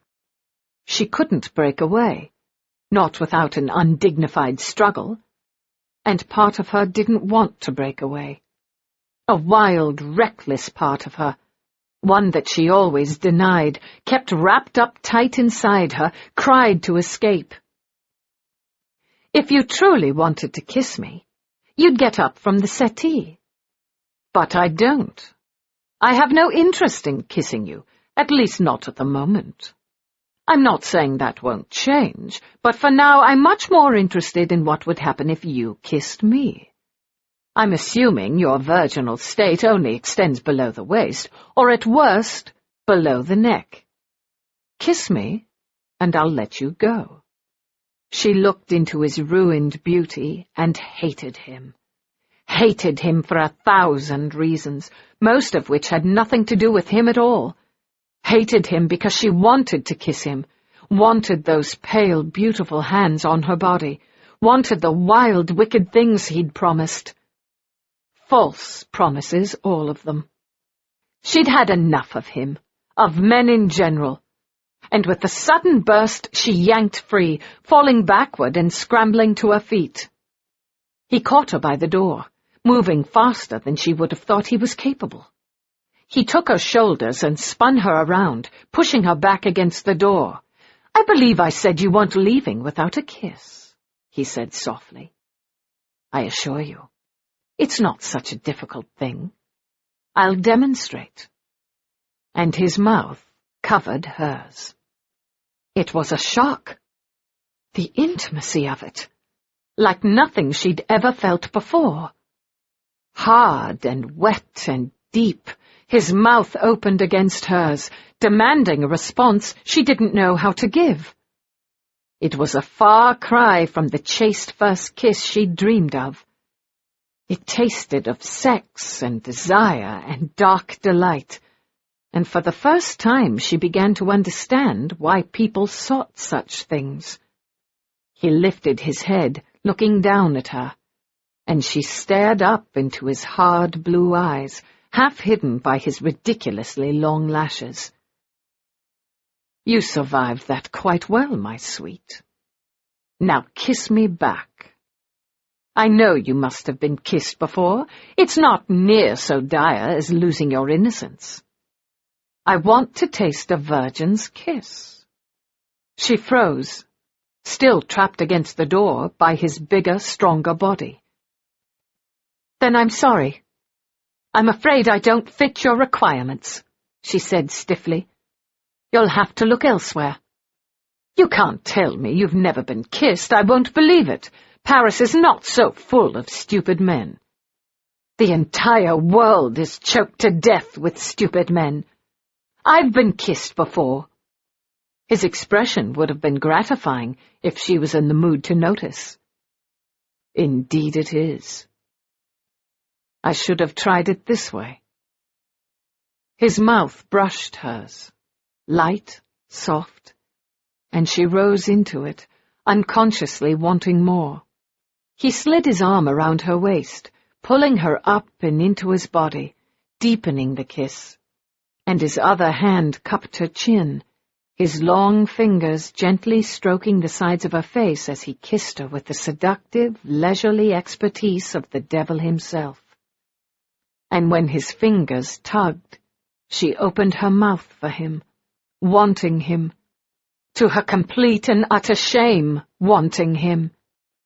A moment later, he set her aside, backing away, looking at her with a strange expression on his face. No one ever suggested that the Viscount Rohan was slow to understand subtleties. There was but the slightest pause. "So you've been kissed before, but still failed to meet my requirements," he murmured. "But how delightful for me. If you're no longer a virgin, then there's nothing to keep you from going to bed with me. I'm even considering unfastening my breeches after all, or doesn't your expertise go that far?" She'd asked for it. She deserved it. For letting him kiss her, for, God help her, kissing him back. In trying to shock him, she'd only managed to degrade herself further. "No," he said lazily, turning away from her for an unguarded moment. "Tant pis. I can teach you easily enough." She backed away from him, coming up against the table that held the tray and her empty plate. And the fork. For a weapon it was pathetic, but it was all she had. She grabbed it, sending the tray crashing to the floor. "If you touch me again, I will stab you." He made the very dire mistake of laughing at her. "That's not going to do much damage through these clothes, Poppet. And there's no need to threaten me with your fury. I haven't taken a woman against her will in decades. I would hardly be likely to start with you." As a reminder of her lack of beauty, his statement was effective enough to make her lower her arm.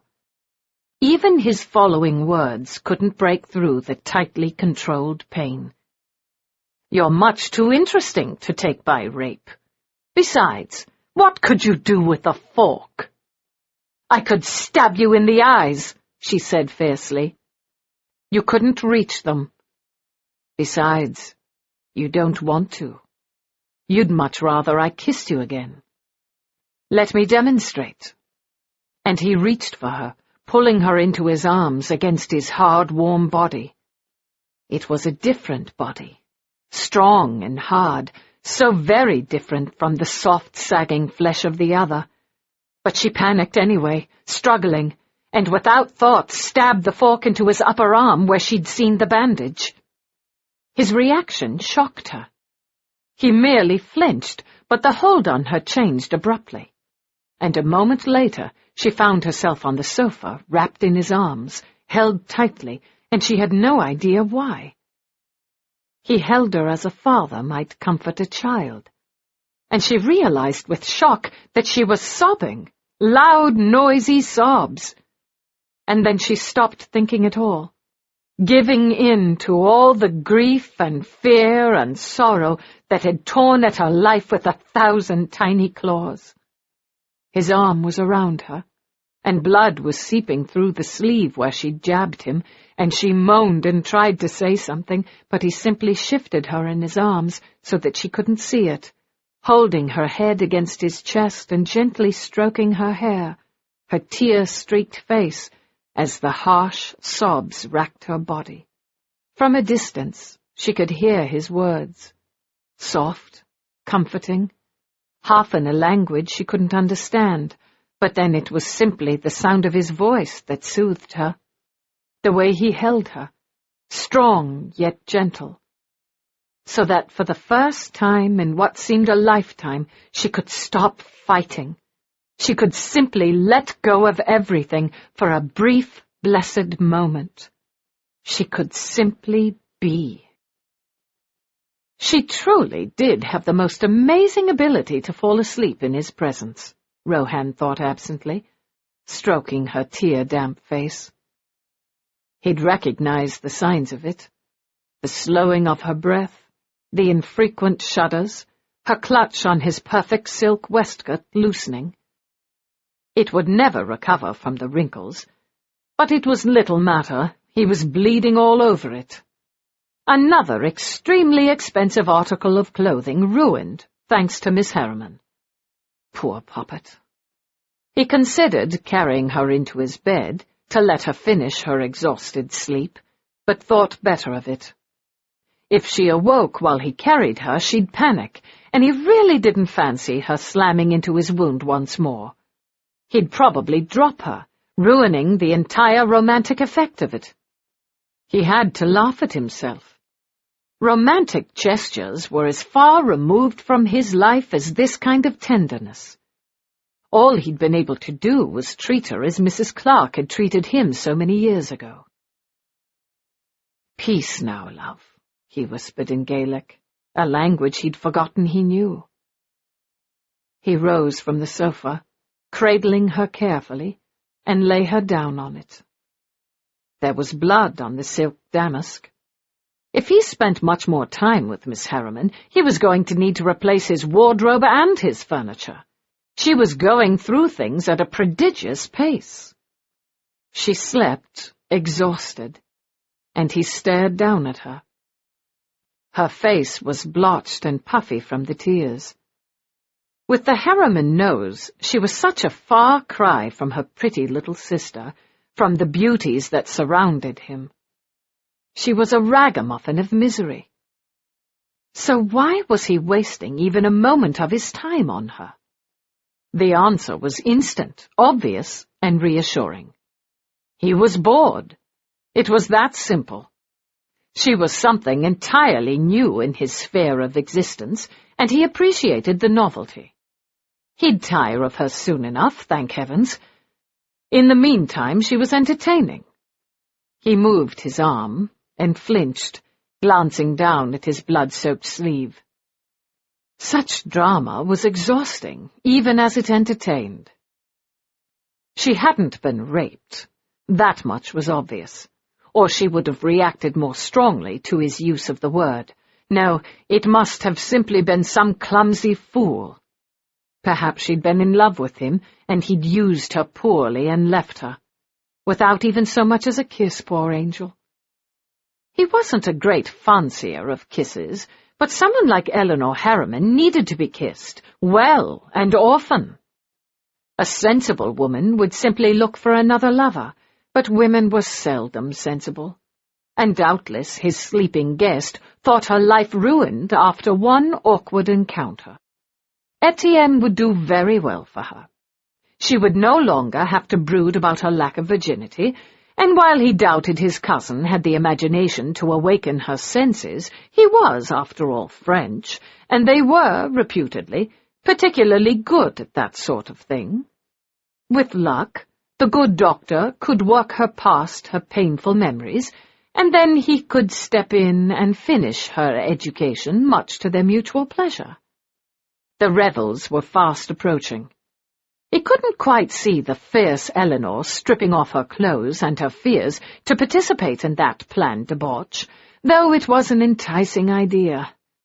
It would make sense to put the matter to one side and take it up again once spring had arrived. Perhaps he would discover some new and mysterious beauty at the revels and forget all about the delicious innocence of Elinor Harriman. Because she was even more of an innocent than he'd first thought. A woman who'd simply never encountered the pleasures of the flesh held a certain amount of interest if the woman herself appealed. But one who had tried and been disappointed was far more of a challenge. A delicious one. Still, it would be safer all around if he simply transferred his interest to someone more likely to join in the celebrations of the heavenly host. But then, when had safety had anything to do with it? The blood was running down his arm and dripping onto the carpet, and he cursed. She was costing him a fortune. He'd have great pleasure taking payment for it with her eventually agreeable body. if he didn't manage to distract himself in the meantime. He headed back into his bedroom, stripping off his clothes as he went, signaling for his valet. Georges was asleep in the dressing room, and he appeared almost immediately, stifling a yawn until he looked at his master's bloody clothes. "Milord, what has happened?" he said, shocked. "Your wound is bleeding again. I will call the doctor. You must lie down." Rohan battered away the valet's nervous hands. "A simple slip. I was awkward. We don't need the doctor. You can rebandage me. But first, I want you to go into the outer room and cover the young lady with a blanket." Georges looked understandably confused. "A young lady? Out in the sitting room? You don't want her in here?" Rohan allowed himself a wry smile.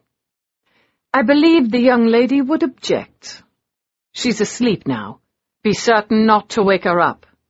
Take the silk throw. I don't want her destroying the fur one. I'll manage to divest myself of these bloody clothes, and then you may assist me." "But, milord—" He raised an eyebrow.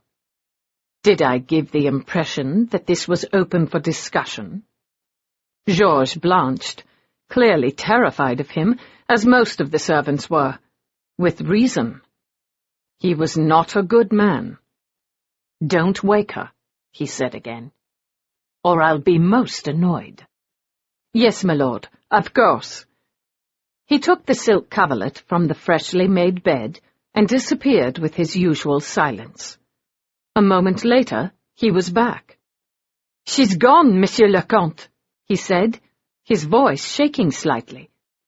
Rohan slammed past him into the sitting room, but Georges had told the simple truth. She was gone. He went to the window, half expecting to see her running down the street, as if the hounds of hell were after her. No sign of her. "Take the servants and look for her," he said in a sharp voice. "If she's not in the house, send someone after her to ensure she arrives home safely." "Should he attempt to bring her back, milord?" Rohan shook his head. "There'll be time enough for that," he said lightly. "Once you're done, come back and dress me. I believe I'll go out. I feel the need of company tonight. Female company." "Yes, milord." Anyone would do, he told himself. He should have known that oh-so-convenient sleep was feigned. Miss Harriman was, after all, a delightfully burgeoning liar. Either she had pretended to sleep, or awoken when he'd set her down but been too clever to show it. The moment he'd closed the door, she would have been off and running. He'd let her think she'd escaped. For now. It was almost time for the revels, and he had other things to do. More than enough to keep him busy for the next few weeks. For now, she could mistakenly feel safe. For now. It was a great deal later when Elinor finally arrived home, half-frozen, exhausted. The fire in the front room was banked, the coals sending a warm glow through the room. In the past, she and her sister had slept on pallets in front of it, but there was no sign of Lydia. She tiptoed down the narrow hallway. The tiny storeroom that had held nothing but dust and cobwebs had been swept clean and now held a bed and a washstand. Her sister lay on one side of it, sound asleep. It had been an endless day. It was hard to believe that it had barely been 24 hours since she'd first run afoul of the Prince of Darkness. 24 strange, unsettling hours that were now over. She tiptoed back to the living room. There was a settee which reminded her a little too much of Rohan lounging on the one in his salon, plus 2 small chairs. She ignored all of them, curling up in a tight ball in front of the fire, and forced herself to remember. 11. She'd been 17, not yet convinced that a happy life was out of the question, despite the Harriman nose. She was young, strong, and hopeful. To be sure, their fortunes had begun to decline. They were living in a ramshackle house on the edge of the city, and Lady Caroline had been without a steady male companion for months. Elinor preferred it that way. The men who came and stayed tended to treat her mother with a familiarity that made her uncomfortable, and that familiarity reached her daughters as well. When Lady Caroline was uninvolved, she still went out most nights, gaming, drinking, but there were days when she was home. Sometimes she was morose, with a vicious tongue that could flay her daughter with its caustic truth. Those words never touched Lydia, thank God. Like Elinor herself, Lady Caroline doted on Lydia. She reserved her complaints and criticisms for Elinor. But there were other times her mother was bright and gay and laughing, lighting up any room she entered, and that was one of those times. She'd come in from an afternoon visit, taken young Lydia's arms and danced her around the drawing room, the two of them laughing, Elinor standing to one side, enchanted. Her mother could charm anyone, and 6 years ago, when she'd been 17 and Lydia 11, and Lady Caroline hadn't begun to show the signs of her illness, back then her charm had been at its brightest. "I've met the most wonderful man, my darlings," she'd said, and Elinor had preened under the random endearment. "He's older, so he's more settled, and he's fabulously wealthy. Solange told me he'd been asking about me, and she arranged for him to be at her house this afternoon, and oh, my dears, sparks flew. I'm going to his house tonight, and if our luck holds, we'll all move in there, away from this wretched bourgeois place." The wretched bourgeois place was a palace compared to their current house, but for Lady Caroline it had been a shameful come-down. "Is he very handsome, Mamma?" Lydia had asked. "Handsome doesn't matter," she'd said lightly. "It's inner beauty that matters." And Elinor had preened once more. For all her mother's harshness, she really did love her. She really must strive to do better, to make her mother proud of her plain child as much as her pretty one. "Who is he, Mamma?" she'd asked. "He's titled and fabulously wealthy. Did I mention that? Sir Christopher Spats. Isn't that a lovely name? So very English. He lives there, of course, and I'm thinking that enough time has passed that I might return.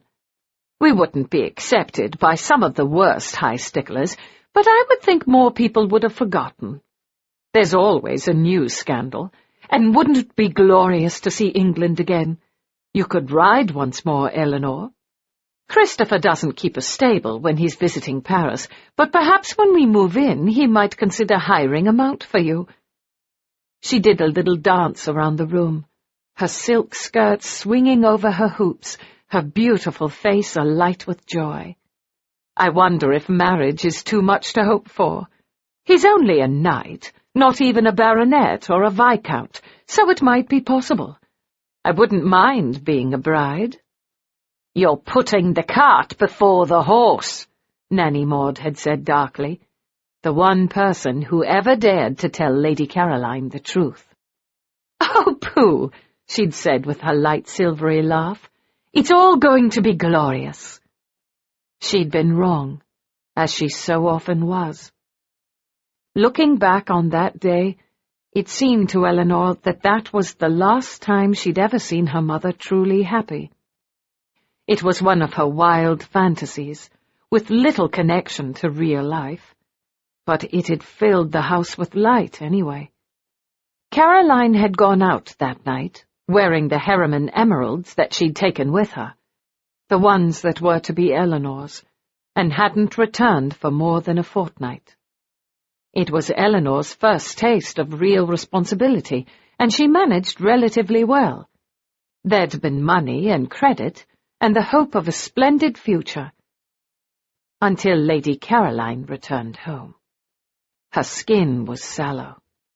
She wore new clothes, made of rich, expensive fabrics, and a dashing new hat, But her jewellery was missing, and she waltzed in and collapsed on a chair, declaring herself exhausted. "Where are the emeralds, Mamma?" she'd blurted out. Not only were they supposed to end up with her, they were the most valuable thing their little family owned. There's something against dark times. "What a little miser you are, Elinor," she'd said with what seemed like profound dislike. "If you must know, they're temporarily in other hands." Relief flooded her. "They're being cleaned? Repaired?" "I lost them in a wager. I fully expect to win them back in a new few days, so there's nothing to worry about. You're such a greedy creature, Elinor.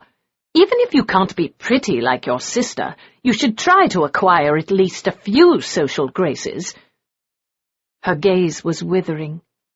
"And where did you get that hideous dress?" It was one of the 2 dresses she'd been wearing for the last year. It was true, she'd grown too tall and curvy for it, but there hadn't been much money for new clothes, and it was much more important that Lady Caroline looked prosperous, since she was their public face to the world. Before she could think of something to say, Lady Caroline turned her attention to Lydia. "There you are, sweetness. How I've missed you. Give your mamma a kiss." Lydia had thrown herself into her arms. "Are we going to move, Mamma?"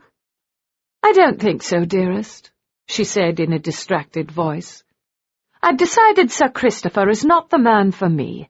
For one thing, he's too old. For another—" She shrugged. An affectation she'd picked up since coming to Paris, one she did very well. "He'll be coming to tea this afternoon. I want both of you on your best behaviour. And, Elinor, do try to look a little prettier. Don't we have anything better for her to wear?" "No," Nanny Maud said in her uncompromising voice. "I know what we'll do. Our neighbours have that absolute horse of a daughter. You know the one I mean. She's Lydia's age, but absolutely enormous. I'm certain I can convince them to lend me one of her dresses for Elinor."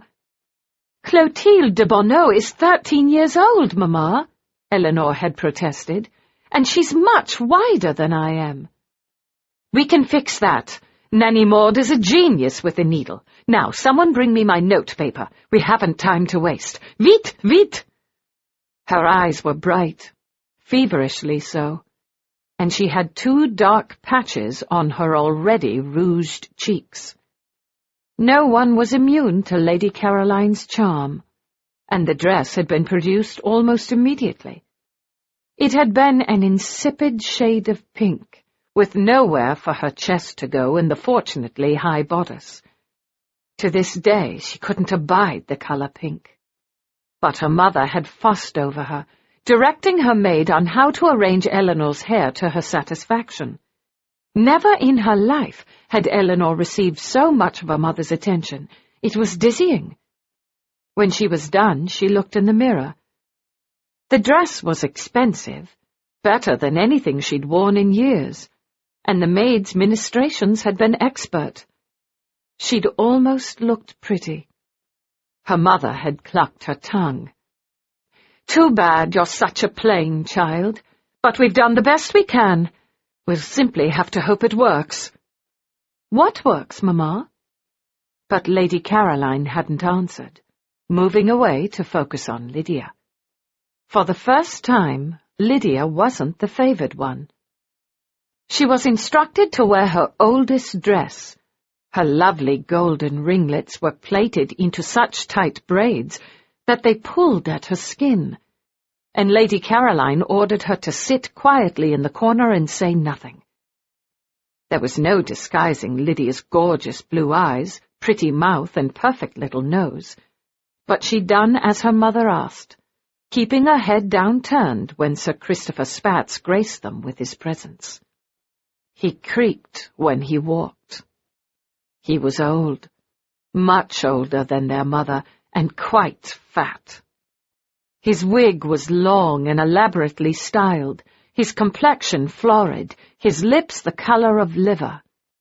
He had fingers like fat sausages, covered with rings, and a beauty patch rested on one sagging cheek. She knew better than to call attention to herself in public, but in this case she had no choice, with Sir Christopher barking questions at her. All the time he was sneaking glances at Lydia as she tried to disappear into the furniture. It seemed to go on forever. He sprinkled biscuit crumbs all over his expensive front, and he drank his tea noisily, like a bourgeois. The thought of her mamma in his bed was horrifying. She was not so naive that she didn't realize exactly what her mother did with her gentleman friends, even though the details were mercifully unclear at that point. Finally he rose. "She'll do," he said with a brisk nod. "I'll meet your price." His roomy gaze swept the room. "I'd still rather have the younger one. I'd pay double." "No, Sir Christopher," her mother said with what Elinor considered to be great dignity. "You've had my response to your offer." He'd nodded, and his wig had shifted slightly. No decent valet would have allowed his gentleman to go out with his periwig improperly applied, and Sir Christopher struck her as a vain man. She hid her grin. "I expect you to hold to the terms of our agreement," he'd said, clearly unwilling to have the last word. "But of course, Sir Christopher, I am a woman of my word. Have your man of business call on me at his convenience." He took a last hard look at Elinor, harumphed, and departed in a wave of overpowering scent. "Go into the other room, Lydia, darling," her mother had said once their guest was gone. "I need to talk to your sister. You too, old woman," she added to Nanny Maud. A rare occurrence, but Elinor was no fool. She understood what was going on, but hadn't been said. Her mother had arranged a marriage for her. She'd known it would have to happen sooner or later. She'd already known that the chance of finding someone young and handsome was unlikely. Lydia's young music tutor had never looked her way, while Elinor died of longing every time he was in the room. He was poor enough that it might have been a possibility, but he'd only had eyes for Lydia. She should be grateful. She had never thought she'd end up with a title, and it was clear Sir Christopher possessed great wealth. With luck he'd be unfaithful, and she wouldn't have to put up with his affections very often. Once they were alone, her mother turned to look at her, and for the first time she looked uncertain, almost guilty, and Elinor took pity on her. "Don't worry, Mamma," she said. "I understand what's going on." "You do?" "Of course. You've arranged a marriage for me with Sir Christopher. I understand that it's my duty. I probably won't have many choices, and I should be very grateful." "Not exactly," her mother had said, moving away, and refusing to meet her eye. Elinor tried not to show the rush of relief that ran through her body. In truth, she would much rather die an old maid than be married to someone like Sir Christopher, but she would have done it for Lydia. Then what was he talking about? Her mother paused in front of the window, fully aware of the lovely picture she made. "Sit down, Elinor." Elinor sat, dutifully. "We're in a bit of a pickle, dearest," she said, finally turning around to take the chair opposite her. She still wouldn't meet her eyes. "And we're going to need your help. You'd do anything for your little sister, wouldn't you?" "Absolutely," she replied, "without question." Her mother's smile was small and contained. "I was hoping you'd say that. You're a very loyal girl, Elinor. I knew I could count on you." Elinor drew a deep breath. She'd already learned her mother was far from the most trustworthy presence in their lives. Nanny Maud had that honor, and the way her conversation was circling around was making her feel extremely odd. "Of course, Mamma," she said. "What is it you want me to do?"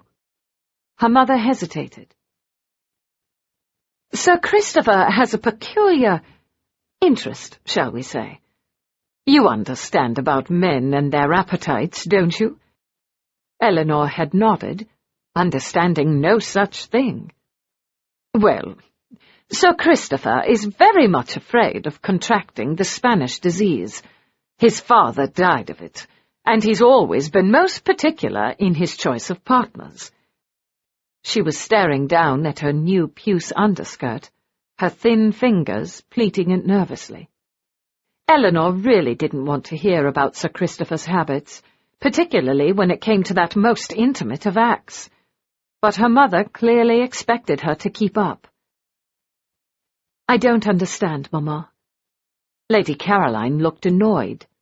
"He only beds virgins. He says that's the only way he can be sure they're clean."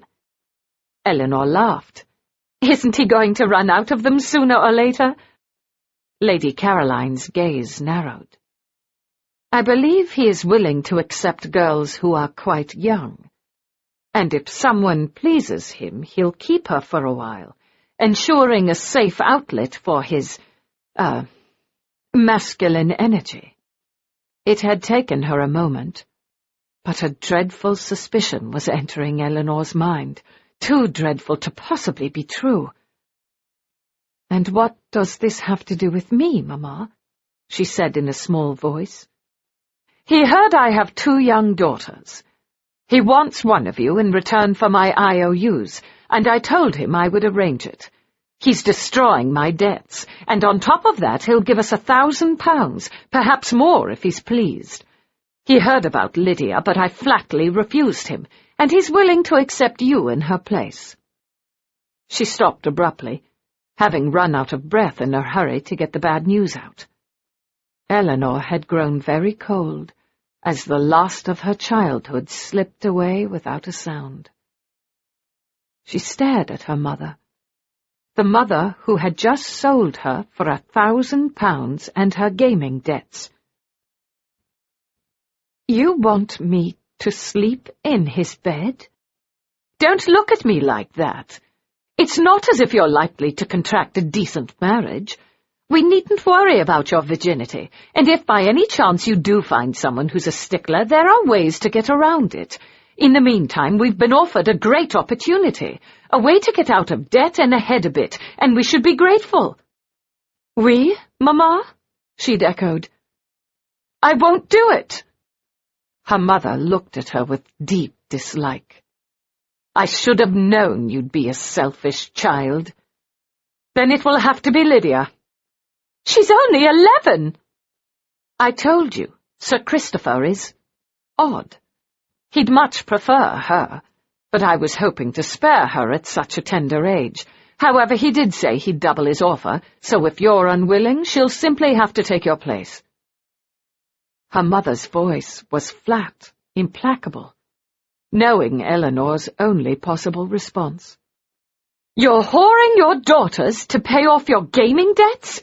Elinor said in an uncompromising voice. "And if I don't present myself to that disgusting old man, you're willing to let him touch Lydia? Am I clear on this?" Her mother didn't flinch. "Very clear, Elinor. You've been given a chance to save your family, to protect your younger sister, to aid your mother in a time of great need. You can do the selfish thing and refuse, or you can accept gracefully. It's your choice." And it was no choice at all. That night she lay in bed beside Lydia, her last night as a maiden, and listened as her mother and Nanny Maud argued, but in the end even Nanny had given in. The pink dress had been returned to the neighbours, replaced with one that was hers alone, made with alarming swiftness by Lady Caroline's own modiste. Her hair had been primped and fashioned, and the wardrobe of thin diaphanous undergarments and nightclothes should have made her blush. But she'd lost that ability. The next evening a coach came to collect her, and the hatchet-faced woman who accompanied her said nothing, viewing her with the contempt Elinor knew she deserved. Sir Christopher's house was alight with noise and laughter when she stepped inside, and she automatically turned toward it when the woman caught her arm. "You're not welcome in there," she'd said in French, the words somehow sounding crueler in that language. "You're to wait for him in your room. One of the maids will assist you."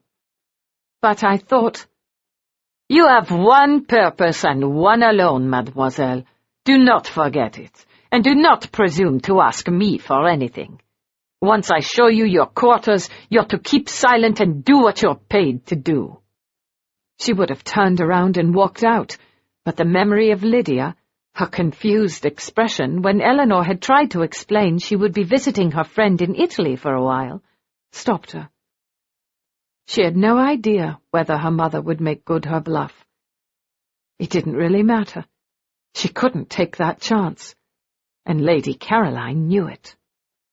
So she'd nodded, and Hatchet Lady, whose name, oddly enough, was found out to be Madame Hachette, had led the way upstairs to a spacious corner room with a distressingly large bed up on a dais.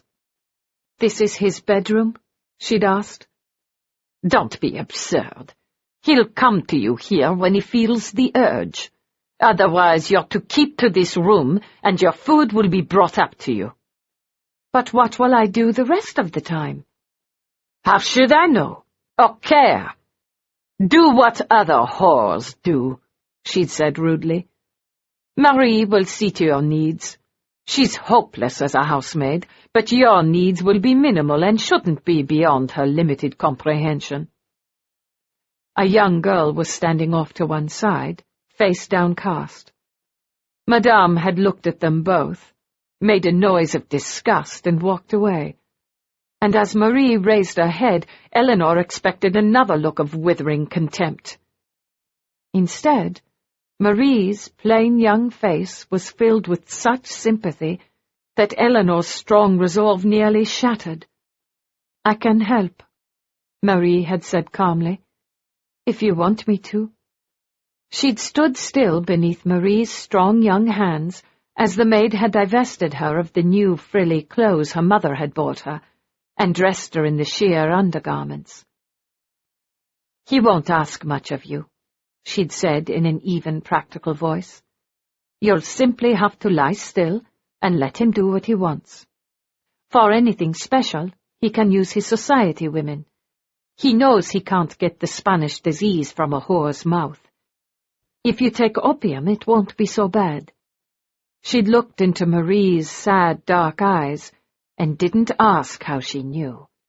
It was more than obvious. So she took the powders and climbed up into the big bed, and when Sir Christopher came and pushed his hard, ugly thing between her legs and made her bleed, she didn't move, didn't cry out. She simply closed her eyes and dreamed. For 3 months she saw no one but Marie during the day, with the occasional nighttime visits from Sir Christopher. Marie would sneak her books from the library to keep her entertained, brew her teas to make certain she didn't conceive, help her dream at night when he would cover her body with his huge weight, grunting and sweating and hurting her. And then it was over as abruptly as it had begun. She rose one morning and washed him away from her body, and Madame Hachette appeared in her doorway to whisk her back home, her harsh face set in the same cold disapproval. She didn't even have a chance to say goodbye to Marie. When she walked into the house on the edge of the city, she expected everything to have changed. She stood in the hallway and looked around her. There were signs of prosperity, a new rug in the entrance, a Chinese vase on an occasional table by the stairs. But the rest was the same as always. She found her mother in her bedroom, with Nanny sitting in a chair near the bed. There were sores on her face, on her arms, and her eyes were cloudy when she saw her daughter. "He got tired of you, did he?" she'd said in a cracked voice. "I should have known our fortunes wouldn't last, not when they relied on you." She turned her head away. But Nanny Maud leaped up, putting her arms around Elinor. For a moment she fought. No one had touched her with gentleness or affection in so long, and she felt dirty, ugly. But Nanny would have none of that, and it was all Elinor could do to keep from sobbing.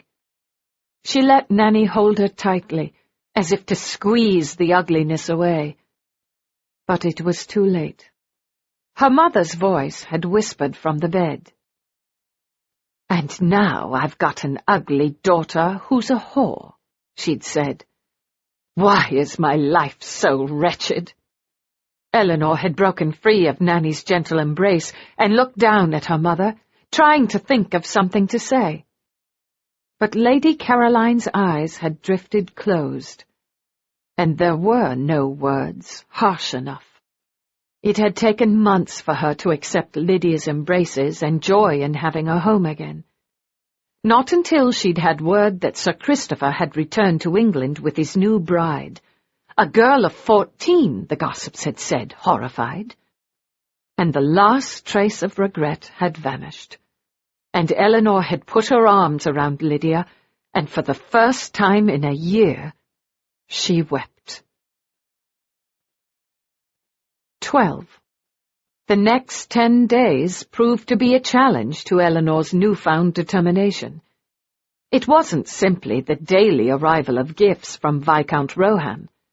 With no other source to turn to, she had no choice but to accept his charity, and she did so with perfect grace, as long as she didn't have to see him. In fact, her nightmare had done her good.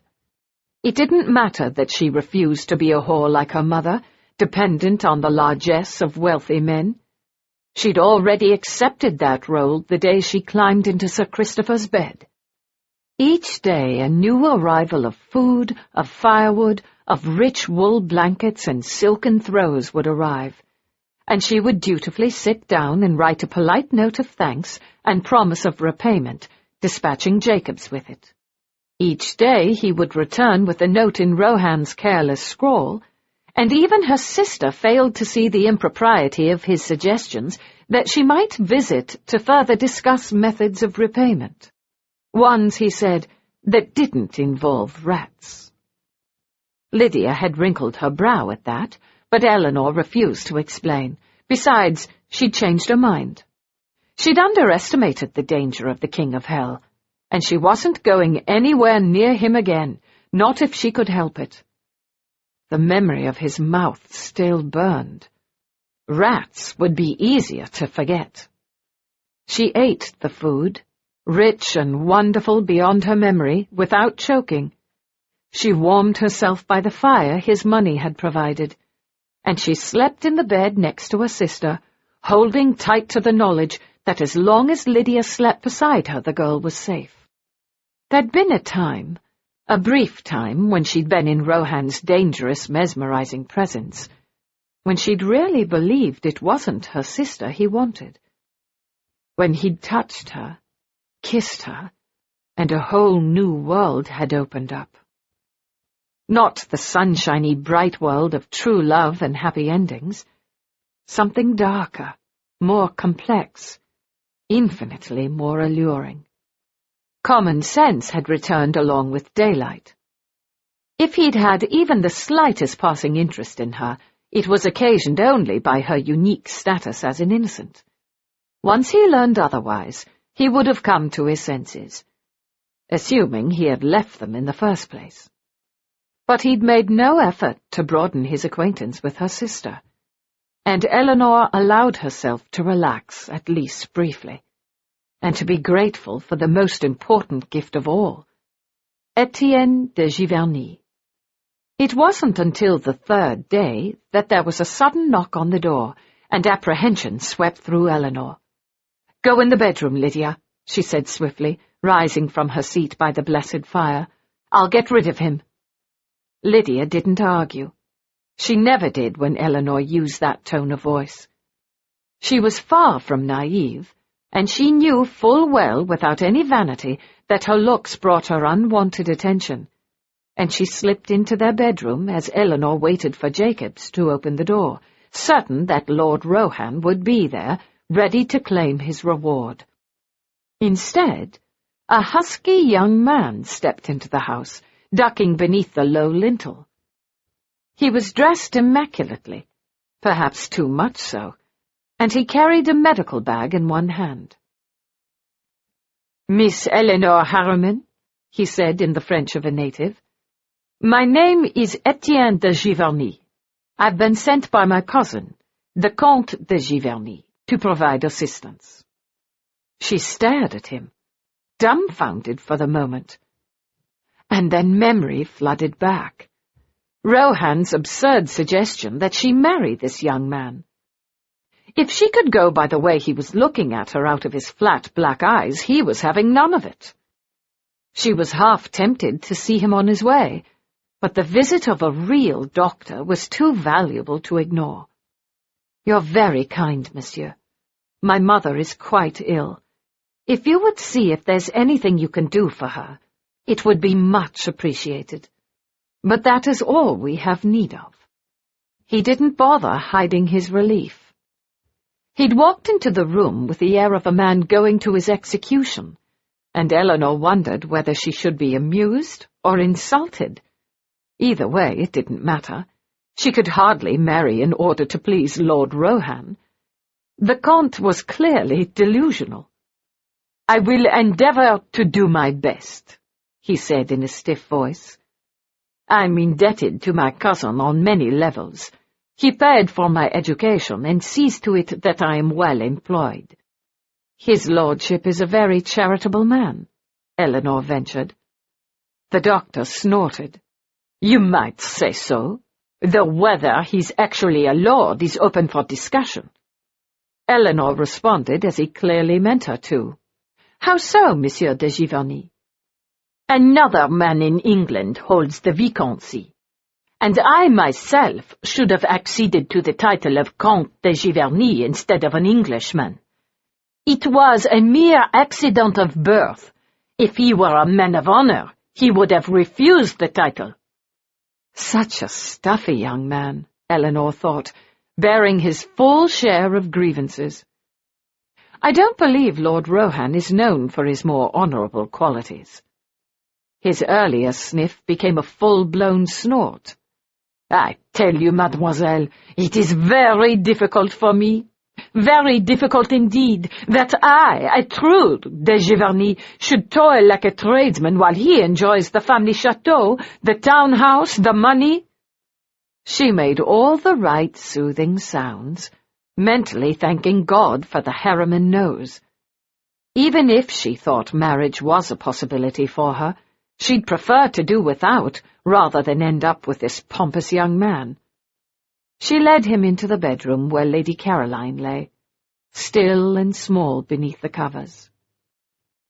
"The Spanish disease," he said knowingly. "She is too far gone. There is nothing that can be done for her but ease her pain." He leaned over and lifted her eyelids. Her eyes were dull and glassy, though she managed a muffled and obscene curse. Elinor could feel the colour stain her cheeks. "I beg your pardon," she said. "It is of no consequence. In the late stages the madness is fully upon them, and very little remains of the person they once were. I'm sure your mother was a kind and generous soul before becoming so afflicted. I assume she contracted this from your father. Is he still alive?" He was looking at her with slightly more approval, since she'd provided him a seemingly captivated audience. "Alas, no. He died recently, leaving us nothing. If it weren't for your cousin, we would be quite destitute." His momentary warmth vanished. "I have laudanum for your mother. You'll need to watch the dosage carefully. As her pain and agitation increase, you'll need to give her more of the tincture. If she's still alive at the end of a fortnight, I'll return to check on her." His voice trailed off as the door opened, and Lydia poked her head in the room. "You don't look like the King of Hell," she said cheerfully, and Elinor groaned. "This is Etienne de Giverny, Lydia. He was just leaving." Her words were cut off as the doctor pushed in front of her, taking one of Lydia's hands in his. "My dear lady," he murmured, "what a trying time for you." Elinor blinked. Why was she surprised? Most men had only to look at Lydia and fall desperately in love. The stiff-necked doctor was no different. "Dr. de Giverny says she hasn't much time left, and we must keep her comfortable, my love," she said. He was about to leave. "On the contrary, Mademoiselle Harriman," he protested, not looking anywhere but into Lydia's blue eyes. "I have yet to complete my examination, and then I will inform you and your sister exactly what you may expect. She is very ill, but that doesn't mean she is past the point of all help. Please." He gestured them out the door. It could be worse, Elinor thought, ordering tea for the three of them. He was a handsome young man, if stuffy, and he even had a trade. He would make Lydia an excellent husband. Before the disease had claimed Lady Caroline's mind, their mother had had grand plans for Lydia. A title, a wealthy husband were to be expected, and there was no saying how high they might look. All that was gone now, and Lydia had no interest in coronets or fortunes. As Madame de Giverny, she would have a strong, stable husband who would give her children, keep her safe, and if Francis Rohan managed to die without reproducing, Lydia might even end up with the French title after all. Elinor wasn't going to think about that.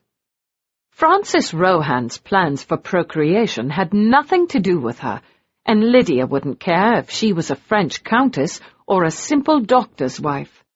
She smiled her sweet smile at Etienne when he came every day, listened to his lectures on modern medical practices, and asked all the right questions. She could prove a helpful assistant in his surgery if he would let her. And in the meantime, the stuffy young man, like so many others, was thoroughly enchanted. He would offer marriage, despite Lydia's lack of a fortune. He was too besotted not to. And Elinor clung to that small hope as the days passed, and her new-found cousin, her only hope for rescue, still didn't return to town. She had no idea whether Etienne reported to the Viscount, but with disconcerting suddenness, his lordship stopped responding to her oh-so-polite thank-you notes. The first day that Jacobs had returned empty-handed, she had paced the thick rug, expecting a messenger at any moment with the delayed missive. No one came. The next morning, there was pheasant and apples and a set of crystal wine glasses, and she sat by the fire and wrote her note, never mentioning his lack of response. For sure, she'd barely noticed, and it wouldn't do to have Francis Rohan think he mattered in the slightest, not to her. There was no return note. And yes, his lordship was most definitely in residence, and had received her note, Jacobs assured her, disapproving. Apparently, his lordship was caught up in plans for some grand party, and the Harrimans had little enough claim on his attention. But the food and fuel and the small gifts kept arriving each morning, and Elinor wrote her dutiful notes, telling herself she was relieved he'd forgotten about them, delighted, in fact. If Lydia proved amenable, then rescue was at hand. In the meantime, she would forget about Viscount Rohan, even as she lost herself in the books he sent her, and prayed that the slim hope fate had dangled in front of her wasn't to be snatched away. Lydia slipped on her sabots, pulled the thick woolen cloak around her shoulders, and grabbed the marketing basket. It was a warmer day in this long, cold winter, and Lydia had been cooped up for too long. Elinor tended to be too protective, but a trip to the market was among her allowed single excursions, as long as Jacobs kept an eye on her. The sun was shining for the first time in what seemed like weeks, and she almost thought that spring might be a possibility. Most importantly, she needed an escape from the tiny house, from the spectre of Lady Caroline's imminent death, from Elinor's constant worry, from Etienne de Giverny's oppressive presence. She knew what he wanted. She could feel the full weight of Elinor's approval, of Nanny's concern. He would make an excellent husband. There was no denying it. He was handsome, not unkind, with a good living that could support them all if need be. With the devilish Viscount Rohan behind him, he was better than she could have hoped for. And she would say yes, once he brought himself to ask for her. She would marry him and sleep in his bed and bear his children, and no one would ever guess that she dreamed of someone else. But that was in the future, and Lydia was a firm believer in not borrowing trouble. Sufficient unto the day is the evil thereof were words she believed in, and this day was filled with sunshine and blue sky, and she had money enough to buy fresh bread and cheese. Elinor would have a fit if she knew Rohan's daily largesse included French livres. Nanny had enough sense to confiscate the money before Elinor noticed, and she'd built up a tidy little nest egg, enough to cover some of the small pleasantries of life. The great market of Les Halles was only a brisk 10-minute walk away. Lydia could almost feel sorry for poor Jacobs, struggling to keep up with her. She slowed her pace, ignoring the energy that felt ready to burst free. She'd been kept bottled up for too long, like old champagne, and soon enough she'd be put back in to moulder away. Right now she wanted to dance, to breathe, to run through the streets. She came to an abrupt stop, her empty basket still swinging on her arm. She glanced behind her, but there was no sign of Jacobs. She'd managed to outpace him again. And directly ahead of her, staring up at a row of buildings that overlooked the busy street, was Mr. Charles Redding. She had absolutely no doubt it was he, even though she'd only seen him on that one brief occasion when she'd been so worried about her mother and Elinor that she shouldn't even have paid attention to him. But paid attention she had.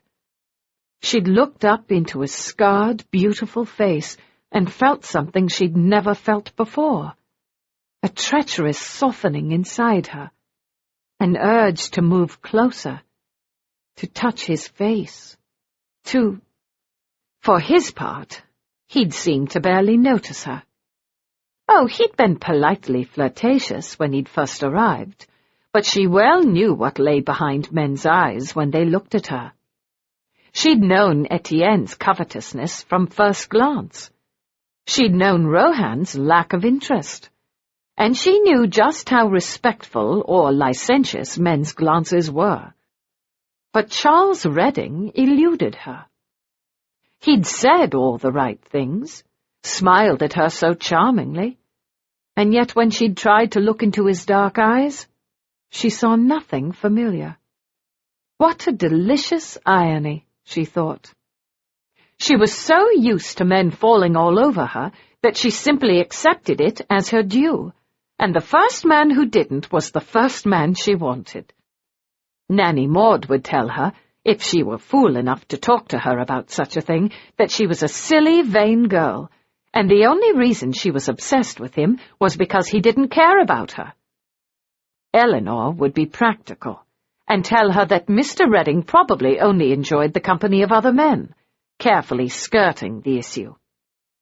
So she didn't bother discussing it with anyone, which probably made his hold on her imagination even stronger. If she'd simply been able to talk about her feelings, she might have moved past them days ago. And now, here he was, staring up at the rooftops across the way as if he'd find the Holy Grail up there. She was half tempted to turn and walk the other way. She could feel an unexpected flush rise to her cheeks, and she put one gloved hand up to cool it. She was being ridiculous, she told herself. It was a very good thing that he had no interest in her. It meant she could talk to him without being worried about untoward advances. Maybe he did like only men. Lydia squared her shoulders, put her bonnet more firmly on her head, and started toward him, a determined smile on her face. He must have sensed that someone was approaching. He spun around before she reached him, and one hand had gone instinctively to the sword that hung at one hip.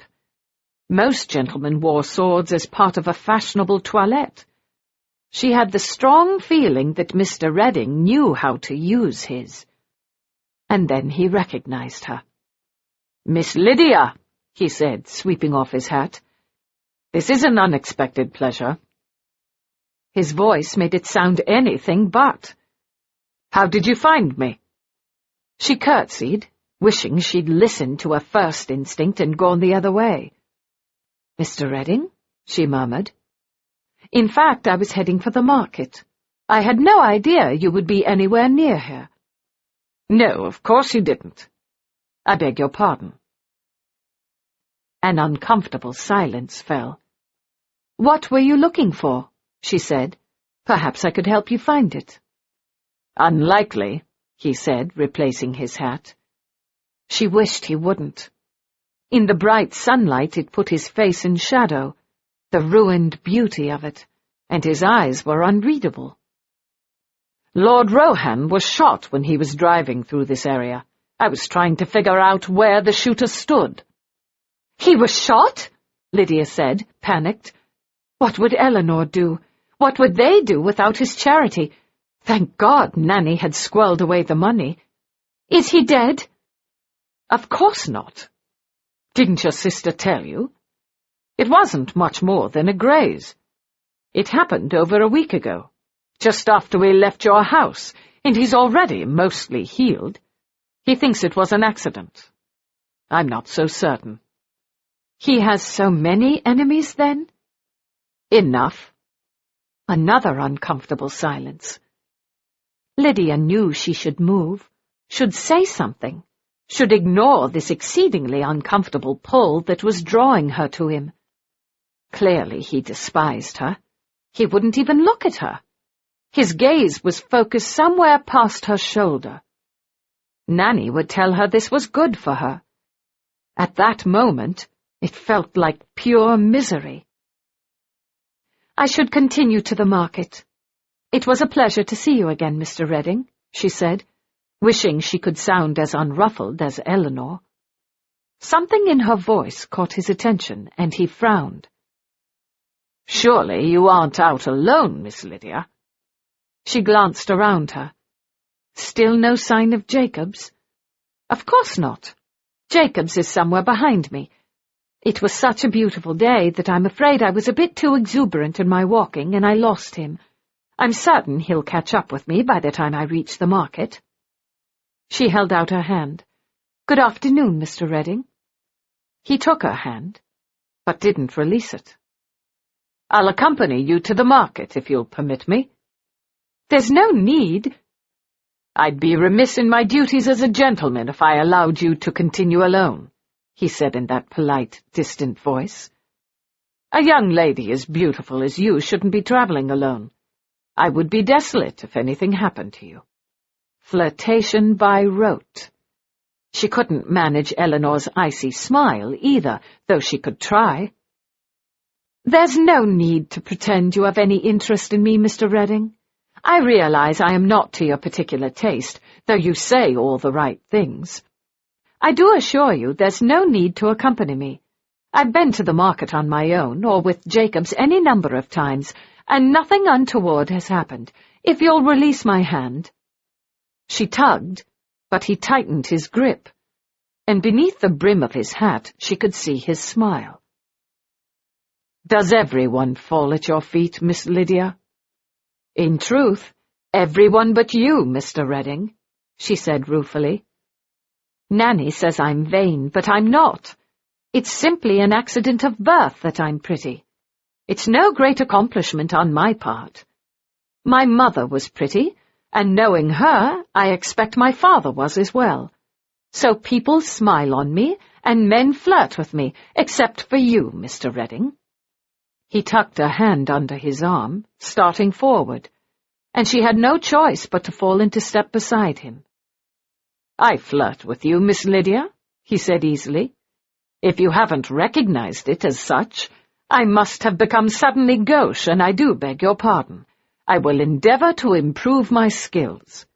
Shall I tell you how exquisite your golden curls are, your delicate British complexion, that you move so gracefully angels would weep in jealousy, that your smile brightens every encounter, a sonnet, perhaps?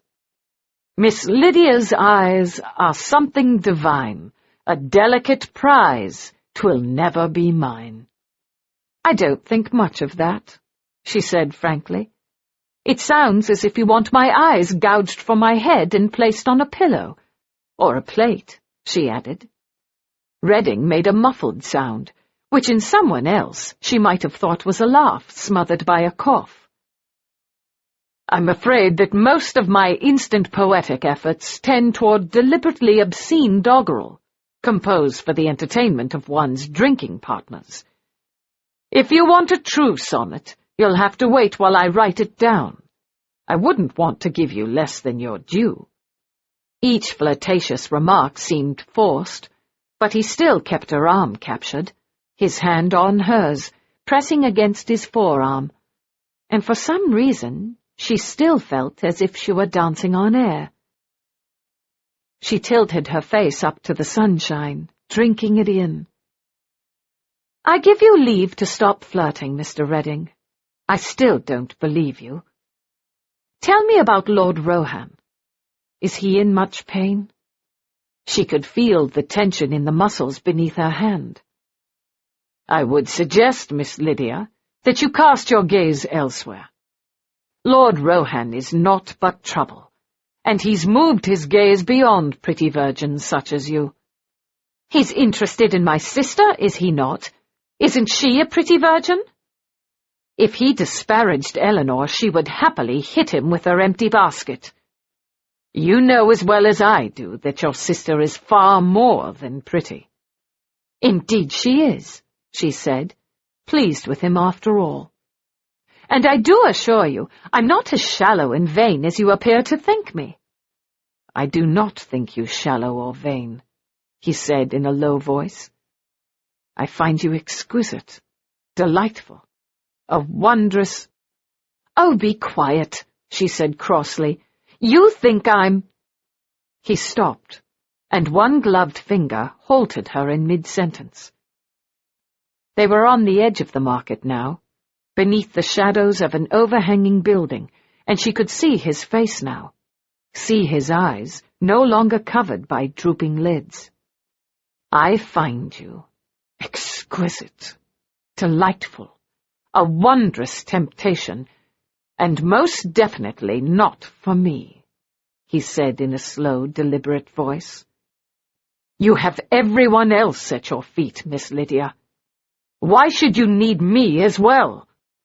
For a moment she couldn't speak, mesmerized by the torment she saw in the dark depths of his eyes. "Because you're the one I want," she said in a hushed voice, shocked at herself, shocked at the simple truth of it. He stared down at her for a long moment. And then his head moved, and she knew he was going to kiss her, here in this marketplace full of people. He was going to put his scarred mouth on hers, and she was going to throw her arms around him and kiss him back. "There you are, Miss Lydia!" Jacob's voice broke the moment, and Redding released her arm. She turned, feeling the heat flood her cheeks. "I thought I'd lost you, Jacobs," she said in a determinedly cheerful voice, as if she hadn't just lost her only chance for the best kiss of her life. "Mr. Redding was kind enough to escort me in your place." She turned back to him, ready to say all the polite things, and then the words, the breath left her, as she finally looked into his eyes and saw the truth. A moment later it was gone, and he bowed over her hand. "Your servant, Miss Lydia," he murmured, and a moment later he was gone, swallowed up by the crowds. She stood motionless, watching him until he disappeared, her heart hammering. It was no wonder she hadn't been able to read his thoughts, his feelings in his dark, shaded eyes. They were deeper, more powerful than she'd ever imagined. Too powerful to put into words. All she knew was she wanted to run after him, throwing caution, throwing everything to the winds. He'd said she wasn't for the likes of him. She didn't care. She'd follow him anywhere. Miss Lydia! Jacobs broke through her momentary dream, bringing her back to reality with a thud. "We need to finish the marketing and get back home. The doctor is due this afternoon, and he was going to take you to the park for a picnic." He made it sound like an operation. Etienne, she thought miserably. The man she was going to marry. The right man for her. If she learned to stop dreaming... "I think we need tripe," she said. "Come along, Jacobs. You're right, we'd best hurry." She told herself to stop thinking about Mr. Redding's eyes immediately. And she almost succeeded. 13. Elinor was sitting alone in the refurbished parlour, rereading a book of philosophy. There was a thick Persian carpet on the floor, heavy damask drapes covering the dreary windows, and the chair beneath her was sinfully comfortable.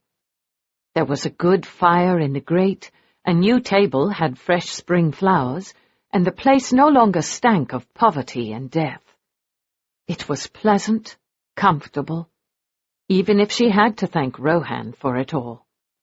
She'd allowed Lydia to accompany Etienne on his rounds that afternoon, after her morning visit to the market. Lydia had returned, flushed and abstracted, retiring to the bedroom until the doctor arrived. By then she was her usual sweet, smiling self, the shadow gone from her eyes. Almost. What could have happened at the market, with Jacobs close by, that could have overset her? It was probably her active imagination. She was so used to disaster that it was hard to believe that disaster had been averted. If things continued as they were, Lydia would marry the doctor and bring Nanny Maud and Jacobs into their household. Elinor would even be willing to face the king of hell in his den in order to make that possible. And then she would be blissfully, deliriously free. The thought was terrifying, intoxicating. One thing was certain. She wouldn't move in with her sister. She could already see the way Etienne's mind worked, and he would doubtless welcome another conscripted pair of hands, someone to work for the dubious charity of a bed and food. She would find something, anything. She might travel back to England. Surely there was something she could do. Her education had been sadly neglected. She was dismal at watercolours. Her attempts on the pianoforte were painful for all, and her knitting was disastrous. She could, however, translate Latin with dizzying speed, and presumably still ride a horse, if rumours were true and you never lost that particular skill. At least her plain looks would be to her advantage if she were to apply for work as a governess. No woman wanted a pretty creature who might lure either the young gentleman of the household or, even worse, the patriarch. Surely she could... The knock on the door broke through these ruminations, and for a moment her stomach knotted in crazed hope, and she half rose from her chair, wanting to race to the door. She sat back down, taking a deep, calming breath, as Jacobs went to answer the summons. But she knew immediately that the caller was a stranger. As expected, Viscount Rohan had forgotten her existence. "Baron Tolliver to see you, Miss Elinor," Jacobs announced in his most proper voice. And Elinor rose, prepared to meet her long-lost cousin and her last best hope for the future. It was absolutely ridiculous that he was having such a damnably hard time putting Miss Elinor Harriman out of his mind, Rohan thought as he surveyed the decorations. The 2-week celebration was usually the high point of the year, and his servants had been preparing for months. The curtains in the ballroom were hung with black. Every bedroom, and in fact every flat surface, had been gone over, prepared for unparalleled lechery. Food was spilling from the kitchens, excitement was building, and a ceremony of induction had been meticulously planned. The members of the heavenly host were, in effect, a relatively small select number, but there had been a spate of recent requests to join them, and Rohan had been considering them. In particular, one name stood out, and he was more than mildly interested in how the gentleman in question would comport himself. The newcomers were usually a greedy lot, unable to comprehend that everything was available for their pleasure. Do what thou wilt. Eat and drink and gamble with no limit. Partake of the pleasures of the flesh with any and all who were willing, and no variation was forbidden. He had one room devoted to the giving and receiving of pain, others for dedicated play. One of the most popular was the chapel, where the members could mock the notion of the devil and the scriptures of the church. He'd outgrown the silliness of spitting in the eye of God, but other, more devout souls found it the epitome of titillation. In fact, he wasn't quite sure what he was looking forward to this time around. Pain had lost its appeal, costumes felt forced, and in truth, he could think of no one he wanted, no female who stirred his blood. He leaned back, lazily considering whether he had reached a point where those of his own sex held any allure. But after a moment he dismissed the notion reluctantly. He had no rules, and he could care less where his sexual drives took him. He only regretted that right now they were taking him nowhere but to a tumble-down house in Rue de Pelican. Redding would tell him his mind was disordered, and in fact he did so almost nightly, when he accompanied Rohan home from a rout or a card party or some less savory entertainment. Because, for some quixotic reason, his coach ride home invariably included a trip past the dark streets that housed the Harriman family. Redding had the good sense not to ask him why he ordered his coachman to take that particular route, and Rohan didn't volunteer any reason. He knew full well that Redding was pining for the sister, poor fool, and refusing to admit it. And Rohan was perfectly happy to be assured that the wretched little household was safe for the night. Every night Rohan told himself that this would be the last time. If he was concerned, which he would deny to his last breath, he could always send a servant to check on her. She'd already made 2 champions.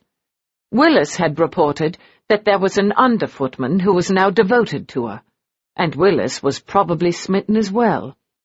God knows Mrs. Clark was going to have his ears if he hurt her. Strange how everyone was drawn to such a plain, difficult woman. But maybe that would make things easier for him. He could simply charge them all with the task of making certain she and her family were well and forget about her himself. Indeed, that was exactly what he would do. No more trips out of his way. He would head directly home from wherever he chose to spend his evenings and rely on a servant to keep him informed. Perhaps then he could stop thinking about her and concentrate on the revels. There would be new guests, freshly arrived from England and the rest of the continent. There would be proper aristocratic wives who finally discovered their husbands weren't meeting their needs, lower-class women of limited experience looking for a protector and the more comfortable way of life an alliance with the host could bring.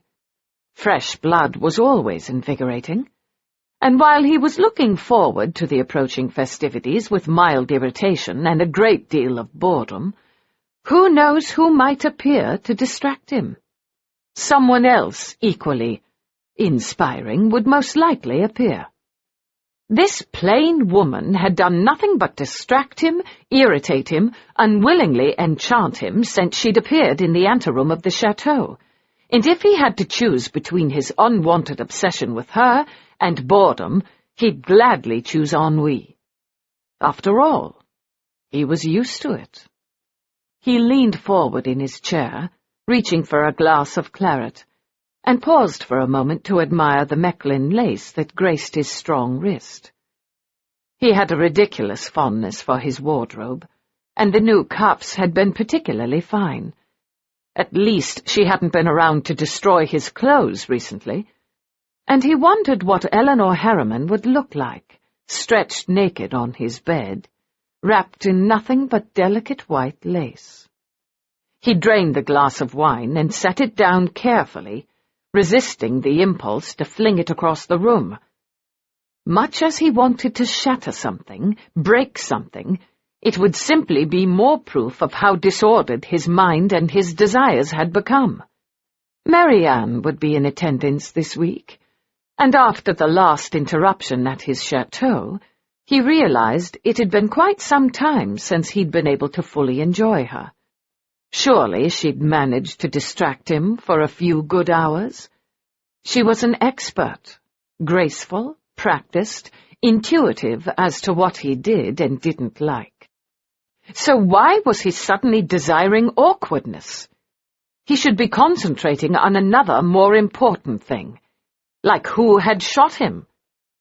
Was it his so dear French heir, the disgruntled Etienne, or someone else he'd managed to offend during his long, wicked life?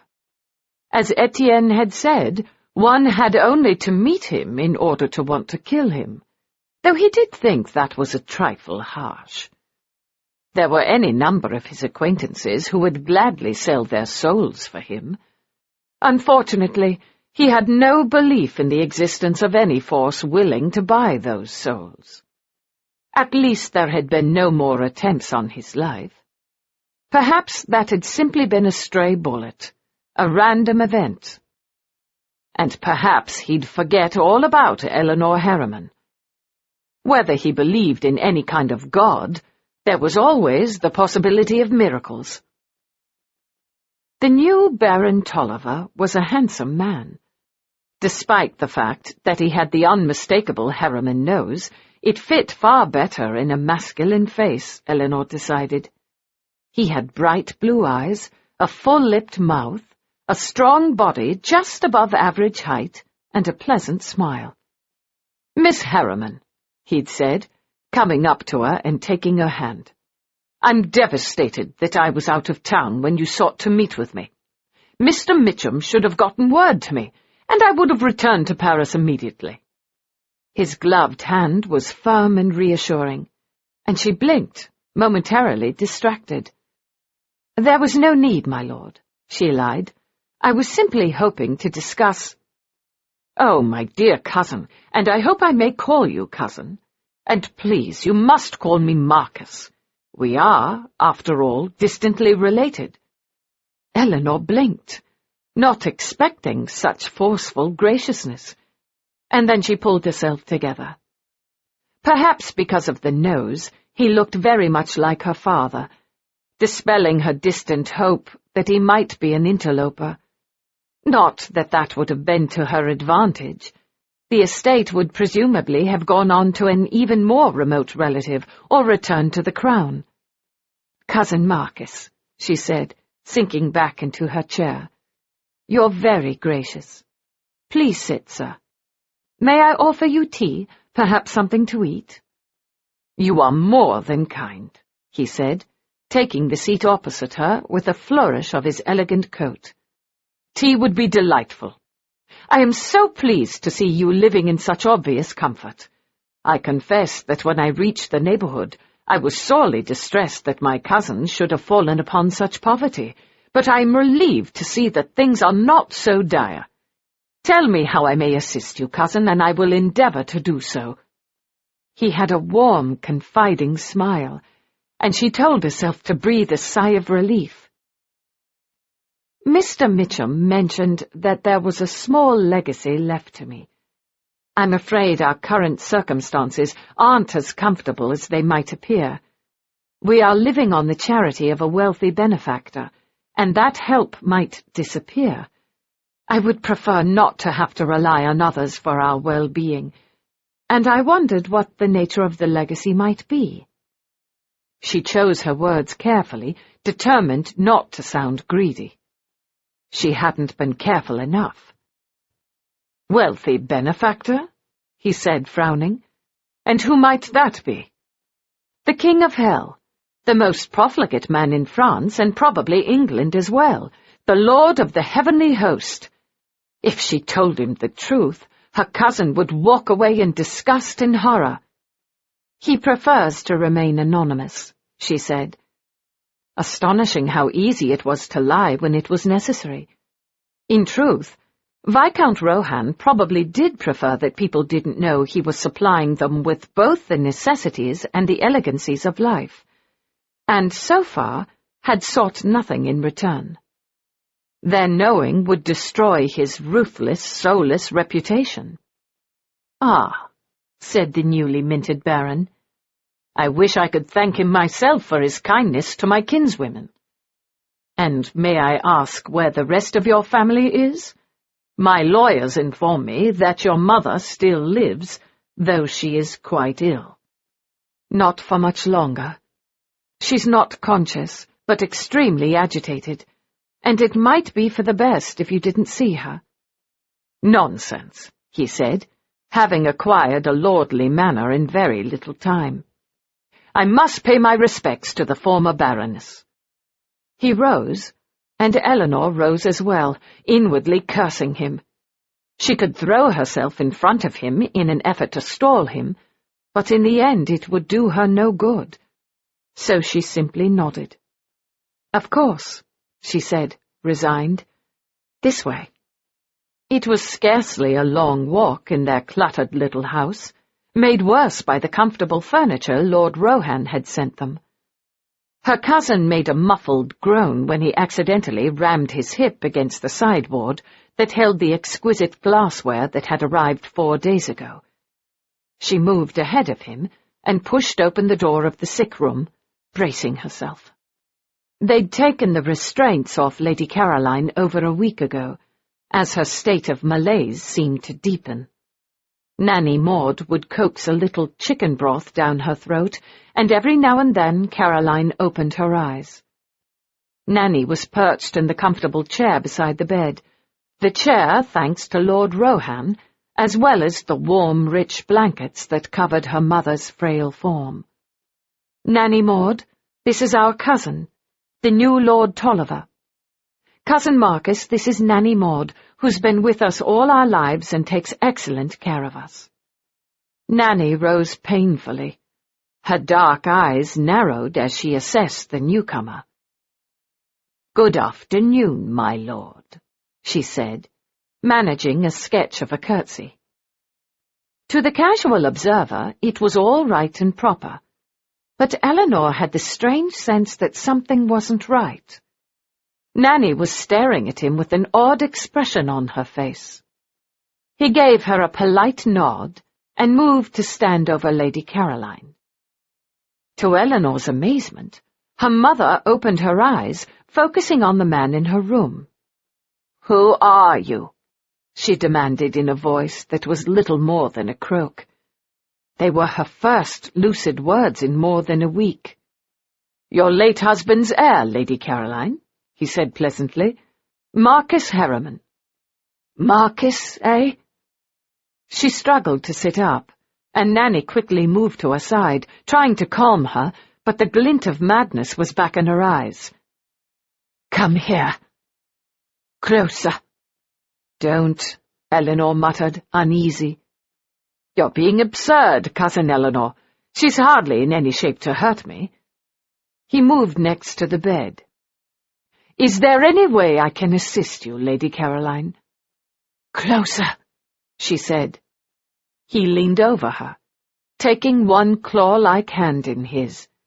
And before Elinor could cry out, her mother managed to pull him off balance so that he tumbled onto the bed with her, and one of her gnarled hands clawed at the front of his breeches as she began to curse and shout, terrible, filthy words, animal words. Marcus scrambled to his feet, horrified, and Elinor took his arm, pulling him from the room. "She's not well," she said helplessly. He was bleeding. She'd managed to scratch his face, and as Elinor shut the door firmly behind them, she could still hear her mother's screams, followed by Nanny's soothing words. She half expected him to brush off her offer of assistance, to storm from the house in disgust, but he simply looked at her with pity. You poor girl. It was almost enough to make her weep. Almost. She'd shown that weakness only once in her memory, in front of the worst possible person. She wasn't going to succumb to it again. "We manage," she said briskly. "The doctor says she hasn't long left, and these bouts of excitation simply mean the end is coming closer. Nanny Maud is wonderful with her, and Lydia and I are fine on our own. And your father left you nothing? Unconscionable!" She managed a wry smile. "Indeed, you'd know more about that than I do, sir. I gather the entire estate was entailed, and there was nothing set aside for his children." Cousin Marcus looked faintly uncomfortable. "In point of fact, I don't believe your sister actually is—" "My sister was born in wedlock to my mother and father, and by rule of law she's a legitimate offspring," Elinor said shortly, her temper getting the better of her. "You know your law well. You're an educated woman. I wonder at that, given your ramshackle upbringing." He meant no disrespect, she reminded herself, even as she resisted the temptation to snap back. "I like to read," she said stiffly. "And you're an intelligent woman. You cannot believe how admirable that is, in this day and age of silly young misses. I would much prefer the companionship of an older, plainer woman of sense than a pretty, shallow young thing." She just barely managed to smile. "Too kind," she said through her teeth. "I'm afraid Nanny's too busy right now to make us tea." The screams were muffled but ongoing, and Cousin Marcus had a labored expression. "This is clearly a difficult time. I'll return when things are more settled." He was already edging toward the door. "But you haven't told me of my father's bequest. And your face is bleeding. At least let me see to your wounds before you go out in public," she protested. "We can discuss this all at a later date," he said, dabbing at his face with a lacy handkerchief. "As Mr. Mitchum told you, it's only a token, but I wish to do your father's bidding as best I can." He didn't wait for Jacobs to reappear and open the door. He was already halfway out it. "Adieu, dear lady." She watched him go. He walked well. He wore boots instead of the elegant shoes that Rohan favored, and if he had the trace of a swagger, he was doubtless justified. He was a peer of the realm, a strong, handsome man in the prime of life. He had every reason to strut. She closed the door behind him. Her mother's screams had finally quieted now that Cousin Marcus had left, and she moved quietly to Caroline's bedroom, opening the door a crack. Her mother had slipped back into a drugged sleep. "Shouldn't we tie her to the bed again?" she whispered to Nanny Maud. The old lady had a troubled expression on her face. "No need," Nanny said. "These fits are followed by bouts of sleep. She won't move or speak for days." "Who was that gentleman again?" She changed subjects abruptly. "I introduced you. He's our cousin, Marcus Harriman." "I don't remember any Marcus. and I lived on that estate for the first 50 years of my life." "He's distant kin, the closest they could come up with, but I'm sure it's all as it should be." Nanny shook her head, still not satisfied. "I didn't think there were any other branches of the family." "Well, there's no doubting he's got the Harriman look. And if it wasn't him, the estate would be going to someone else. At least he seems willing to meet with me." "Indeed," Nanny said, not sounding happy. "Next time he comes to visit, we'll have Jacob stay with your mamma. I want to ask him a few questions." The thought of fierce little Nanny Maud interviewing the new Baron Tolliver was entertaining enough to lift the dark cloud that had settled around her heart. She was contriving as best she could. For now, she could try to be patient. She moved back to a seat by the fire and picked up her book.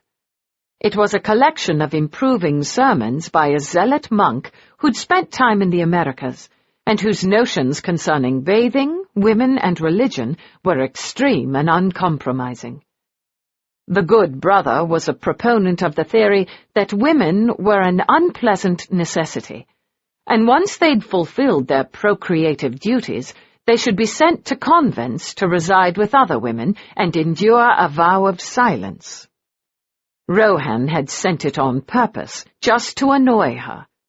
But the written word was scarce enough that she even read this wretched book, alternately cursing its giver. And she tried not to think about Francis Viscount Rohan or his heavenly host. This audiobook has been broken into multiple parts to make the download faster. You have reached the end of a part, but not the end of the complete audiobook. So please check your library for the next part of this audiobook. Audible hopes you have enjoyed this program.